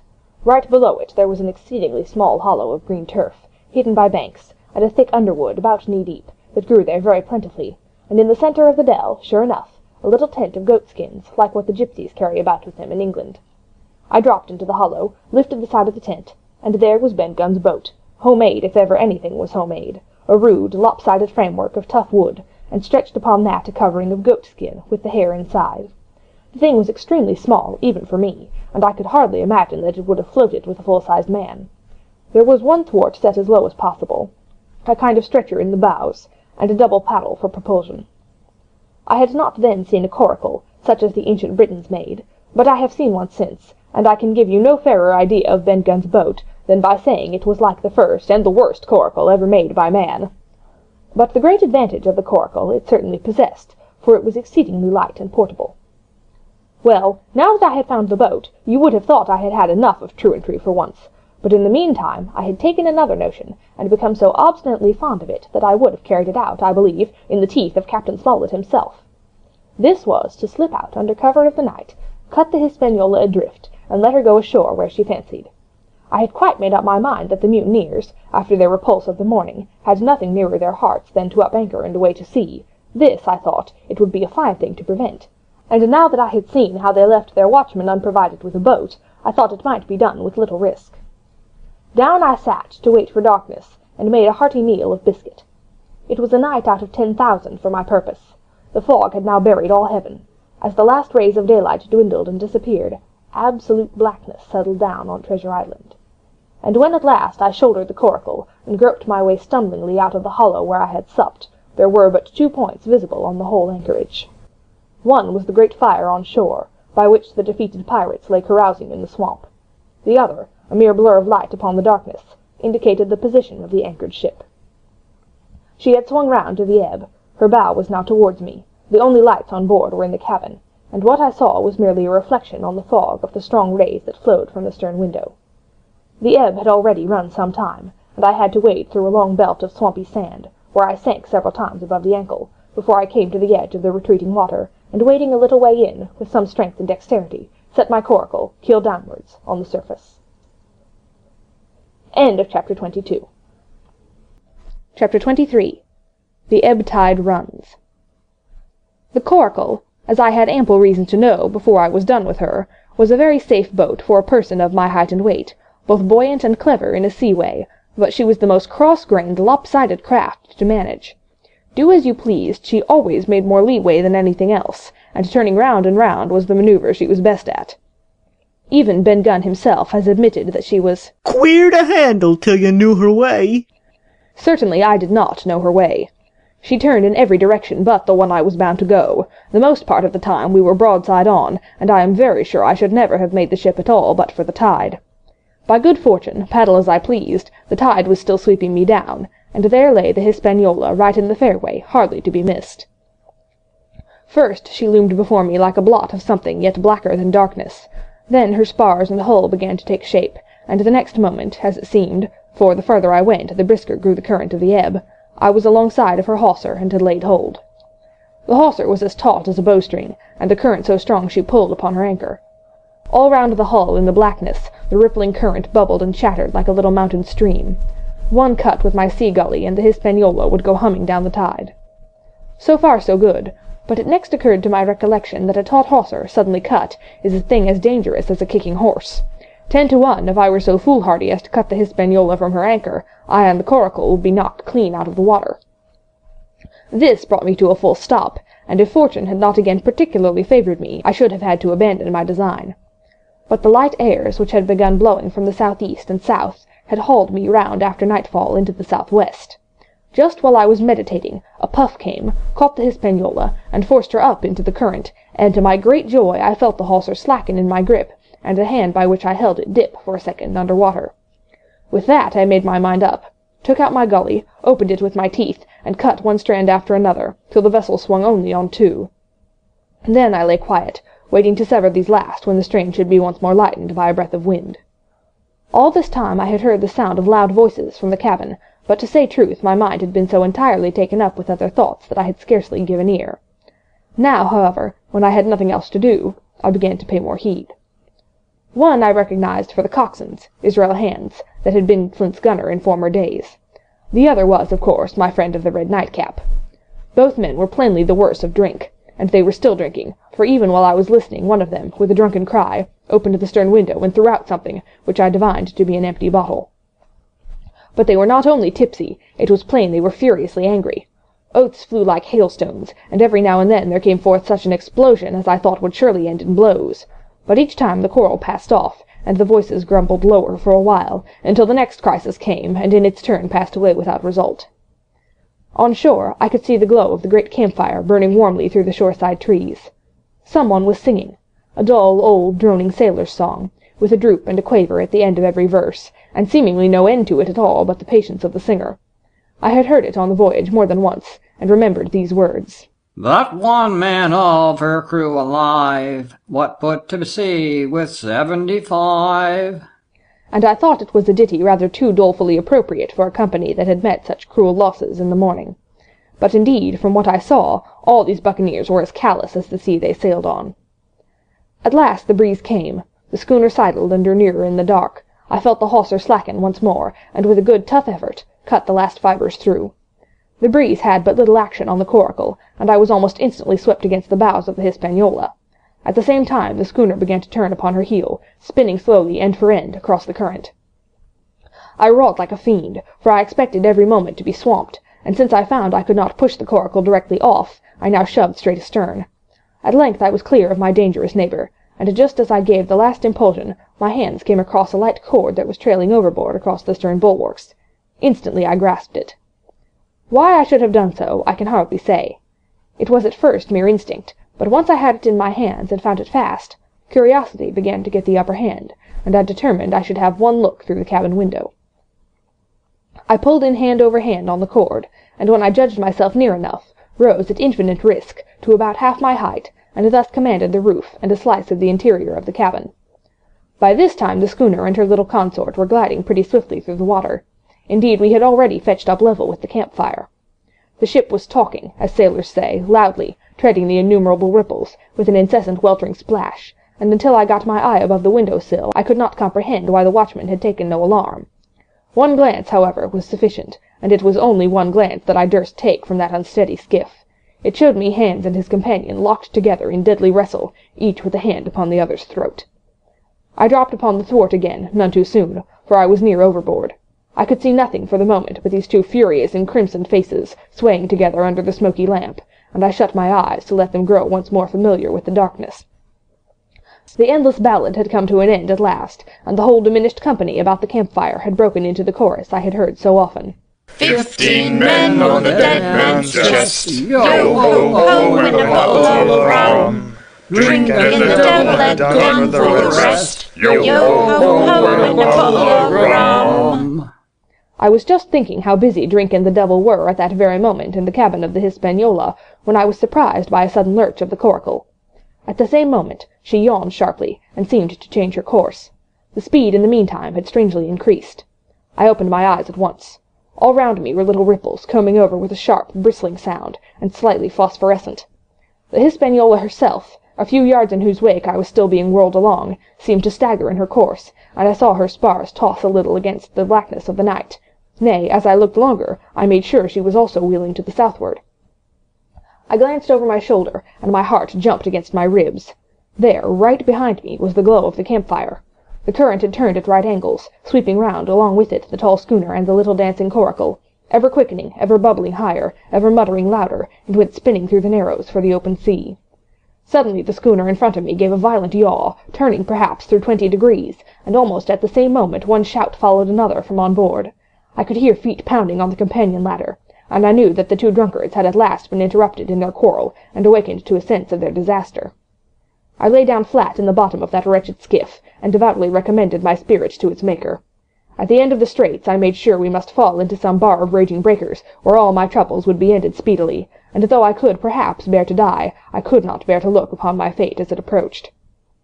So I must have lain for hours, continually beaten to and fro upon the billows, now and again wetted with flying sprays, and never ceasing to expect death at the next plunge.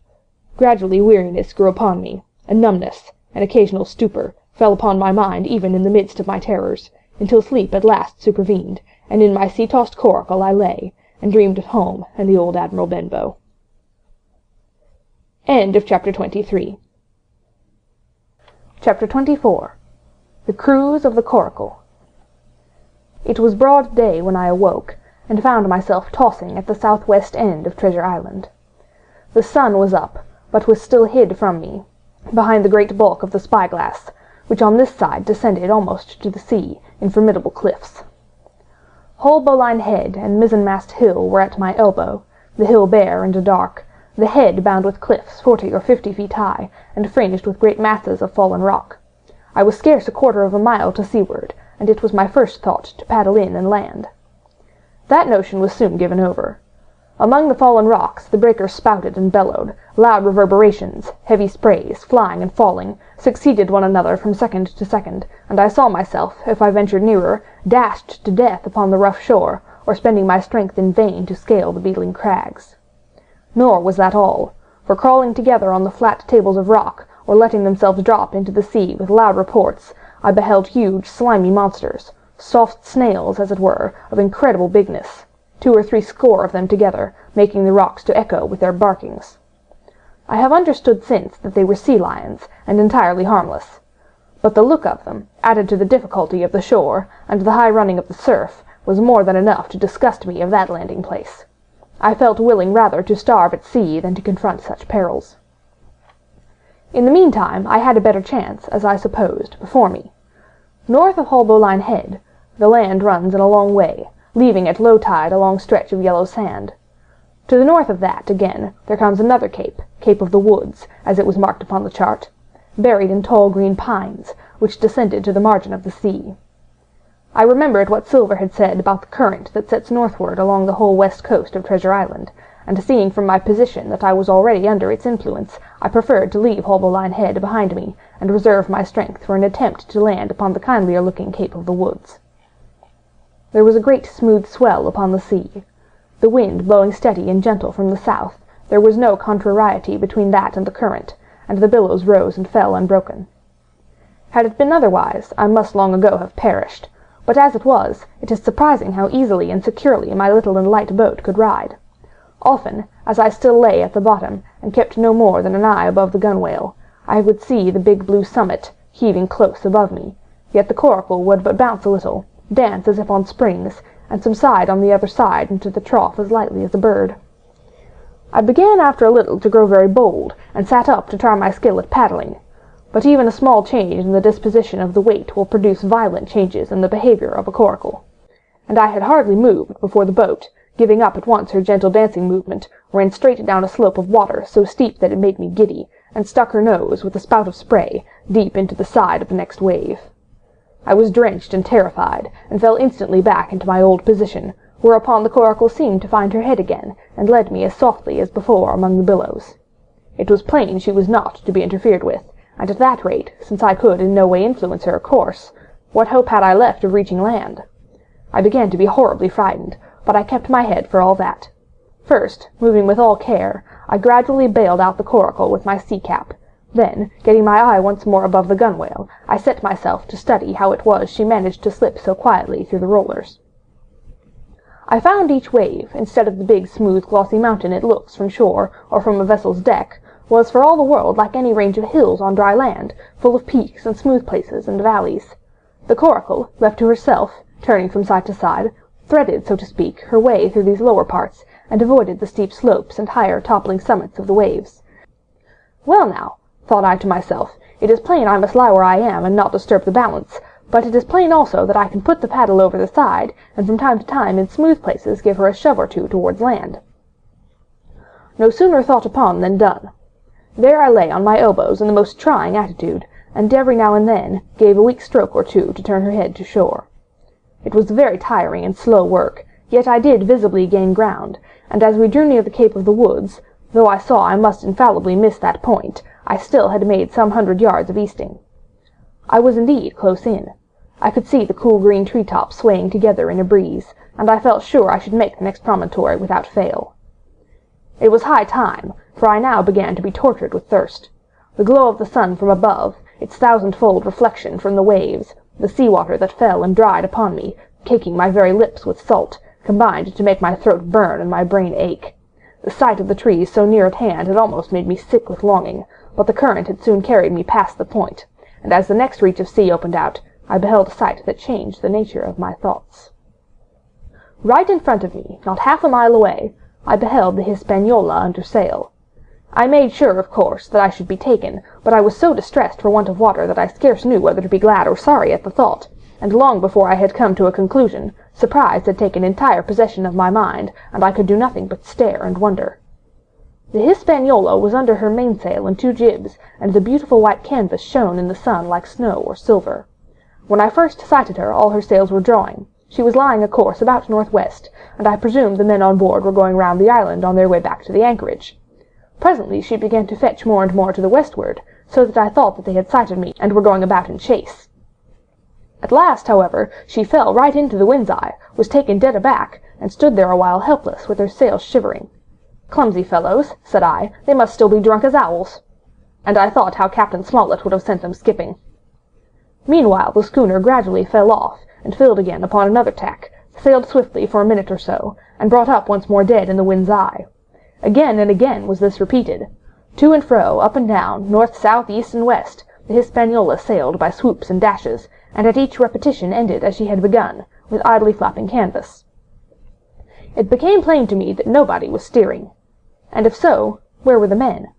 Either they were dead drunk, or had deserted her, I thought, and perhaps if I could get on board, I might return the vessel to her captain. The current was bearing coracle and schooner southward at an equal rate. As for the latter's sailing, it was so wild and intermittent, and she hung each time so long in irons, that she certainly gained nothing if she did not even lose. If only I dared to sit up and paddle, I made sure that I could overhaul her. The scheme had an air of adventure that inspired me, and the thought of the water-breaker beside the fore companion doubled my growing courage. Up I got, was welcomed almost instantly by another cloud of spray, but this time stuck to my purpose, and set myself, with all my strength and caution, to paddle after the unsteered Hispaniola. Once I shipped a sea so heavy that I had to stop and bail, with my heart fluttering like a bird, but gradually I got into the way of the thing, and guided my coracle among the waves, with only now and then a blow upon her bows, and a dash of foam in my face. I was now gaining rapidly on the schooner. I could see the brass glisten on the tiller as it banged about, and still no soul appeared upon her decks. I could not choose but suppose she was deserted. If not, the men were lying drunk below, or I might batten them down, perhaps, and to do what I chose with the ship. For some time she had been doing the worst thing possible for me, standing still. She headed nearly due south, yawing, of course, all the time. Each time she fell off, her sails partly filled, and these brought her in a moment right to the wind again. I have said this was the worst thing possible for me, for helpless as she looked in this situation, with the canvas cracking like cannon, and the blocks trundling and banging on the deck, she still continued to run away from me, not only with the speed of the current, but by the whole amount of her leeway, which was naturally great. But now, at last, I had my chance. The breeze fell for some seconds very low, and the current gradually turning her, the Hispaniola revolved slowly round her centre, and at last presented me her stern, with the cabin window still gaping open, and the lamp over the table still burning on into the day. The mainsail hung drooping like a banner. She was stock still but for the current. For the last little while I had even lost, but now, redoubling my efforts, I began once more to overhaul the chase. I was not 100 yards from her when the wind came again in a clap. She filled on the port tack and was off again, swooping and skimming like a swallow. My first impulse was one of despair, but my second was towards joy. Round she came till she was broadside on to me, round still till she had covered a half, and then 2/3, and then 3/4 of the distance that separated us. I could see the waves boiling white under her forefront. Immensely tall she looked to me from my low station in the coracle. And then, of a sudden, I began to comprehend. I had scarce time to think, scarce time to act and save myself. I was on the summit of one swell when the schooner came stooping over the next. The bowsprit was over my head. I sprang to my feet and leapt, stamping the coracle under the water. With one hand I caught the jib boom, while my foot was lodged between the stay and the brace, and as I still clung there, panting, a dull blow told me that the schooner had charged down upon and struck the coracle, and that I was left without retreat on the Hispaniola. End of chapter 24. Chapter 25. I strike the Jolly Roger. I had scarce gained a position on the bowsprit when the flying jib flapped and filled upon the other tack, with a report like a gun. The schooner trembled to her keel under the reverse, but the next moment, the other sails still drawing, the jib flapped back again, and hung idle. This had nearly tossed me off into the sea, and now I lost no time, crawled back along the bowsprit, and tumbled head foremost on the deck. I was on the lee side of the forecastle, and the mainsail, which was still drawing, concealed from me a certain portion of the afterdeck. Not a soul was to be seen. The planks, which had not been swabbed since the mutiny, bore the print of many feet, and an empty bottle, broken by the neck, tumbled to and fro like a live thing in the scuppers. Suddenly the Hispaniola came right into the wind. The jibs behind me cracked aloud, the rudder slammed to, the whole ship gave a sickening heave and shudder, and at the same moment the main boom swung inboard, the sheet groaning in the blocks, and showed me the lee afterdeck. There were the two watchmen, sure enough, Redcap on his back, as stiff as a handspike, with his arms stretched out like those of a crucifix, and his teeth showing through his open lips, Israel Hands propped against the bulwarks, his chin on his chest, his hands lying open before him on the deck, his face as white under its tan as a tallow candle. For a while the ship kept bucking and sidling like a vicious horse, the sails filling, now on one tack, now on another, and the boom swinging to and fro till the mast groaned aloud under the strain. Now and again, too, there would come a cloud of light spray over the bulwark, and a heavy blow of the ship's bows against the swell. So much heavier weather was made of it by this great rigged ship than by my homemade lopsided coracle, now gone to the bottom of the sea. At every jump of the schooner, Redcap slipped to and fro, but, what was ghastly to behold, neither his attitude, nor his fixed, teeth-disclosing grin, was any way disturbed by this rough usage. At every jump, too, Hands appeared still more to sink into himself, and settle down upon the deck, his feet sliding even further out, and the whole body canting towards the stern, so that his face became, little by little, hid from me, and at last I could see nothing beyond his ear and the frayed ringlet of one whisker. At the same time I observed around both of them splashes of dark blood upon the planks, and began to feel sure that they had killed each other in their drunken wrath. While I was thus looking and wondering in a calm moment, when the ship was still, Israel Hands turned partly round, and with a low moan writhed himself back to the position in which I had seen him first. The moan, which told of pain and deadly weakness, and the way in which his jaw hung open, went right to my heart. But when I remembered the talk I had overheard from the apple barrel, all pity left me. I walked aft until I reached the mainmast. "Come aboard, Mr. Hands," I said ironically. He rolled his eyes round heavily, but he was too far gone to express surprise. All he could do was to utter one word. "Brandy." It occurred to me there was no time to lose, and dodging the boom as it once more lurched across the deck, I slipped aft and down the companion stairs into the cabin. It was such a scene of confusion as you can hardly fancy. All the lockfast places had been broken open in quest of the chart. The floor was thick with mud where ruffians had sat down to drink or consult after waiting in the marshes round their camp. The bulkheads, all painted in clear white, and beaded round with gilt, bore a pattern of dirty hands. Dozens of empty bottles clinked together in corners to the rolling of the ship. One of the doctor's medical books lay open on the table, half of the leaves gutted out, I suppose, for pipe lights. In the midst of all this, the lamp still cast a smoky glow, obscure and brown as umber. I went into the cellar. All the barrels were gone, and of the bottles a most surprising number had been drunk out and thrown away. Certainly, since the mutiny began, not a man among them could ever have been sober. Foraging about, I found a bottle with some brandy left for Hands, and for myself I routed out some biscuit, some pickled fruits, a great bunch of raisins, and a piece of cheese. With these I came on deck, put down my own stock behind the rudder head, and well out of the coxswain's reach, went forward to the water-breaker, and had a good deep drink of water, and then, and not till then, gave Hands the brandy. He must have drunk a gill before he took the bottle from his mouth. "Aye," said he. "By thunder, but I wanted some of that." I had sat down already in my own corner and begun to eat. "Much hurt?" I asked him. He grunted, or rather, I might say, he barked. "If that doctor was aboard," he said, "I'd be right enough in a couple of turns, but I don't have no manner of luck, you see, and that's what's the matter with me. As for that swab, he's good and dead, he is," he added, indicating the man with the red cap.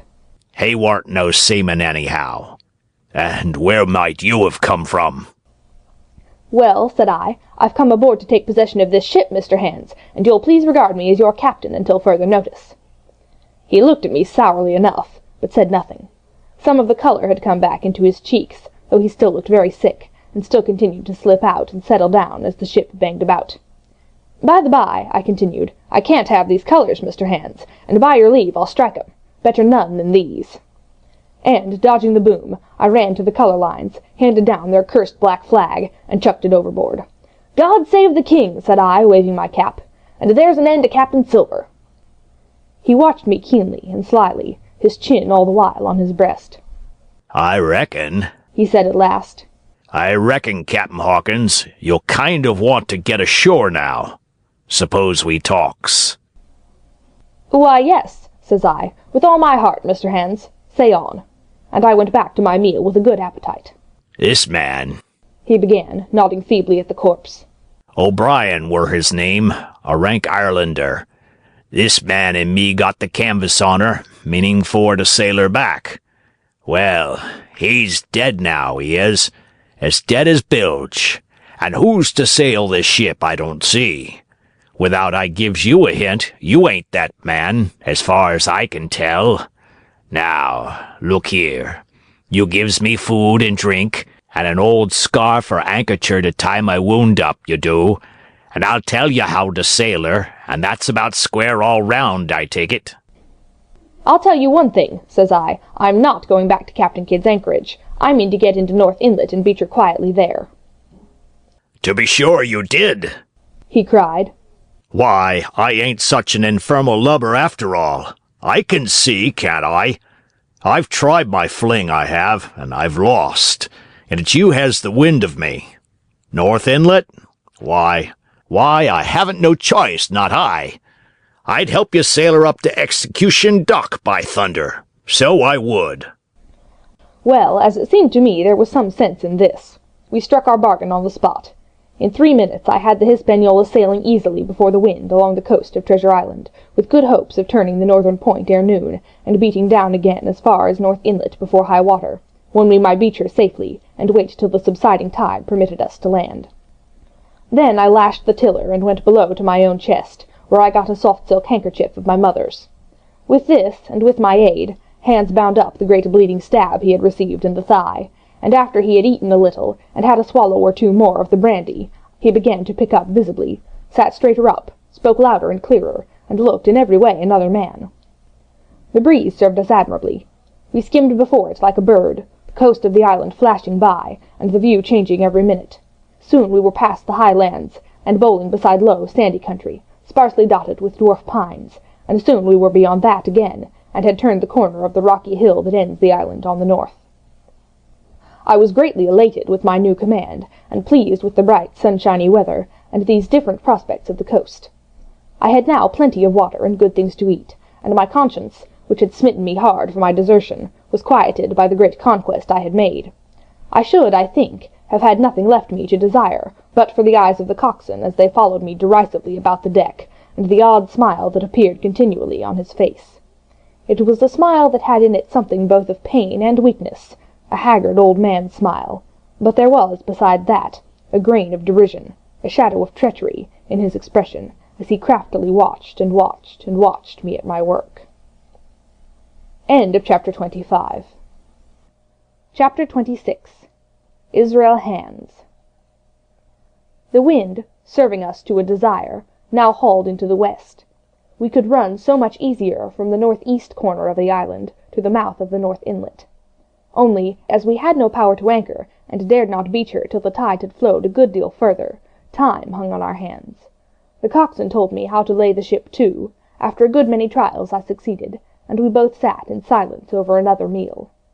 "Captain," he said at length with that same uncomfortable smile, "here's my old shipmate, O'Brien. Suppose you was to heave him overboard.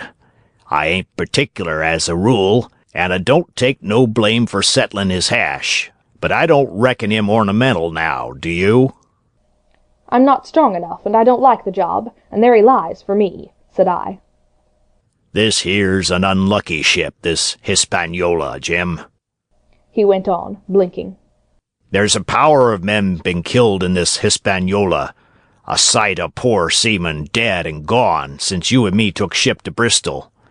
I never seen such dirty luck, not I. There was this here O'Brien now. He's dead, ain't he? Well now, I'm no scholar, and you're a lad as can read in figure, and to put it straight, do you take it as a dead man is dead for good, or do he come alive again? You can kill the body, Mr. Hands, but not the spirit. You must know that already, I replied. O'Brien there is in another world, and may be watching us. Ah, says he. Well, that's unfortunate. Appears as if killing parties was a waste of time. Howsomever, spirits don't reckon for much by what I've seen. I'll chance it with the spirits, Jim. And now, you've spoke up free, and I'll take it kind if you step down into that there cabin and get me shiver my timbers, I can't hit the name on it. Well, you get me a bottle of wine, Jim. This here brandy's too strong for my head. Now, the coxswain's hesitation seemed to be unnatural, and as for the notion of his preferring wine to brandy, I entirely disbelieved it. The whole story was a pretext. He wanted me to leave the deck, so much was plain, but with what purpose I could in no way imagine. His eyes never met mine. They kept wandering to and fro, up and down, now with a look to the sky, now with a flitting glance upon the dead O'Brien. All the time he kept smiling and putting his tongue out in the most guilty, embarrassed manner, so that a child could have told that he was bent on some deception. I was prompt with my answer, however, for I saw where my advantage lay, and that with a fellow so densely stupid I could easily conceal my suspicions to the end. "Some wine?" I said. "Far better. Will you have white or red?" Well, I reckon it's about the blessed same to me, shipmate, he replied. So's it's strong, and plenty of it. What's the odds? "All right," I answered. "I'll bring you port, Mr. Hands, but I'll have to dig for it." With that I scuttled down the companion with all the noise I could, slipped off my shoes, ran quietly along the sparred galley, mounted the forecastle ladder, and popped my head out of the fore companion. I knew he would not expect to see me there, yet I took every precaution possible, and certainly the worst of my suspicions proved too true. He had risen from his position to his hands and knees, and though his leg obviously hurt him pretty sharply when he moved, for I could hear him stifle a groan, yet it was at a good rattling rate that he trailed himself across the deck. In half a minute he had reached the port scuppers, and picked out of a coil of rope a long knife, or rather a short dirk, discoloured to the hilt with blood. He looked upon it for a moment, thrusting forth his under jaw, tried the point upon his hand, and then, hastily concealing it in the bosom of his jacket, trundled back again into his old place against the bulwark. This was all that I required to know. Israel could move about, he was now armed, and if he had been at so much trouble to get rid of me, it was plain that I was meant to be the victim. What he would do afterwards, whether he would try to crawl right across the island from North Inlet to the Cape among the swamps, or whether he would fire Long Tom, trusting that his own comrades might come first to help him, was, of course, more than I could say. Yet I felt sure that I could trust him in one point, since in that our interests jumped together, and that was in the disposition of the schooner. We both desired to have her stranded safe enough, in a sheltered place, and so that, when the time came, she could be got off again with as little labour and danger as might be, and until that was done I considered that my life would certainly be spared. While I was thus turning the business over in my mind, I had not been idle with my body. I had stolen back to the cabin, slipped once more into my shoes, and laid my hand at random on a bottle of wine, and now, with this for an excuse, I made my reappearance on the deck. Hands lay as I had left him, all fallen together in a bundle, and with his eyelids lowered, as though he were too weak to bear the light. He looked up, however, at my coming, knocked the neck off the bottle like a man who has done the same thing often, and took a good swig, with his favourite toast of "Here's luck." Then he lay quiet for a while, and then, pulling out a stick of tobacco, begged me to cut him a quid. "Cut me a junk of that," says he, "for I haven't no knife and hardly strength enough, so be as I had. Ah, Jim, I reckon I've missed days. Cut me a quid, as'll likely be the last, lad, for I'm for my long home, and no mistake." "Well," said I, "I'll cut you some tobacco, but if I was you and thought myself so badly, I would go to my prayers like a Christian man." "Why?" said he. "Now, you tell me why."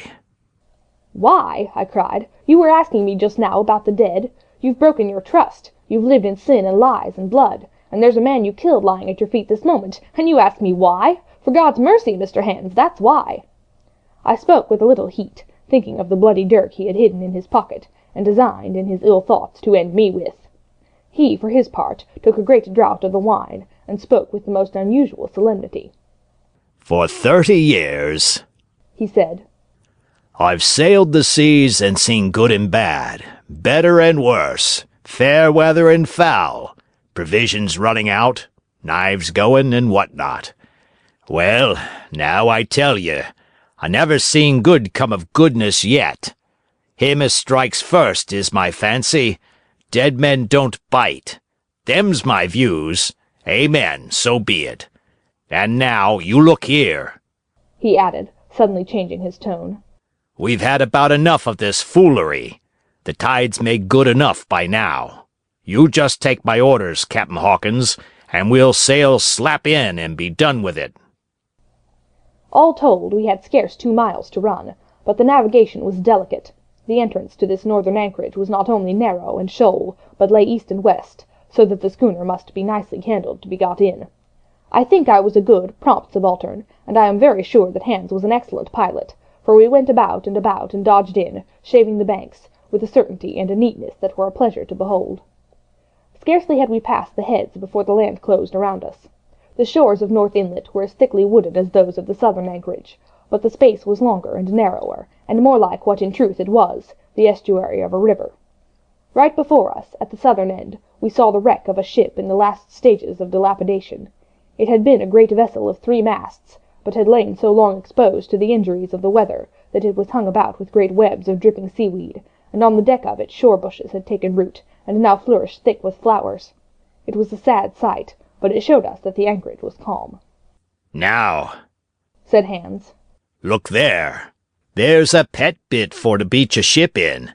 Fine flat sand, never a cat's paw, trees all around of it, and flowers a-blowing like a garding on that old ship." "And once beached," I inquired, "how shall we get her off again?"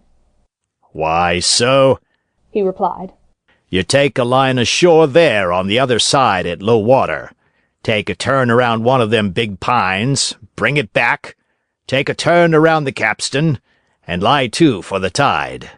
Come high water, all hands take a pull upon the line, and off she comes as sweet as nature. And now, boy, you stand by. We're near the bit now, and she's too much way on her. Starboard a little. So. Steady. Starboard. Larboard a little. Steady. Steady." So he issued his commands, which I breathlessly obeyed, till, all of a sudden, he cried, "Now, my hearty, luff!" and I pulled the helm hard up, and the Hispaniola swung round rapidly, and ran stem on for the low wooded shore. The excitement of these last manoeuvres had somewhat interfered with the watch I had kept hitherto, sharply enough, upon the coxswain. Even then I was still so much interested, waiting for the ship to touch, that I quite forgot the peril that hung over my head, and stood craning over the starboard bulwarks, and watching the ripples spreading wide before the bows. I might have fallen without a struggle for my life, had not a sudden disquietude seized upon me, and made me turn my head. Perhaps I had heard a creak, or seen his shadow moving with the tail of my eye. Perhaps it was an instinct like a cat's, but sure enough, when I looked round, there was Hans, already halfway towards me, with the dirk in his right hand. We must both have cried out aloud when our eyes met, but while mine was the shrill cry of terror, his was a roar of fury like a charging bully's. At the same instant he threw himself forward, and I leapt sideways toward the bows. As I did so, I let go of the tiller, which sprang sharply to leeward, and I think this saved my life, for it struck Hans across the chest and stopped him, for the moment, dead. Before he could recover, I was safe out of the corner where he had me trapped, with all the deck to dodge about. Just forward of the mainmast I stopped, drew a pistol from my pocket, took a cool aim, though he had already turned and was once more coming directly after me, and drew the trigger. The hammer fell, but there followed neither flash nor sound. The priming was useless with sea-water. I cursed myself for my neglect. Why had not I, long before, reprimed and reloaded my only weapons? Then I should not have been, as now, a mere fleeing sheep before this butcher. Wounded as he was, it was wonderful how fast he could move, his grizzled hair tumbling over his face, and his face itself as red as a red ensign, with his haste and fury. I had no time to try my other pistol, nor indeed much inclination, for I was sure it would be useless. One thing I saw plainly. I must not simply retreat before him, or he would speedily hold me boxed into the bows, as a moment since he had so nearly boxed me in the stern. Once so caught, and 9 or 10 inches of the blood-stained dirk would be my last experience on this side of eternity. I placed my palms against the mainmast, which was of a goodish bigness, and waited, every nerve upon the stretch. Seeing that I meant to dodge, he also paused, and a moment or two passed in feints on his part, and corresponding movements upon mine. It was such a game as I had often played at home, above the rocks of Black Hill Cove, but never before, you may be sure, with such a wildly beating heart as now. Still, as I say, it was a boy's game, and I thought I could hold my own at it against an elderly seaman with a wounded thigh. Indeed, my courage had begun to rise so high that I allowed myself a few darting thoughts on what would be the end of the affair, and while I saw certainly that I could spin it out for long, I saw no hope of any ultimate escape. Well, while things stood thus, suddenly the Hispaniola struck, staggered, ground for an instant in the sand, and then, swift as a blow, canted over to the port side, till the deck stood at an angle of 45 degrees, and about a puncheon of water splashed into the scupper holes, and lay in a pool between the deck and bulwark. We were both of us capsized in the second, and both of us rolled, almost together, into the scuppers, the dead Redcap, with his arms still spread out, tumbling stiffly after us. So near were we, indeed, that my head came against the coxswain's foot with a crack that made my teeth rattle. Blow and all, I was the first to foot again, for hands had gotten involved with the dead body. The sudden canting of the ship had made the deck no place for running on. I had to find some new way of escape, and that upon the instant, for my foe was almost touching me. Quick as thought, I sprang into the mizzen shrouds, rattled up hand over hand, and did not draw a breath till I was seated on the cross-trees. I had been saved by being prompt. The dirk had struck not half a foot below me as I pursued my upward flight, and there stood Israel Hands with his mouth open, and his face upturned to mine, a perfect statue of surprise and disappointment.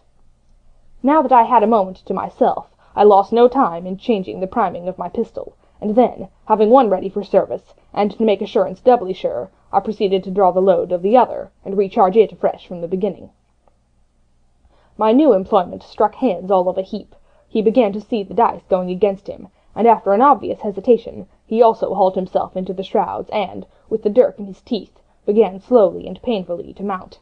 It cost him no end of time and groans to haul his wounded leg behind him, and I had quietly finished my arrangements before he was much more than a third of the way up. Then, with a pistol in either hand, I addressed him. "One more step, Mr. Hands," said I, "and I'll blow your brains out. Dead men don't bite, you know," I added with a chuckle. He stopped instantly.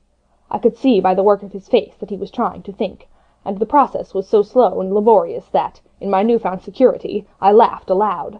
At last, with a swallow or two, he spoke, his face still wearing the same expression of extreme perplexity. In order to speak, he had to take the dagger from his mouth, but in all else he remained unmoved. "Jim," says he, "I reckon we're fouled, you and me, and we'll have to sign articles. I'd have had you but for that there lurch, but I don't have no luck, not I, and I reckon I'll have to strike, which comes hard, you see, for a master mariner to a ship's yonker like you, Jim."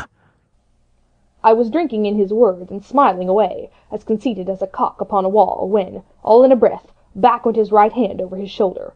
Something sang like an arrow through the air. I felt a blow, and then a sharp pain, and there I was, pinned by the shoulder to the mast. In the horrid pain and surprise of the moment, I scarce can say it was by my own volition, and I am sure it was without a conscious aim. Both my pistols went off, and both escaped out of my hands. They did not fall alone. With a choked cry, the coxswain loosened his grasp upon the shrouds, and plunged head first into the water. End of Chapter 26. Chapter 27. Pieces of 8. Owing to the cant of the vessel, the masts hung far out over the water, and from my perch on the cross-trees I had nothing below me but the surface of the bay. Hands, who was not so far up, was in consequence nearer to the ship, and fell between me and the bulwarks. He rose once to the surface in a lather of foam and blood, and then sank again for good. As the water settled, I could see him lying huddled together on the clean bright sand in the shadow of the vessel's sides. A fish or two whipped past his body. Sometimes, by the quivering of the water, he appeared to move a little, as if he were trying to rise. But he was dead enough for all that, being both shot and drowned, and was food for fish in the very place where he had designed my slaughter. I was no sooner certain of this than I began to feel sick and faint and terrified. The hot blood was running over my back and chest. The dirk, where it had pinned my shoulder to the mast, seemed to burn like a hot iron. Yet it was not so much these real sufferings that distressed me, for these, it seemed to me, I could bear without a murmur. It was the horror I had upon my mind of falling from the cross-trees into that still green water, beside the body of the coxswain. I clung with both hands till my nails ached, and I shut my eyes as if to cover up the peril. Gradually my mind came back again, my pulses quieted down to a more natural time, and I was once more in possession of myself. It was my first thought to pluck forth the dirk, but either it stuck too hard, or my nerve failed me, and I desisted with a violent shudder. Oddly enough, that very shudder did the business. The knife, in fact, had come the nearest in the world to missing me altogether. It held me by a mere pinch of skin, and this the shudder tore away. The blood ran down faster, to be sure, but I was my own master again, and only tacked to the mast by my coat and shirt. These last I broke through with a sudden jerk, and then regained the deck by the starboard shrouds. For nothing in the world would I have again ventured, shaken as I was, upon the overhanging port shrouds from which Israel had so lately fallen. I went below and did what I could for my wound. It pained me a good deal, and still bled freely, but it was neither deep nor dangerous, nor did it greatly gall me when I used my arm. Then I looked around me, and as the ship was now, in a sense, my own, I began to think of clearing it from its last passenger, the dead man O'Brien. He had pitched, as I have said, against the bulwarks, where he lay like some horrible, ungainly sort of puppet, life-size, indeed, but how different from life's colour or life's comeliness. In that position I could easily have my way with him, and as the habit of tragical adventures had worn off almost all my terror for the dead, I took him by the waist as if he had been a sack of bran, and with one good heave tumbled him overboard. He went in with a sounding plunge, the red cap came off and remained floating on the surface, and as soon as the splash subsided, I could see him and Israel lying side by side, both wavering with the tremulous movement of the water. O'Brien, though still quite a young man, was very bald. There he lay, with that bald head across the knees of the man who had killed him, and the quick fishes steering to and fro over both. I was now alone upon the ship. The tide had just turned. The sun was within so few degrees of setting, that already the shadow of the pines upon the western shore began to reach right across the anchorage, and fall in patterns on the deck. The evening breeze had sprung up, and though it was well warded off by the hill with the two peaks upon the east, the cordage had begun to sing a little softly to itself, and the idle sails to rattle to and fro. I began to see a danger to the ship. The jibs I speedily doused and brought tumbling to the deck, but the mainsail was a harder matter. Of course, when the schooner canted over, the boom had swung outboard, and the cap of it and a foot or two of sail hung even under water. I thought this made it still more dangerous, yet the strain was so heavy that I half feared to meddle. At last I got my knife and cut the halyards. The peak dropped instantly, a great belly of loose canvas floated broad upon the water, and since, pull as I liked, I could not budge the downhaul, that was the extent of what I could accomplish. For the rest, the Hispaniola must trust to luck, like myself. By this time the whole anchorage had fallen into shadow, the last rays, I remember, falling through a glade of the wood, and shining bright as jewels on the flowery mantle of the wreck. It began to be chill. The tide was rapidly fleeting seaward, and the schooner settled more and more on her beam ends. I scrambled forward and looked over. It seemed shallow enough, and holding the cut hawser in both hands for last security, I let myself drop softly overboard. The water scarcely reached my waist, the sand was firm and covered with ripple marks, and I waded ashore in great spirits, leaving the Hispaniola on her side, with her mainsail trailing wide upon the surface of the bay. About the same time the sun went fairly down, and the breeze whistled low in the dusk among the tossing pines. At least, and at last, I was off the sea, nor had I returned thence empty-handed. There lay the schooner, clear at last from the buccaneers, and ready for our own men to board and get to sea again. I had nothing nearer my fancy than to get home to the stockade and boast of my achievements. Possibly I might be blamed a bit for my truantry, but the recapture of the Hispaniola was a clenching answer, and I hoped that even Captain Smollett would confess I had not lost my time. So thinking, and in famous spirits, I began to set my face homeward for the blockhouse and my companions. I remembered that the most easterly of the rivers which drain into Captain Kidd's anchorage ran from the two-peaked hill upon my left, and I bent my course in that direction, that I might pass the stream while it was small. The wood was pretty open, and keeping along the lower spurs, I had soon turned the corner of that hill, and not long after waded to the mid-calf across the watercourse. This brought me near to where I had encountered Ben Gunn, the Maroon, and I walked more circumspectly, keeping an eye on every side.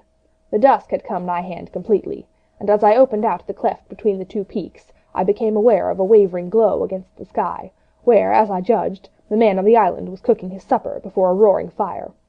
And yet I wondered in my heart that he should show himself so careless, for if I could see this radiance, might it not reach the eyes of Silver himself, where he camped upon the shore among the marshes? Gradually the night fell blacker. It was all I could do to guide myself even roughly towards my destination. The double hill behind me and the spyglass on my right hand loomed faint and fainter. The stars were few and pale, and in the low ground where I wandered, I kept tripping among bushes and rolling into sandy pits. Suddenly a kind of brightness fell about me. I looked up. A pale glimmer of moonbeams had alighted on the summit of the spyglass, and soon after I saw something broad and silvery moving down behind the trees, and knew the moon had risen. With this to help me, I passed rapidly over what remained to me of my journey, and sometimes walking, sometimes running, impatiently drew near the stockade. Yet, as I began to thread the grove that lies before it, I was not so thoughtless but that I slacked my pace, and went a trifle warily. It would have been a poor end of my adventures to get shot down by my own party in mistake. The moon was climbing higher and higher. Its light began to fall here and there in masses through the more open districts of the wood, and right in front of me a glow of a different color appeared among the trees. It was red and hot, and now and again it was a little darkened, as it were the embers of a bonfire smouldering. For the life of me I could not think what it might be. At last I came right down upon the borders of the clearing. The western end was already steeped in moonshine. The rest, and the blockhouse itself, still lay in a black shadow checkered with long silvery streaks of light. On the other side of the house an immense fire had burned itself into clear embers, and shed a steady red reverberation, contrasted strongly with the mellow paleness of the moon. There was not a soul stirring, nor a sound besides the noise of the breeze. I stopped, with much wonder in my heart, and perhaps a little terror also. It had not been our way to build great fires. We were, indeed, by the captain's orders, somewhat niggardly of firewood, and I began to fear that something had gone wrong while I was absent. I stole round by the eastern end, keeping close in shadow, and at a convenient place, where the darkness was thickest, crossed the palisade. To make assurance surer, I got upon my hands and knees and crawled, without a sound, towards the corner of the house. As I drew nearer, my heart was suddenly and greatly lightened. It is not a pleasant noise in itself, and I have often complained of it at other times, but just then it was like music to hear my friends snoring together, so loud and peaceful in their sleep. The sea cry of the watch, that beautiful "All's well," never fell more reassuringly on my ear. In the meantime there was no doubt of one thing: they kept an infamous bad watch. If it had been Silver and his lads that were now creeping in on them, not a soul would have seen daybreak. That was what it was, thought I, to have the captain wounded, and again I blamed myself sharply for leaving them in that danger, with so few to mount guard. By this time I had got to the door and stood up. All was dark within, so that I could distinguish nothing by the eye. As for sounds, there was the steady drone of the snorers, and a small occasional noise, a flickering or pecking that I could in no way account for. With my arms before me I walked steadily in. I should lie down in my own place, I thought with a silent chuckle, and enjoy their faces when they found me in the morning. My foot struck something yielding. It was the sleeper's leg, and he turned and groaned, but without waking. And then, all of a sudden, a shrill voice broke forth out of the darkness. Pieces of 8, pieces of 8, pieces of 8, pieces of 8, pieces of 8. And so forth, without pause or change, like the clacking of a tiny mill.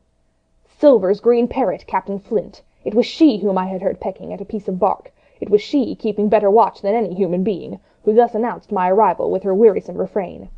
I had no time left me to recover. At the sharp, clipping tone of the parrot, the sleepers awoke and sprang up, and with a mighty oath, the voice of Silver cried, "Who goes?" I turned to run, struck violently against one person, recoiled, and ran full into the arms of a second, who, for his part, closed upon me and held me tight. "Bring a torch, Dick," said Silver, when my capture was thus assured. And one of the men left the log-house, and presently returned with a lighted brand. End of chapter 27. Part 6. Captain Silver. Chapter 28. In the enemy's camp. The red glare of the torch, lighting up the interior of the blockhouse, showed me the worst of my apprehensions realized. The pirates were in possession of the house and stores. There was the cask of cognac. There were the pork and bread, as before, and what tenfold increased my horror, not a sign of any prisoner. I could only judge that all had perished, and my heart smote me sorely that I had not been there to perish with them. There were 6 of the buccaneers, all told. Not another man was left alive. 5 of them were on their feet, flushed and swollen, suddenly called out of the first sleep of drunkenness. The 6th had only risen upon his elbow. He was deadly pale, and the blood-stained bandage round his head told me that he had recently been wounded, and still more recently dressed. I remembered the man who had been shot, and had run back among the woods in the great attack, and doubted not that this was he. The parrot sat, preening her plumage, on Long John's shoulder. He himself, I thought, looked somewhat paler and more stern than I was used to. He still wore the fine broadcloth suit in which he had fulfilled his mission, but it was bitterly the worse for wear, daubed with clay, and torn with the sharp briars of the wood. "So," said he, "here's Jim Hawkins, shiver my timbers. Dropped in like, eh? Well, come, I take that friendly." And thereupon he sat down across the brandy cask, and began to fill a pipe. "Give me the loan of the link, Dick," said he, and then, when he had a good light, "That'll do, lad," he added, "Stick the glim in the wood heap. And you, gentlemen, bring yourselves to. You needn't stand up for Mr. Hawkins. He'll excuse you, you may lay to that. And so, Jim," stopping the tobacco, "here you were, and quite a pleasant surprise for poor old John. I see you were smart when I first set eyes on you, but this here gets away from me clean, it do." To all this, as may well be supposed, I made no answer. They had set me with my back against the wall, and I stood there, looking Silver in the face, pluckily enough, I hope, to all outward appearance, but with black despair in my heart. Silver took a whiff or two of his pipe with great composure, and then ran on again. "Now, you see, Jim, so be as you are here," says he, "I'll give you a piece of my mind. I've always liked you, I have, for a lad of spirit, and the picter of my own self when I was young and handsome. I always wanted you to jine, and take your shine, and die a gentleman, and now, my cock, you've got to. Captain Smollett's a fine seaman, as I'll own up to any day, but stiff on discipline. Duty is duty, says he, and right he is. Just you keep clear of the captain. The doctor himself is gone dead again you. Ungrateful scamp, was what he said, and the short and the long of the whole story is about here. You can't go back to your own lot, for they won't have you, and without you start a third ship's company all by yourself, which might be lonely, you'll have to jine with Captain Silver." So far, so good. My friends, then, were still alive, and though I partly believed the truth of Silver's statement, that the cabin party were incensed at me for my desertion, I was more relieved than distressed by what I heard. "I don't say nothing as to your being in our hands," continued Silver, "though there you are, and you may lay to it. I'm all for argument. I never seen good come out of threatening. If you like the service, well, you'll jine, and if you don't, Jim, why, you're free to answer no. Free and welcome, shipmate, and if fairer can be said by mortal seaman, shiver my sides." "Am I to answer, then?" I asked with a very tremulous voice. Through all this sneering talk I was made to feel the threat of death that overhung me, and my cheeks burned and my heart beat painfully in my breast. "Lad," said Silver, "no one's a pressin' of you. Take your bearings. None of us won't hurry you, mate. Time goes so pleasant in your company, you see." "Well," says I, growing a bit bolder, "if I'm to choose, I declare I have a right to know what's what, and why you're here, and where my friends are." "What's what?" repeated one of the buccaneers in a deep growl. "Ah, he'd be a lucky one as know that." "You'll perhaps batten down your hatches till you're spoke to, my friend," cried Silver truculently to this speaker, and then, in his first gracious tones, he replied to me. "Yesterday morning, Mr. Hawkins," said he, "in the dog watch, down came Dr. Livesey, with the flag of truth. Says he, 'Captain Silver, you're sold out. Ship's gone.' Well, maybe we'd been taking a glass and a song to help it round. I won't say no. Leastways, none of us had looked out. We looked out, and by thunder, the old ship was gone. I never seen a pack of fools look fishier. And you may lay to that, if I tells you that looked the fishiest. Well, says the doctor, let's bargain. We bargained, him and I, and here we are. Stores, brandy, blockhouse, the firewood you was thoughtful enough to cut, and in a manner of speaking, the whole blessed boat, from Cross Trees to Kilson. As for them, they've tramped. I don't know where's they are." He drew again quietly on his pipe. At least you should take it into that head of yours, he went on, that you was included in the treaty. Here's the last word that was said. How many are you, says I, to leave? 4, says he. 4, and one of us wounded. As for that boy, I don't know where he is, confound him, says he. Nor I don't much care. We're about sick of him. These was his words. Is that all? I asked. Well, it's all that you're to hear, my son, returned Silver. And now am I to choose? And now you are to choose, and you may lay to that, said Silver. Well, said I am not such a fool, but I know pretty well what I have to look for. Let the worst come to the worst, it's little I care.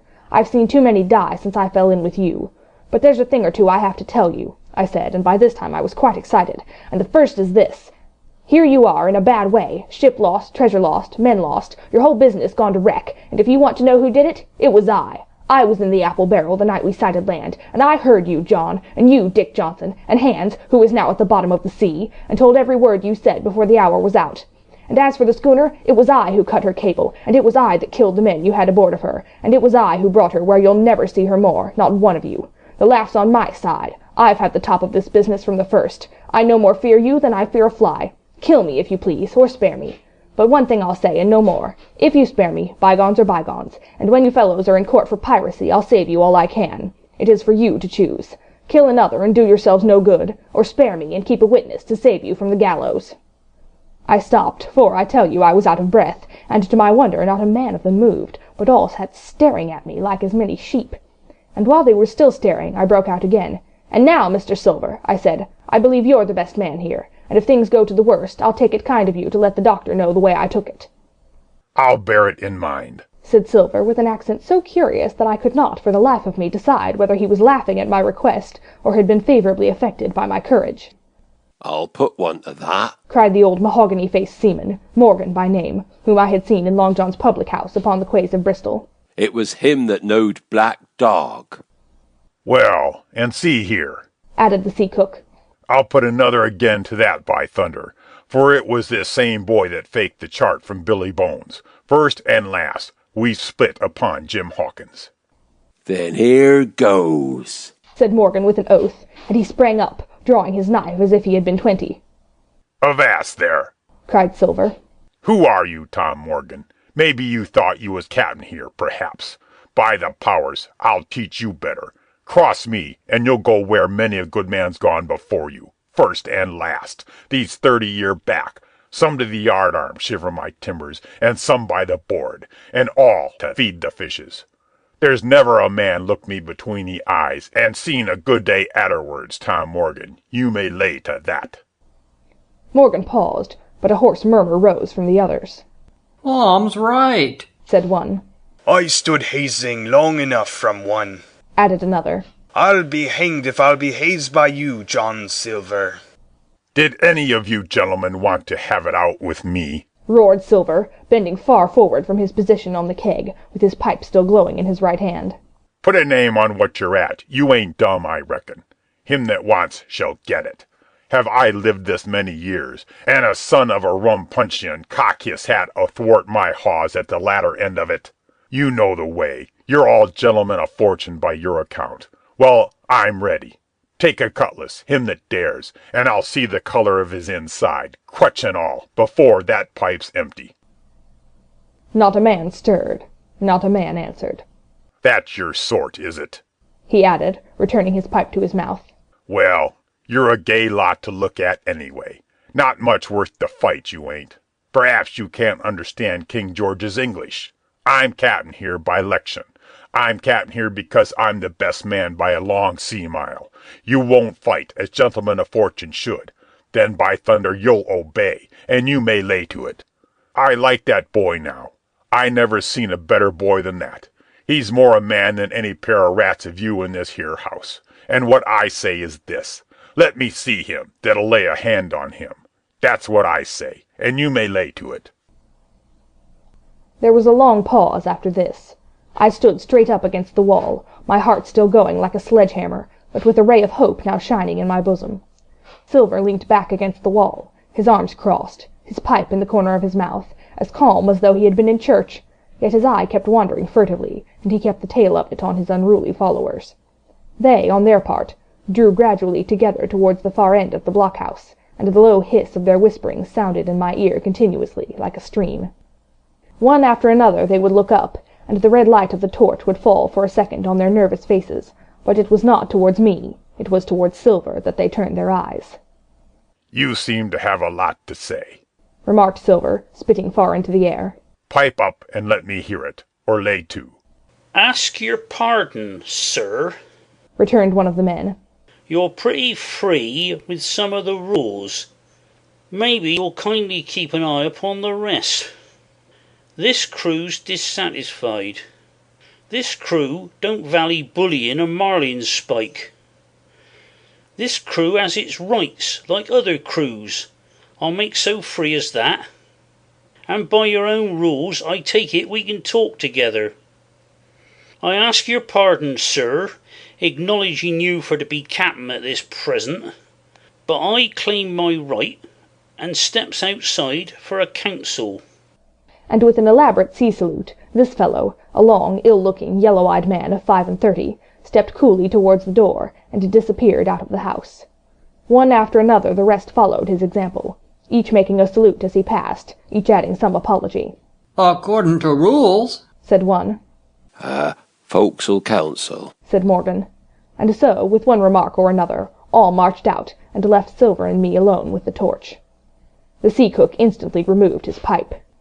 "Now, look you here, Jim Hawkins," he said in a steady whisper that was no more than audible. "You're within half a plank of death, and what's a long sight worse, of torture. They're going to throw me off. But you mark, I stand by you through thick and thin. I didn't mean to, no, not till you spoke up. I was about desperate to lose that much blunt, and be hanged into the bargain. But I see you was the right sort. I says to myself, you stand by Hawkins, John, and Hawkins'll stand by you.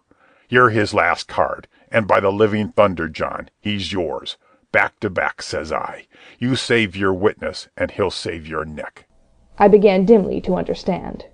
"You mean all's lost?" I asked. "Aye, by gum I do," he answered.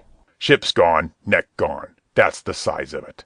Once I looked into that bay, Jim Hawkins, and seen no schooner. Well, I'm tough, but I gave out. As for that lot and their counsel, mark me, they're outright fools and cowards. I'll save your life, if so be as I can, from them. But see here, Jim, tit for tat, you save Long John from swinging." I was bewildered. It seemed a thing so hopeless he was asking. He, the old buccaneer, the ringleader throughout. "What I can do, that I'll do," I said. "It's a bargain," cried Long John. "You speak up, Plucky, and by thunder I've a chance." He hobbled to the torch, where it stood propped among the firewood, and took a fresh light to his pipe. "Understand me, Jim," he said, returning. "I've a head on my shoulders, I have. I'm on Squire's side now. I know you've got that ship safe somewheres. How you done it, I don't know, but safe it is. I guess Hans and O'Brien turned soft. I never much believed in neither of them. Now you mark me. I ask no questions, nor I won't let others. I know when the game's up, I do. And I know a lad that's staunch. Ah, you that's young. You and me might have done a power of good together." He drew some cognac from the flask into a tin cannikin. "Will you taste, messmate?" he asked, and when I had refused, "Well, I'll take a drain myself, Jim," said he. "I need a caulker, for there's trouble on hand. And talking of trouble, why did that doctor give me the chart, Jim?" My face expressed a wonder so unaffected that he saw the needlessness of further questions. "Ah, well, he did, though," said he. "And there's something under that, no doubt. Something, surely under that, Jim. Bad or good." And he took another swallow of the brandy, shaking his great fair head like a man who looks forward to the worst. End of chapter 28. Chapter 29. The Black Spot Again. The council of buccaneers had lasted some time, when one of them re-entered the house, and with a repetition of the same salute which had in my eyes an ironical air, begged for a moment's loan of the torch. Silver briefly agreed, and this emissary retired again, leaving us together in the dark. "There's a breeze coming, Jim," said Silver, who had by this time adopted quite a friendly and familiar tone. I turned to the loophole nearest me and looked out. The embers of the great fire had so far burned themselves out, and now glowed so low and duskily, that I understood why these conspirators desired a torch. About halfway down the slope to the stockade they were collected in a group. One held the light, another was on his knees in their midst, and I saw the blade of an open knife shining in his hand, with varying colours in the moon and torchlight. The rest were all somewhat stooping, as though watching the manoeuvres of this last. I could just make out that he had a book as well as a knife in his hand, and was still wondering how anything so incongruous had come into their possession, when the kneeling figure rose once more to his feet, and the whole party began to move together towards the house. "Here they come," said I, and I returned to my former position, for it seemed beneath my dignity that they should find me watching them. "Well, let 'em come, lad, let 'em come," said Silver cheerily. "I've still a shot in my locker." The door opened, and the 5 men, standing huddled together just inside, pushed one of their number forward. In any other circumstances it would have been comical to see his slow advance, hesitating as he set down each foot, but holding his closed right hand in front of him. "Step up, lad," cried Silver. "I won't eat you. Hand it over, lubber. I know the rules, I do. I won't hurt a deputation." Thus encouraged, the buccaneer stepped forward more briskly, and having passed something to Silver from hand to hand, slipped yet more smartly again back to his companions. The sea cook looked at what had been given him. "The black spot. I thought so," he observed. "Where might you have got the paper? Why, hello. Look here now, this ain't lucky. You've gone and cut this out of a Bible. What fools cut a Bible?" "Ah, there," said Morgan. "There. What did I say? No good'll come of that, I said." "Well, you've about fixed it now among you," continued Silver. "You'll all swing now, I reckon. What soft-headed lubber had a Bible?" "It was Dick," said one. "Dick, was it? Then Dick can get to prayers," said Silver. "He's seen his slice of luck, has Dick, and you may lay to that." But here the man with the yellow eyes struck in. "Belay that talk, John Silver," he said. "This crew has tipped you the black spot in full council, as in duty bound. Just you turn it over, as in duty bound, and see what's wrote there. Then we can talk." "Thank'ee, George," replied the sea cook. "You always was brisk for business, and has the rules by heart, George, as I'm pleased to see. Well, what is it, anyway? Ah, depose. That's it, is it? Very pretty wrote, to be sure. Like print, I swear. Your hand to write, George? Why, you was getting quite a leadin' man in this here crew. You'll be captain next, I shouldn't wonder. Just oblige me with that torch again, will you? This pipe don't draw." "Come now," said George. "You don't fool this crew no more. You're a funny man by your account. But you're over now, and you'll maybe step down off that barrel and help vote." "I thought you said you knowed the rules," returned Silver contemptuously. "Leastways, if you don't, I do. And I wait here, and I'm still your cap'n, mind, till you outs with your grievances, and I reply. In the meantime, your black spot ain't worth a biscuit. After that, we'll see." "Oh," replied George, "you don't be under no kind of apprehension. We're all square, we are. First, you've made a hash of this cruise. You'll be a bold man to say no to that. Second, you let the enemy out of this here trap for nothing. Why did they want out? I don't know, but it's pretty plain they wanted it. Third, you wouldn't let us go at them upon the march.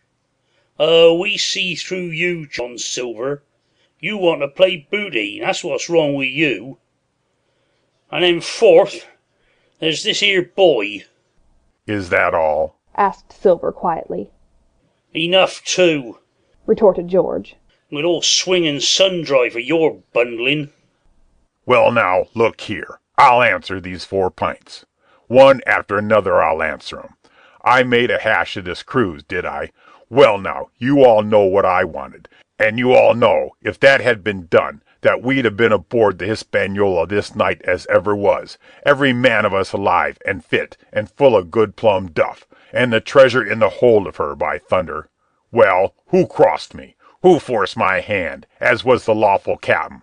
Who dipped me the black spot the day we landed and began this dance? Aye, it's a fine dance. I'm with you there, and looks mighty like a hornpipe in a rope's end at Execution Dock by London town, it does.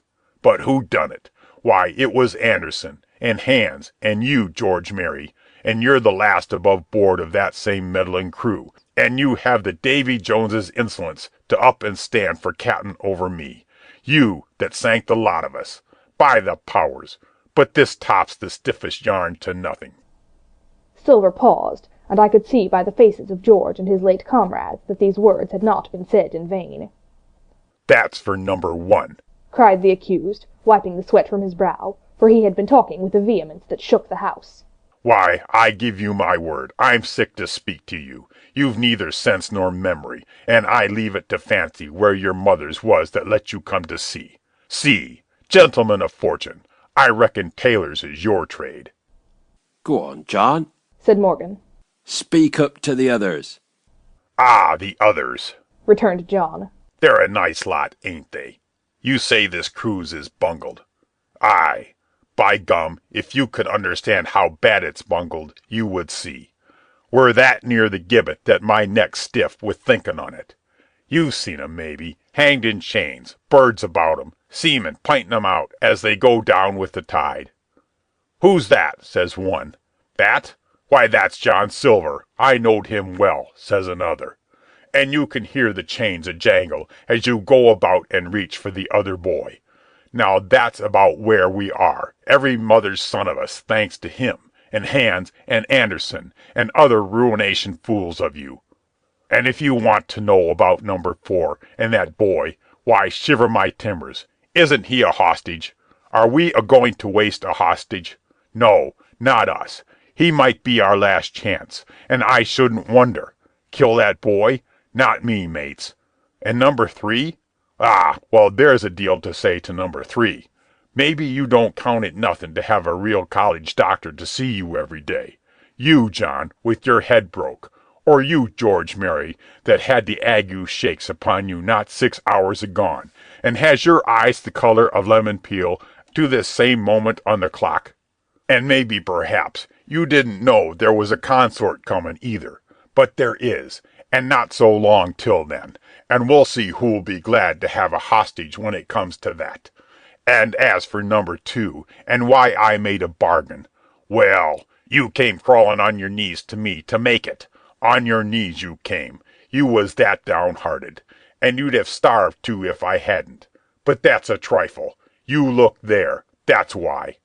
And he cast down upon the floor a paper that I instantly recognized, none other than the chart on yellow paper, with the 3 red crosses, that I had found in the oilcloth at the bottom of the captain's chest. Why the doctor had given it to him was more than I could fancy.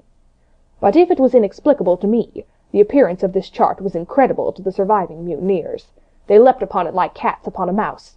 It went from hand to hand, one tearing it from another, and by the oaths and the cries and the childish laughter with which they accompanied their examination, you would have thought not only they were fingering the very gold, but were at sea with it besides, in safety. Yes, said one. That's Flint, sure enough. J.F. and a score below, with a clove hitch to it. So he done ever. Mighty pretty, said George. And how are we to get away with it, and us no ship? Silver suddenly sprang up, and supporting himself with a hand against the wall. Now I give you warning, George, he cried. One more word of your sauce, and I'll call you down and fight you. How? Why, how do I know? You had ought to tell me that. You and the rest that lost me my schooner with your interference, burn you. But not you, you can't. You hain't got the invention of a cockroach. But civil you can speak, and shall, George Merry, you may lay to that. That's fair enow, said the old man Morgan. Fair, I reckon so, said the sea cook. You lost the ship. I found the treasure. Who's the better man at that? And now I resign, by thunder. Elect whom you please to be your captain now. I'm done with it. Silver! They cried. Barbecue forever! Barbecue for cap'n! So that's the tune, is it? Cried the cook. George, I reckon you'll have to wait another turn, friend, and lucky for you as I'm not a revengeful man, but that was never my way. And now, shipmates, this black spot? 'Tain't much good now, is it? Dick's crossed his luck and spoiled his Bible, and that's about all. It'll do to kiss the book on still, won't it? Growled Dick, who was evidently uneasy about the curse he had brought upon himself. A Bible with a bit cut out? Returned Silver derisively. Not it. It don't bind no more'n a ballad book. Don't it, though? Cried Dick with a sort of joy. Well, I reckon that's worth having, too. Here, Jim, here's a curiosity for you, said Silver, and he tossed me the paper. It was around the size of a crown piece. One side was blank, for it had been the last leaf. The other contained a verse or two of Revelations. These words among the rest, which struck sharply home upon my mind. Without are dogs and murderers. The printed side had been blackened with wood ash, which already began to come off and soil my fingers. On the blank side had been written down with the same material the one word, deposed. I have that curiosity beside me at this moment, but not a trace of the writing now remains beyond a single scratch, such as a man might make with his thumbnail. That was the end of the night's business. Soon after, with a drink all round, we lay down to sleep, and the outside of Silver's vengeance was to put George Merry up for sentinel, and threaten him with death if he should prove unfaithful.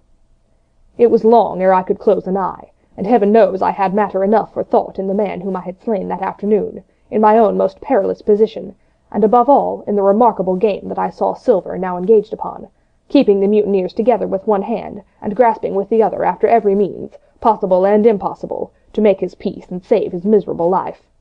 He himself slept peacefully, and snored aloud, yet my heart was sore for him, wicked as he was, to think on the dark perils that environed, and the shameful gibbet that awaited him. End of Chapter 29.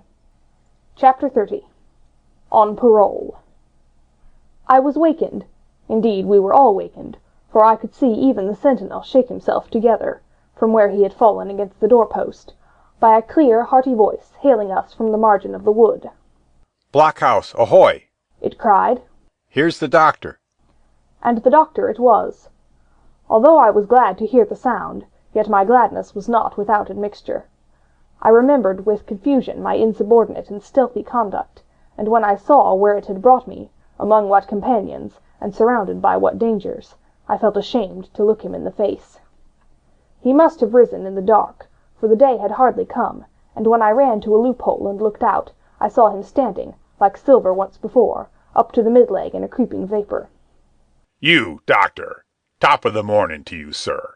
cried Silver, broad awake and beaming with good nature in a moment. "Bright and early, to be sure. And it's the early bird, as the saying goes, that gets the rations. George, shake up your timbers, son, and help Dr. Livesey over the ship's side. All a-doing well, your patience was. All well and merry." So he pattered on, standing on the hill-top with his crutch under his elbow, and one hand upon the side of the log-house, quite the old John in voice, manner, and expression. "We've quite a surprise for you, too, sir," he continued. "We've a little stranger here. He, a new boarder and lodger, sir, and looking fit and taut as a fiddle. Slept like a supercargo, he did, right alongside of John. Stem to stem we was all night." Dr. Livesey was by this time across the stockade, and pretty near the cook, and I could see the alteration in his voice as he said, "Not Jim?" "The very same Jim as ever was," says Silver. The doctor stopped outright, although he did not speak, and it was some seconds before he seemed able to move on. "Well, well," he said at last. "duty first and pleasure afterwards, as you might have said yourself, Silver. Let us overhaul these patients of yours." A moment afterwards he had entered the blockhouse, and with one grim nod to me, proceeded with his work among the sick. He seemed under no apprehension, though he must have known that his life among these treacherous demons depended on a hair, and he rattled on to his patients as if he were paying an ordinary professional visit in a quiet English family.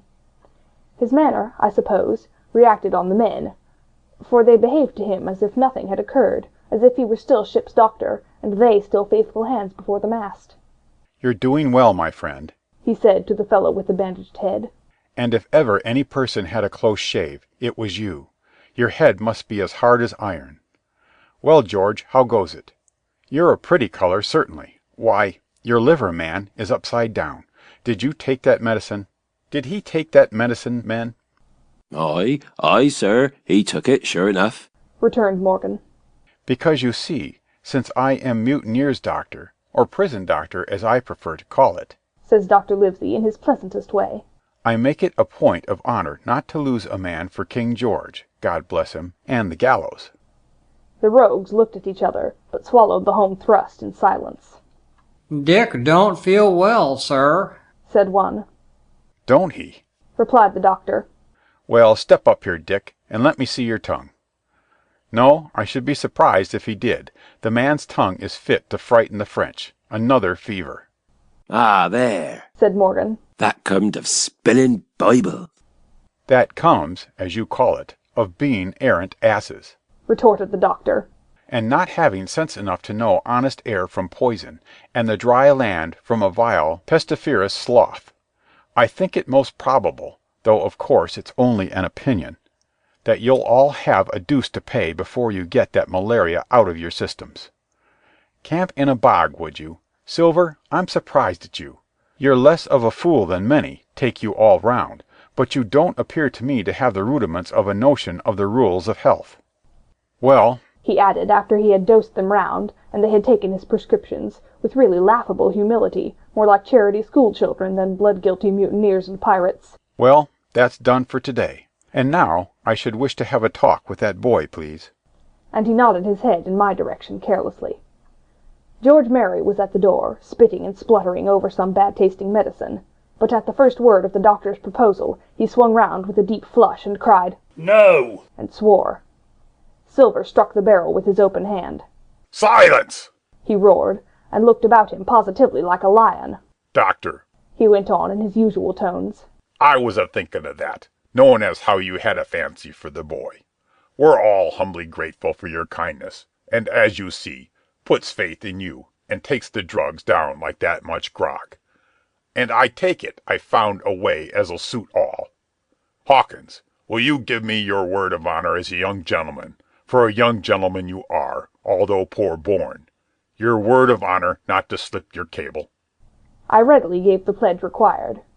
"Then, Doctor," said Silver, "you just step outside of that stockade, and once you're there I'll bring the boy down on the inside, and I reckon you can yarn through the spars. Good day to you, sir, and all our duties to the squire and Captain Smollett." The explosion of disapproval, which nothing but Silver's black looks had restrained, broke out immediately the doctor had left the house. Silver was roundly accused of playing double, of trying to make a separate peace for himself, of sacrificing the interests of his accomplices and victims, and, in one word, of the identical exact thing that he was doing. It seemed to me so obvious in this case that I could not imagine how he was to turn their anger. But he was twice the man the rest were, and his last night's victory had given him a huge preponderance on their minds. He called them all fools and dolts, and you can imagine, said it was necessary I should talk to the doctor, fluttered the chart in their faces, asked them if they could afford to break the treaty the very day they were bound to treasure hunting.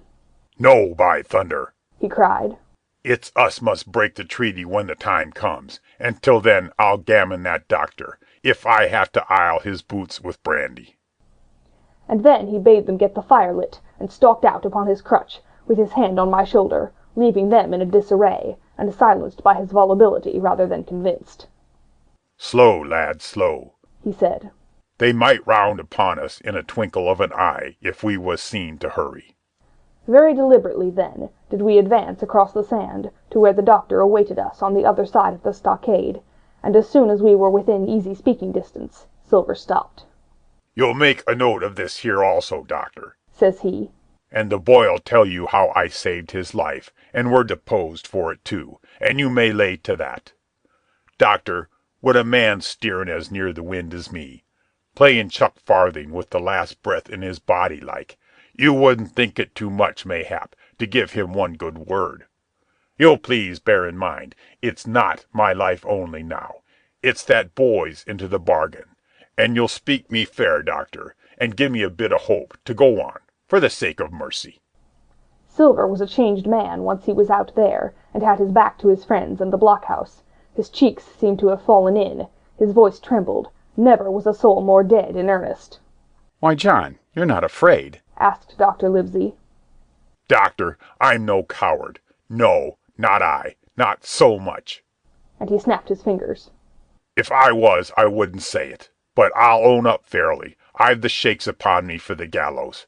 You're a good man and a true. I never seen a better man. But you'll not forget what I done good. Not any more than you'll forget the bad, I know. And I step aside, see here, and leave you and Jim alone. And you'll put that down for me too, for it's a long stretch, is that. So saying, he stepped back a little way, till he was out of earshot, and there sat down upon a tree stump and began to whistle, spinning round now and again upon his seat, so as to command a sight, sometimes of me and the doctor, and sometimes of his unruly ruffians, as they went to and fro in the sand between the fire, which they were busy rekindling, and the house, from which they had brought forth pork and bread to make the breakfast. So, Jim, said the doctor sadly, here you are. As you have brewed, so shall you drink, my boy. Heaven knows, I cannot find it in my heart to blame you, but this much I will say, be it kind or unkind. When Captain Smollett was well, you dared not have gone off, and when he was ill and couldn't help it, by George, it was downright cowardly. I will own that here I began to weep. Doctor, I said, you might spare me. I have blamed myself enough. My life's forfeit anyway, and I should have been dead by now if Silver hadn't stood for me. And, doctor, believe this, I can die, and I dare say I deserve it. But what I fear is torture. If they come to torture me— Jim, the doctor interrupted, and his voice was quite changed. Jim, I can't have this. Whip over, and we'll run for it. Doctor, said I passed my word. I know, he cried. We can't help that, Jim, now. I'll take it on my shoulders, holus bolus, blame and shame, my boy. But stay here, I cannot let you. Jump! One jump and you're out, and we'll run for it like antelopes. No, I replied. You know right well you wouldn't do the thing yourself. Neither you nor Squire nor Captain, and no more will I. Silver trusted me. I passed my word, and back I go. But, doctor, you did not let me finish. If they come to torture me, I might let slip a word of where the ship is, for I got the ship, part by luck and part by risking, and she lies in North Inlet, on the southern beach, and just below high water. At half tide she must be high and dry. The ship! Exclaimed the doctor. Rapidly I described to him my adventures, and he heard me out in silence. There is a kind of fate in this, he observed when I had done. Every step it's you that saves our lives. And do you suppose by any chance that we are going to let you lose yours? That would be a poor return, my boy. You found out the plot. You found Ben Gunn, the best deed that you ever did or will do, though you live to 90. Oh, and by Jupiter, and talking of Ben Gunn, why, this is the mischief in person. Silver! He cried. Silver, I'll give you a piece of advice, he continued as the cook drew near again. Don't you be in any great hurry after that treasure. Why, sir, I do my possible, which that ain't, said Silver. I can only, asking your pardon, save my life and the boys by seeking for that treasure, and you may lay to that. Well, Silver, replied the doctor, if that is so, I'll go one step further. Look out for squalls when you find it. Sir, said Silver, as between man and man, that's too much and too little. What you're after, why you left the blockhouse, why you given me that there chart, I don't know now, do I? And yet I done your biddin' with my eyes shut, and never a word of hope. But no, this here's too much. If you won't tell me what you mean plain out, just say so, and I'll leave the helm. No, said the doctor musingly. I've no right to say more. It's not my secret, you see, Silver, or, I give you my word, I'd tell it you. But I'll go as far with you as I dare go, and a step beyond, for I'll have my wig sorted by the captain, or I'm mistaken. And first, I'll give you a bit of hope. Silver, if we both get alive out of this wolf trap, I'll do my best to save you, short of perjury. Silver's face was radiant. You couldn't say more, I'm sure, sir, not if you was my mother, he cried.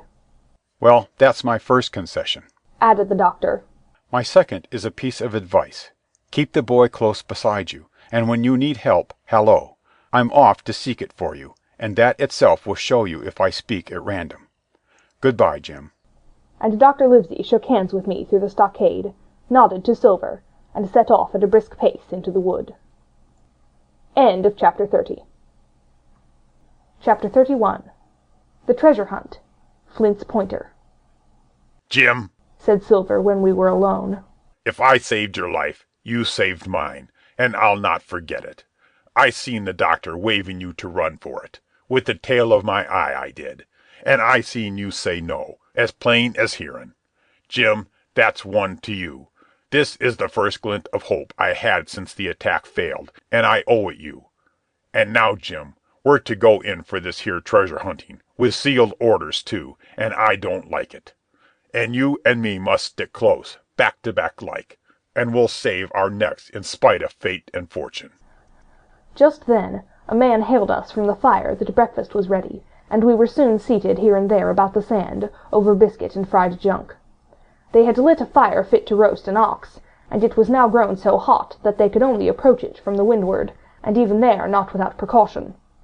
In the same wasteful spirit they had cooked, I suppose, 3 times more than we could eat, and one of them, with an empty laugh, threw what was left into the fire, which blazed and roared again over this unusual fuel. I never in my life saw men so careless of the morrow. Hand to mouth is the only word that can describe their way of doing, and what with wasted food and sleeping sentries, though they were bold enough for a brush and to be done with it, I could see their entire unfitness for anything like a prolonged campaign. Even Silver, eating away with Captain Flint upon his shoulder, had not a word of blame for their recklessness. And this the more surprised me, for I thought he had never shown himself so cunning as he did then. "Aye, mates," said he. "It's lucky you have barbecue to think for you with this here head. I got what I wanted, I did. Sure enough, they'll have the ship. Where they have it, I don't know yet. But once we hit the treasure, we'll have to jump about and find out. And then, mates, us that has the boats, I reckon, has the upper hand." Thus he kept running on, with his mouth full of hot bacon. Thus he restored their hope and confidence, and, I more than suspect, repaired his own at the same time. "As for hostage," he continued, "that's his last talk, I guess, with them he loves so dear. I've got my piece of news, and thankee to him for that, but it's over and done. I'll take him in a line when we go treasure hunting, for we'll keep him like so much gold, in case of accidents, you mark, and in the meantime. Once we get the ship and treasure both and off to sea like jolly companions, why, then we'll talk Mr. Hawkins over, we will, and we'll give him his share, to be sure, for all his kindness." It was no wonder the men were in a good humour now. For my part, I was horribly cast down. Should the scheme he had now sketched prove feasible, Silver, already doubly a traitor, would not hesitate to adopt it. He still had a foot in either camp, and there was no doubt he would prefer wealth and freedom with the pirates to a bare escape from hanging, which was the best he had to hope on our side. Nay, and even if things so fell out that he was forced to keep his faith with Dr. Livesey, even then what danger lay before us? What a moment that would be when the suspicions of his followers turned to certainty, and he and I should have to fight for dear life, he a cripple and I a boy, against 5 strong and active seamen.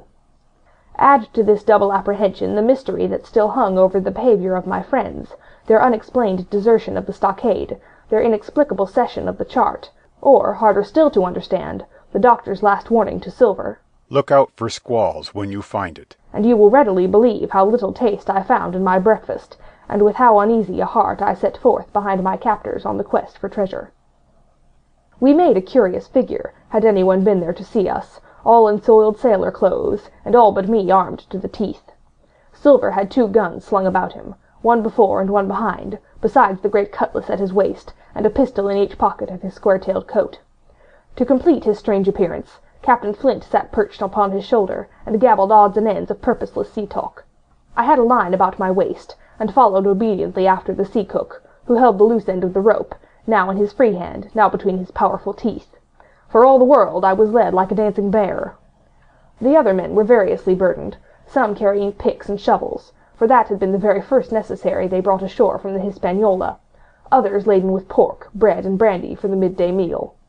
All the stores, I observed, came from our stock, and I could see the truth of Silver's words the night before.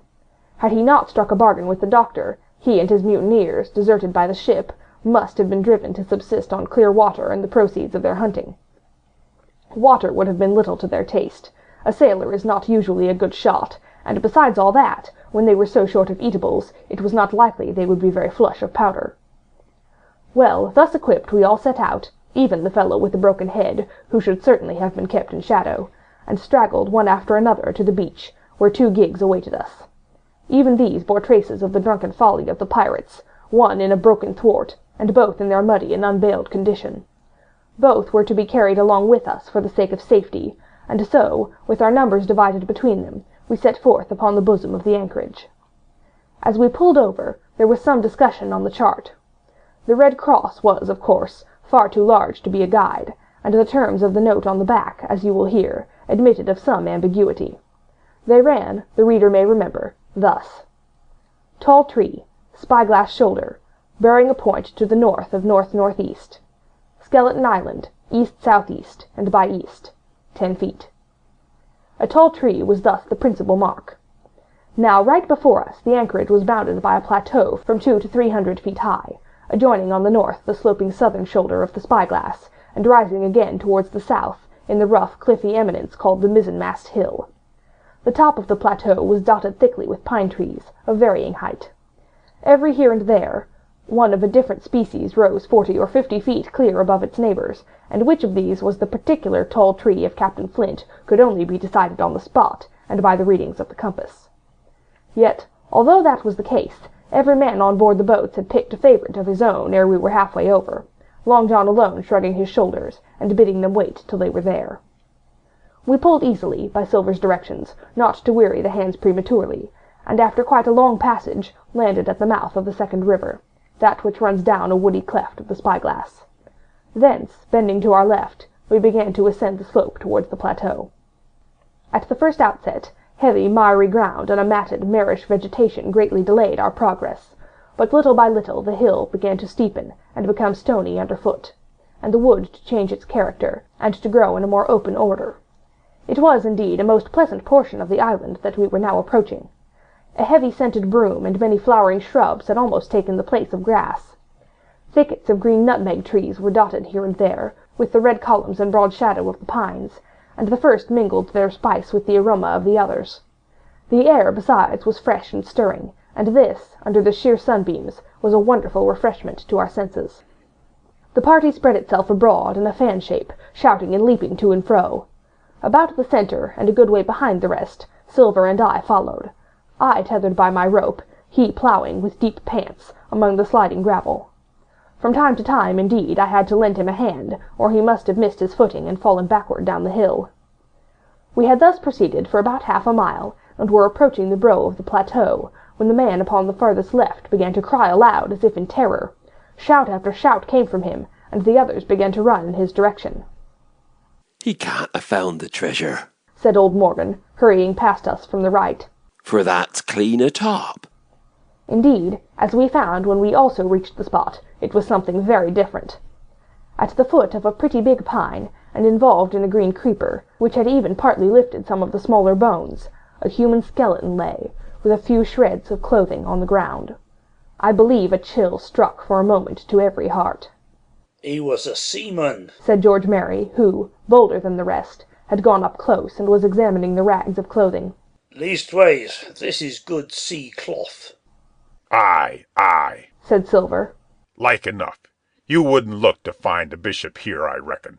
But what sort of a way is that for bones to lie? 'Tain't in nature. Indeed, on a second glance it seemed impossible to fancy that the body was in a natural position. But for some disarray, the work perhaps of the birds that had fed upon him, or of the slow-growing creeper that had gradually enveloped his remains, the man lay perfectly straight, his feet pointing in one direction, his hands raised above his head like a diver's, pointing directly in the opposite. I've taken a notion into my old numbskull, observed Silver. Here's the compass. There's the tip-top point of Skeleton Island, sticking out like a tooth. Just take a bearing, will you, along the line of them bones. It was done. The body pointed straight in the direction of the island, and the compass read duly east-southeast and by east. I thought so, cried the cook. This here is a pointer. Right up there is our line for the Pole Star and the Jolly Dollars. But, by thunder, if it don't make me cold inside to think of Flint. This is one of his jokes, and no mistake. Him and these 6 were alone here. He killed 'em, every man, and this one he hauled here and laid down by compass, shiver my timbers. They're long bones, and the hair's been yellow. Aye, that would be Allardyce. You mind Allardyce, Tom Morgan? Aye, aye, returned Morgan. I mind him. He owed me money, he did, and he took my knife ashore with him. Speaking of knives, said another, why don't we find his'n lying around? Flint weren't the man to pick a seaman's pocket, and the bird's eye guess would leave it be. By the powers, and that's true, cried Silver. There ain't a thing left here, said Mary, still feeling round among the bones. Not a copper doit nor a baccy box. Don't look natural to me. No, by gum, it don't, agreed Silver. Not natural, nor not nice, says you. Great guns. Messmates, but if Flint was livin', this would be a hot spot for you and me. 6 they were, and 6 are we, and bones is what they are now. I saw him dead with these here deadlights, said Morgan. Billy took me in. There he laid, with penny pieces on his eyes. Dead, aye. Sure enough he's dead and gone below, said the fellow with the bandage. But if ever spirit worked, it would be Flint. Dear heart, but he died bad, did Flint. Aye, that he did, observed another. Now he raged, and now he hollered for the rum, and now he sang. 15 men were his only song, mates, and I tell you true, I never rightly liked to hear it since. It was main hot, and the windy was open, and I hear that old song coming out as clear, and the death haul on the man already. Come, said Silver. Stow this talk. He's dead and he don't walk, that I know. Leastways, he won't walk by day, and you may lay to that. Care killed a cat. Fetch a head for the doubloons. We started, certainly, but in spite of the hot sun and the staring daylight, the pirates no longer ran separate and shouting through the woods, but kept side by side and spoke with bated breath. The terror of the dead buccaneer had fallen on their spirits. End of Chapter 31. Chapter 32. The Treasure Hunt. The Voice Among the Trees. Partly from the dampening influence of this alarm, partly to rest Silver and the sick folk, the whole party sat down as soon as they had gained the brow of the ascent. The plateau being somewhat tilted towards the west, this spot on which we had paused commanded a wide prospect on either hand. Before us, over the tree-tops, we beheld the cape of the woods, fringed with surf. Behind, we not only looked down upon the anchorage and Skeleton Island, but saw, clear across the spit and the eastern lowlands, a great field of open sea upon the east. Sheer above us rose the spyglass, here dotted with single pines, there black with precipices. There was no sound but that of the distant breakers, mounting from all round, and the chirp of countless insects in the brush. Not a man, not a sail upon the sea. The very largeness of the view increased the sense of solitude.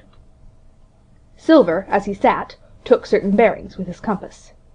There are 3 tall trees, said he, about in the right line from Skeleton Island. Spyglass shoulder, I take it. Means that lower point there. It's child's play to find the stuff now. I've half a mind to dine first. I don't feel sharp, growled Morgan. Thinking of Flint, I think it were as done me. Ah, well, my son, you praise your stars he's dead, said Silver. He were an ugly devil, cried a third pirate with a shudder. That blue in the face, too. That was how the rum took him, added Mary. Blue. Well, I reckon he was blue. That's a true word. Ever since they had found the skeleton and gotten upon this train of thought, they had spoken lower and lower, and they had almost got to whispering by now, so that the sound of their talk hardly interrupted the silence of the wood. All of a sudden, out of the middle of the trees in front of us, a thin, high, trembling voice struck up the well-known air and words. 15 men on a dead man's chest, yo-ho-ho, and a bottle of rum. I have never seen men more dreadfully affected than the pirates. The colour went from their 6 faces like enchantment. Some leapt to their feet, some clawed hold of others. Morgan grovelled on the ground. It's Flint, by God! cried Mary. The song had stopped as suddenly as it began. broken off, you would have said, in the middle of a note, as though someone had laid his hand upon the singer's mouth. Coming through the clear, sunny atmosphere among the green tree-tops, I thought it had sounded airily and sweetly, and the effect on my companions was the stranger. "Come," said Silver, struggling with his ashen lips to get the word out. "This won't do. Stand by to go about. This is a rum start, and I can't name the voice, but it's someone skylarkin', someone that's flesh and blood, and you may lay to that." His courage had come back as he spoke, and some of the colour to his face along with it. Already the others had begun to lend an ear to this encouragement, and were coming a little to themselves, when the same voice broke out again, not this time singing, but in a faint, distant hail that echoed yet fainter among the cliffs of the spyglass. "Darby McGraw!" it wailed, for that is the word that best describes the sound. "Darby McGraw! Darby McGraw!" Again and again and again, and then, rising a little higher, and with an oath that I leave out, "Fetch after the rum, Darby!" The buccaneers remained rooted to the ground, their eyes starting from their heads. Long after the voice had died away, they still stared in silence, dreadfully, before them. "That fixes it," gasped one. "Let's go." They were his last words. Moaned Morgan. His last words above board. Dick had his Bible out and was praying volubly. He had been well brought up, had Dick, before he came to sea and fell among bad companions. Still Silver was unconquered. I could hear his teeth rattle in his head, but he had not yet surrendered. "Nobody in this here island ever heard of Darby," he muttered. "Not one but us that's here." And then, making a great effort, "Shipmates," he cried, "I'm here to get that stuff, and I'll not be beat by man or devil. I never was feared of Flint in my life, and by the powers, I'll face him dead. There's 700,000 pound not a quarter of a mile from here. When did ever a gentleman of fortune show his stern to that much dollars for a boozy old seaman with a blue mug, and him dead, too?" But there was no sign of reawakening courage in his followers, rather, indeed, of growing terror at the irreverence of his words. "Belay there, John," said Mary. "Don't you cross a spirit." And the rest were all too terrified to reply. They would have run away severally had they dared, but fear kept them together, and kept them close by John, as if his daring helped them. He, on his part, had pretty well fought his weakness down. "Spirit? Well, maybe," said he. "But there's one thing not clear to me. There was an echo.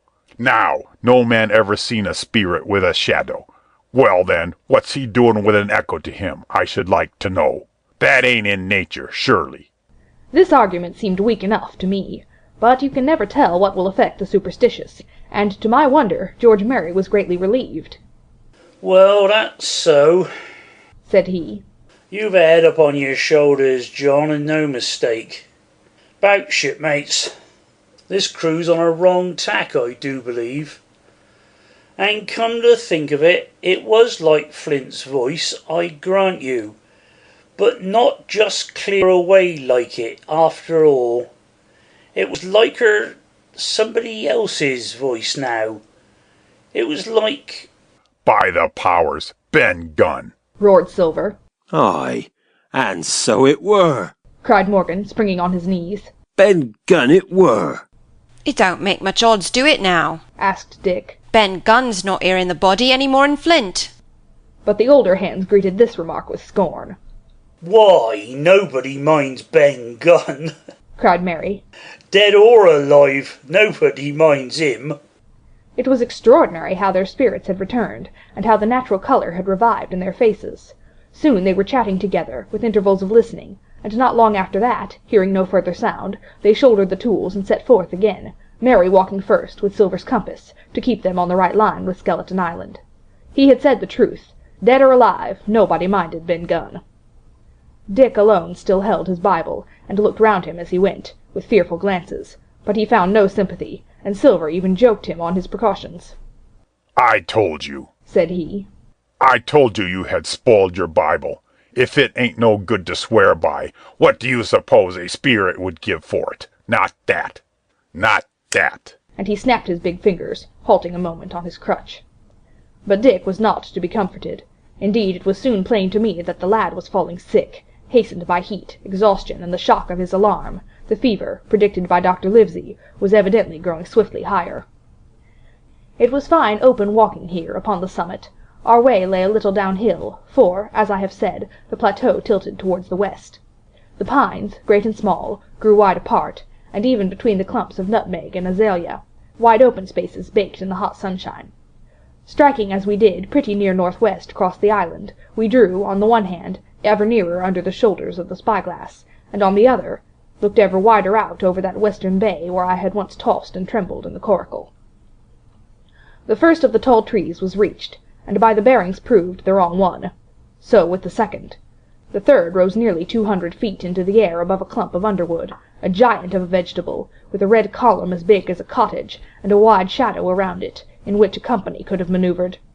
It was conspicuous far to sea, both on the east and west, and might have been entered as a sailing mark upon the chart. But it was not its size that now impressed my companions.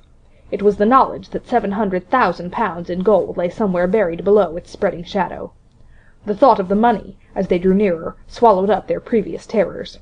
Their eyes burned in their heads, their feet grew speedier and lighter, their whole soul was bound up in that fortune, that whole lifetime of extravagance and pleasure that lay waiting there for each of them. Silver hobbled, grunting, on his crutch. His nostrils stood out and quivered. He cursed like a madman when the flies settled on his hot and shiny countenance. He plucked furiously at the line that held me to him, and from time to time turned his eyes upon me with a deadly look. Certainly he took no pains to hide his thoughts, and certainly I read them like print. In the immediate nearness of the gold, all else had been forgotten. His promise, and the doctor's warning, were both things of the past, and I could not doubt that he hoped to seize upon the treasure, find and board the Hispaniola under cover of night, cut every honest throat about that island, and sail away as he had first intended, laden with crimes and riches. Shaken as I was with these alarms, it was hard for me to keep up with the rapid pace of the treasure hunters. Now and again I stumbled, and it was then that Silver plucked so roughly at the rope, and launched at me his murderous glances. Dick, who had dropped behind us and now brought up the rear, was babbling to himself both prayers and curses as his fever kept rising. This also added to my wretchedness, and to crown all, I was haunted by the thought of the tragedy that had once been acted on that plateau, when that ungodly buccaneer with the blue face, he who died at Savannah, singing and shouting for drink, had there, with his own hand, cut down his 6 accomplices. This grove that was now so peaceful must then have rung with cries, I thought, and even with the thought I could believe I heard it ringing still. We were now at the margin of the thicket. "Huzzah, mates, all together!" shouted Mary, and the foremost broke into a run. And suddenly, not 10 yards further, we beheld them stop. A low cry arose. Silver doubled his pace, digging away with the foot of his crutch like one possessed, and next moment he and I had come also to a dead halt. Before us was a great excavation, not very recent, for the sides had fallen in, and grass had sprouted on the bottom. In this were the shaft of a pick broken in 2, and the boards of several packing cases strewn around. On one of these boards I saw, branded with a hot iron, the name Walrus, the name of Flint's ship. All was clear to probation. The catch had been found and rifled. The 700,000 pounds were gone. End of chapter 32. Chapter 33. The Fall of a Chieftain. There was never such an overturn in this world. Each of these 6 men were as though he had been struck. But with Silver the blow passed almost instantly. Every thought of his soul had been set full stretch, like a racer, on that money. Well, he was brought up in a single second dead, and he kept his head, found his temper, and changed his plan before the others had had time to realize the disappointment. "Jim," he whispered, "take that, and stand by for trouble." And he passed me a double-barreled pistol. At the same time, he began quietly moving northward, and in a few steps had put the hollow between us 2 and the other 5. Then he looked at me and nodded, as much as to say, "Here is a narrow corner." As indeed I thought it was. His looks were not quite friendly, and I was so revolted at these constant changes that I could not forbear whispering, "So you've changed sides again." There was no time left for him to answer in. The buccaneers, with oaths and cries, began to leap, one after another, into the pit, and to dig with their fingers, throwing the boards aside as they did so. Morgan found a piece of gold. He held it up with a perfect spout of oaths. It was a 2-guinea piece, and it went from hand to hand among them for a quarter of a minute. 2 guineas? roared Mary, shaking it at Silver. That's your 700,000 pounds, is it? You're the man for bargains, ain't you? You're him that never bundled nothing, you wooden-headed lubber. Dig away, boys, said Silver with the coolest insolence. You'll find some pig nuts, and I shouldn't wonder. Pig nuts, repeated Mary in a scream. Mates, do you hear that? I tell you, that man there knew it all along. Look in the face of him. You'll see it wrote there. Aye, Mary, remarked Silver, standing for captain again. You're a pushin' lad, to be sure. But this time everyone was entirely in Mary's favour. They began to scramble out of the excavation, darting furious glances behind them. One thing I observed, which looked well for us. They all got out upon the opposite side from Silver. Well, there we stood, 2 on one side, 5 on the other, the pit between us, and nobody screwed up high enough to offer the first blow. Silver never moved. He watched them, very upright on his crutch, and looked as cool as ever I saw him. He was brave, and no mistake. At last Mary seemed to think a speech might help matters. Mates, says he, there's 2 of them alone there. One's the old cripple that brought us here and blundered us down to this. The other's that cub I mean to have the heart of. Now, mates. He was raising his arm and his voice, and plainly meant to lead a charge. But just then crack, crack, crack, 3 musket shots flashed out of the thicket. Mary tumbled head foremost into the excavation. The man with the bandage spun round like a teetotum, and fell all his length upon his side, where he lay dead, but still twitching, and the other 3 turned and ran for it with all their might. Before you could wink, Long John had fired 2 barrels of a pistol into the struggling Mary, and, as the man rolled up his eyes at him in the last agony, George, said he, I reckon I settled you. At the same moment, the doctor, Gray, and Ben Gunn joined us, with smoking muskets, from among the nutmeg trees. Forward, cried the doctor. Double quick, my lads. We must head 'em off the boats. And we set off at a great pace, sometimes plunging through the bushes to the chest. I tell you, but Silver was anxious to keep up with us. The work that man went through, leaping on his crutch till the muscles of his chest were fit to burst, was work no sound man ever equalled, and so thinks the doctor. As it was, he was already 30 yards behind us, and on the verge of strangling when we reached the brow of the slope. Doctor, he hailed. See there, no hurry. Sure enough, there was no hurry. In a more open part of the plateau, we could see the 3 survivors, still running in the same direction as they had started, right for Mizzenmast Hill. We were already between them and the boats, and so we 4 sat down to breathe, while Long John, mopping his face, came slowly up with us. Thank ye kindly, Doctor, says he. You came in about the nick, I guess, for me and Hawkins. And so it's you, Ben Gunn, he added. Well, you're a nice one, to be sure. I'm Ben Gunn, I am, replied the maroon, wriggling like an eel in his embarrassment. And he added, after a long pause, How do, Mr. Silver? Pretty well, I thank ye, says you. Ben, murmured Silver. To think, as you've done me. The doctor sent back Gray for one of the pickaxes deserted, in their flight, by the mutineers, and then, as we proceeded leisurely downhill to where the boats were lying, related in a few words what had taken place. It was a story that profoundly interested Silver, and Ben Gunn, the half-idiot maroon, was the hero from beginning to end. Ben, in his long, lonely wanderings about the island, had found the skeleton. It was he that had rifled it. He had found the treasure. He had dug it up. It was the haft of his pickaxe that lay broken in the excavation. He had carried it on his back, in many weary journeys, from the foot of the tall pine to a cave he had on the 2-pointed hill at the northeast angle of the island, and there it had lain stored in safety since 2 months before the arrival of the Hispaniola. When the doctor had wormed this secret from him on the afternoon of the attack, and when next morning he saw the anchorage deserted, he had gone to Silver, given him the chart, which was now useless, given him the stores, for Ben Gunn's cave was well supplied with goat's meat salted by himself, given anything and everything to get a chance of moving in safety from the stockade to the 2-pointed hill, there to be clear of malaria, and keep a guard upon the money. As for you, Jim, he said, it went against my heart, but I did what I thought best for those who had stood by their duty. And if you were not one of these, whose fault was it? That morning, finding that I was to be involved in the horrid disappointment he had prepared for the mutineers, he had run all the way to the cave, and leaving the squire to guard the captain, had taken Gray and the maroon, and started, making the diagonal across the island to be at hand beside the pine.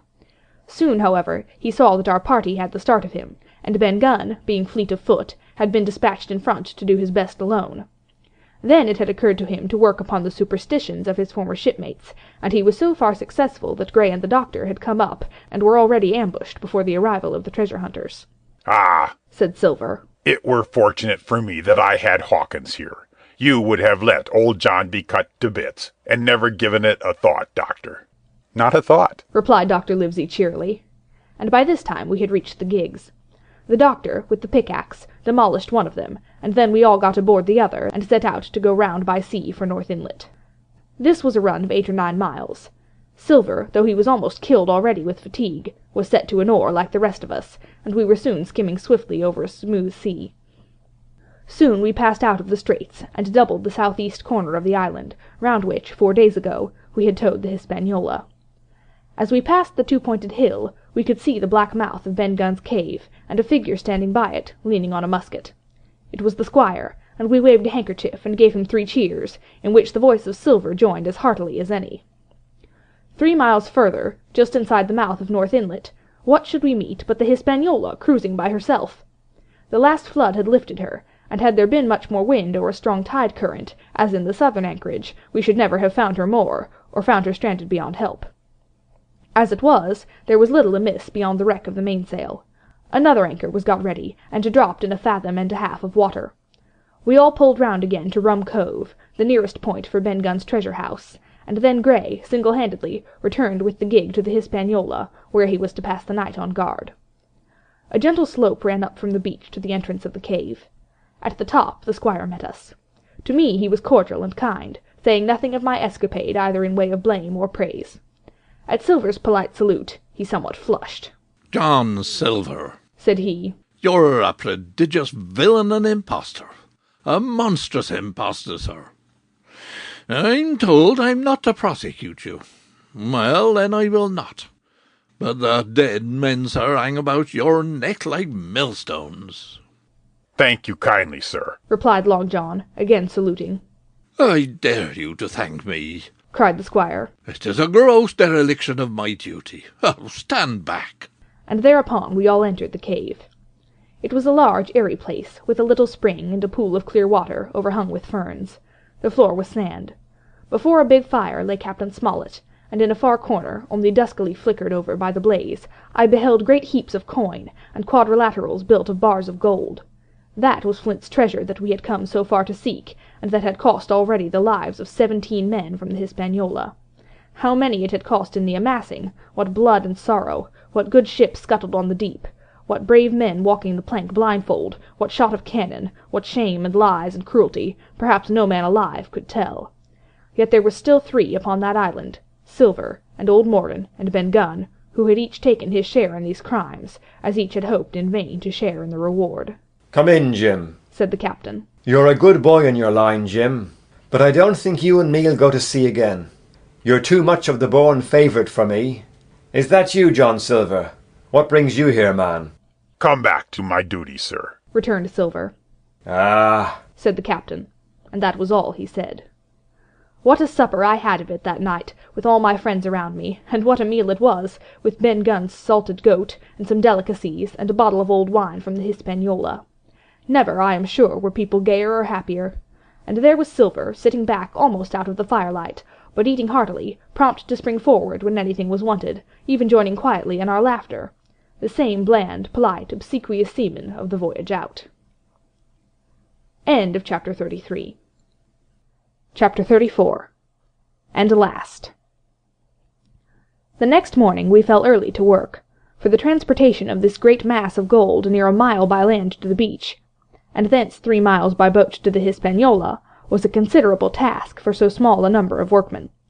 The 3 fellows still abroad upon the island did not greatly trouble us. A single sentry on the shoulder of the hill was sufficient to ensure us against any sudden onslaught, and we thought, besides, they had had more than enough of fighting. Therefore the work was pushed on briskly. Gray and Ben Gunn came and went with the boat, while the rest, during their absences, piled treasure on the beach.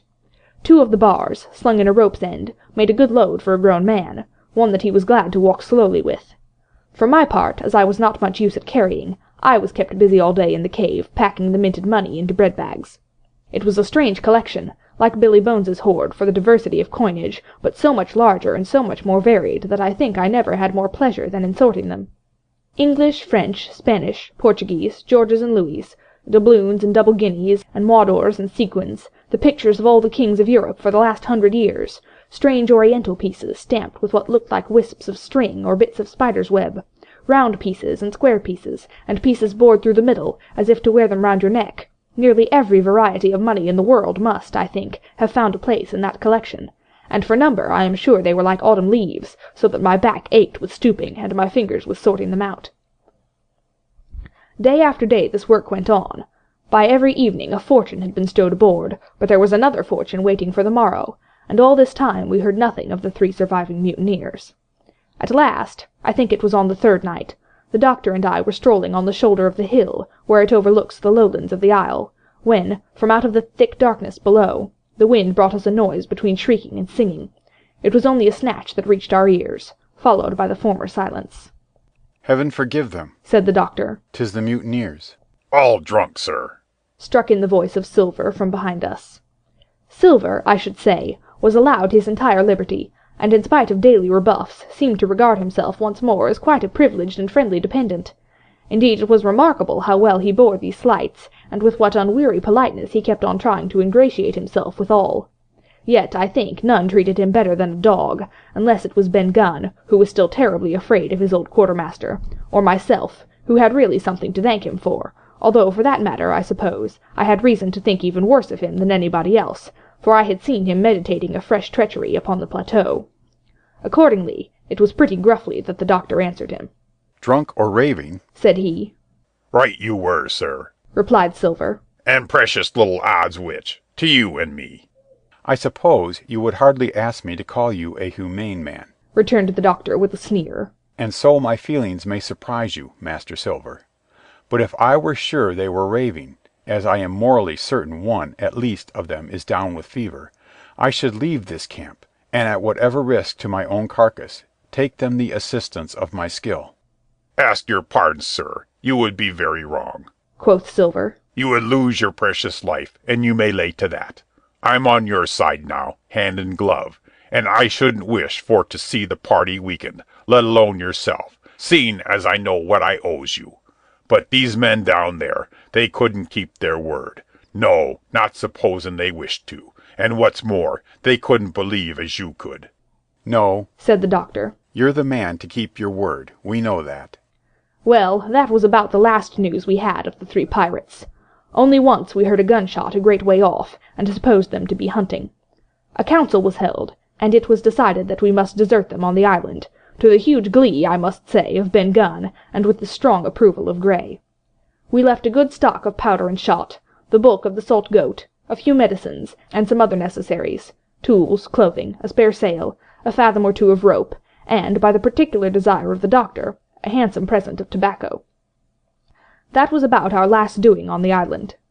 Before that, we had got the treasure stowed, and had shipped enough water and the remainder of the goat meat, in case of any distress, and at last, one fine morning, we weighed anchor, which was about all that we could manage, and stood out of North Inlet, the same colours flying that the captain had flown and fought under at the palisade.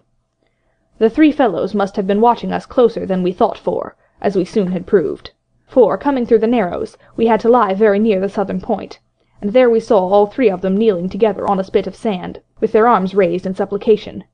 It went to all our hearts, I think, to leave them in that wretched state, but we could not risk another mutiny, and to take them home for the gibbet would have been a cruel sort of kindness. The doctor hailed them, and told them of the stores we had left, and where they were to find them, but they continued to call us by name and appeal to us, for God's sake, to be merciful, and not to leave them to die in such a place. At last, seeing the ship still bore on her course, and was now swiftly drawing out of earshot, one of them, I know not which it was, leapt to his feet with a hoarse cry, whipped his musket to his shoulder, and sent a shot whistling over Silver's head and through the mainsail. After that we kept under cover of the bulwarks, and when next I looked out, they had disappeared from the spit, and the spit itself had almost melted out of sight in the growing distance. That was, at least, the end of that, and before noon, to my inexpressible joy, the highest rock of Treasure Island had sunk into the blue round of sea. We were so short of men that everyone on board had to bear a hand. Only the captain, lying on a mattress in the stern and giving his orders, for though greatly recovered, he was still in want of quiet. We laid her head for the nearest port in Spanish America, for we could not risk the voyage home without fresh hands, and, as it was, what with baffling winds and a couple of fresh gales, we were all worn out before we reached it. It was just at sundown when we cast anchor in a most beautiful landlocked gulf, and were immediately surrounded by shore-boats full of negroes and Mexican Indians, and half-bloods selling fruits and vegetables and offering to dive for bits of money. The sight of so many good-humoured faces, especially the blacks, the taste of the tropical fruits, and above all the lights that began to shine in the town, made a most charming contrast to our dark and bloody sojourn on the island, and the doctor and the squire, taking me along with them, went ashore to pass the early part of the night. Here they met the captain of an English man-of-war, fell in talk with him, went on board his ship, and, in short, had so agreeable a time that day was breaking when we came alongside the Hispaniola. Ben Gunn was on deck alone, and as soon as we came on board he began, with wonderful contortions, to make us a confession. Silver was gone. The maroon had connived at his escape in a shore-boat some hours ago, and he now assured us that he had only done so to preserve our lives, which would certainly have been forfeit if that man with one leg had stayed aboard. But this was not all. The sea-cook had not gone empty-handed. He had cut through a bulkhead unobserved, and had removed one of the sacks of coin, worth perhaps 300 or 400 guineas, to help him on his further wanderings. I think we were all pleased to be so cheaply quit of him. Well, to make a long story short, we got a few hands on board, made a good cruise home, and the Hispaniola reached Bristol just as Mr. Blandley was beginning to think of fitting out her consort. 5 men only of those who had sailed returned with her. Drink and the devil had done for the rest with a vengeance, although, to be sure, we were not quite in so bad a case as that other ship they sang about. With 1 man of her crew alive, what put to sea with 75? All of us had an ample share of the treasure, and used it wisely or foolishly, according to our natures. Captain Smollett is now retired from the sea. Gray not only saved his money, but, being suddenly smit with the desire to rise, also studied his profession, and he is now mate and part owner of a fine full-rigged ship, married besides, and the father of a family. As for Ben Gunn, he got £1,000, which he spent or lost in 3 weeks, or, to be more exact, in 19 days, for he was back begging on the 20th. Then he was given a lodge to keep, exactly as he had feared upon the island, and he still lives, a great favourite, though something of a butt, with the country boys, and a notable singer in church on Sundays and saints' days. Of Silver we have heard no more. That formidable seafaring man with 1 leg has at last gone clean out of my life, but I dare say he met his old negress, and perhaps still lives in comfort with her and Captain Flint. It is to be hoped so, I suppose, for his chances of comfort in another world are very small. The bar silver and the arms still lie, for all that I know, where Flint buried them, and certainly they shall lie there for me. Oxen and wain ropes would not bring me back again to that accursed island, and the worst dreams that ever I have are when I hear the surf booming about its coasts, or start upright in bed with the sharp voice of Captain Flint still ringing in my ears. Pieces of 8! Pieces of 8! End of chapter 34. End of Treasure Island. Thank you for listening to Narrated Books. If you enjoyed this audiobook, hit like and subscribe for more amazing stories. What book should we narrate next? Let us know in the comments.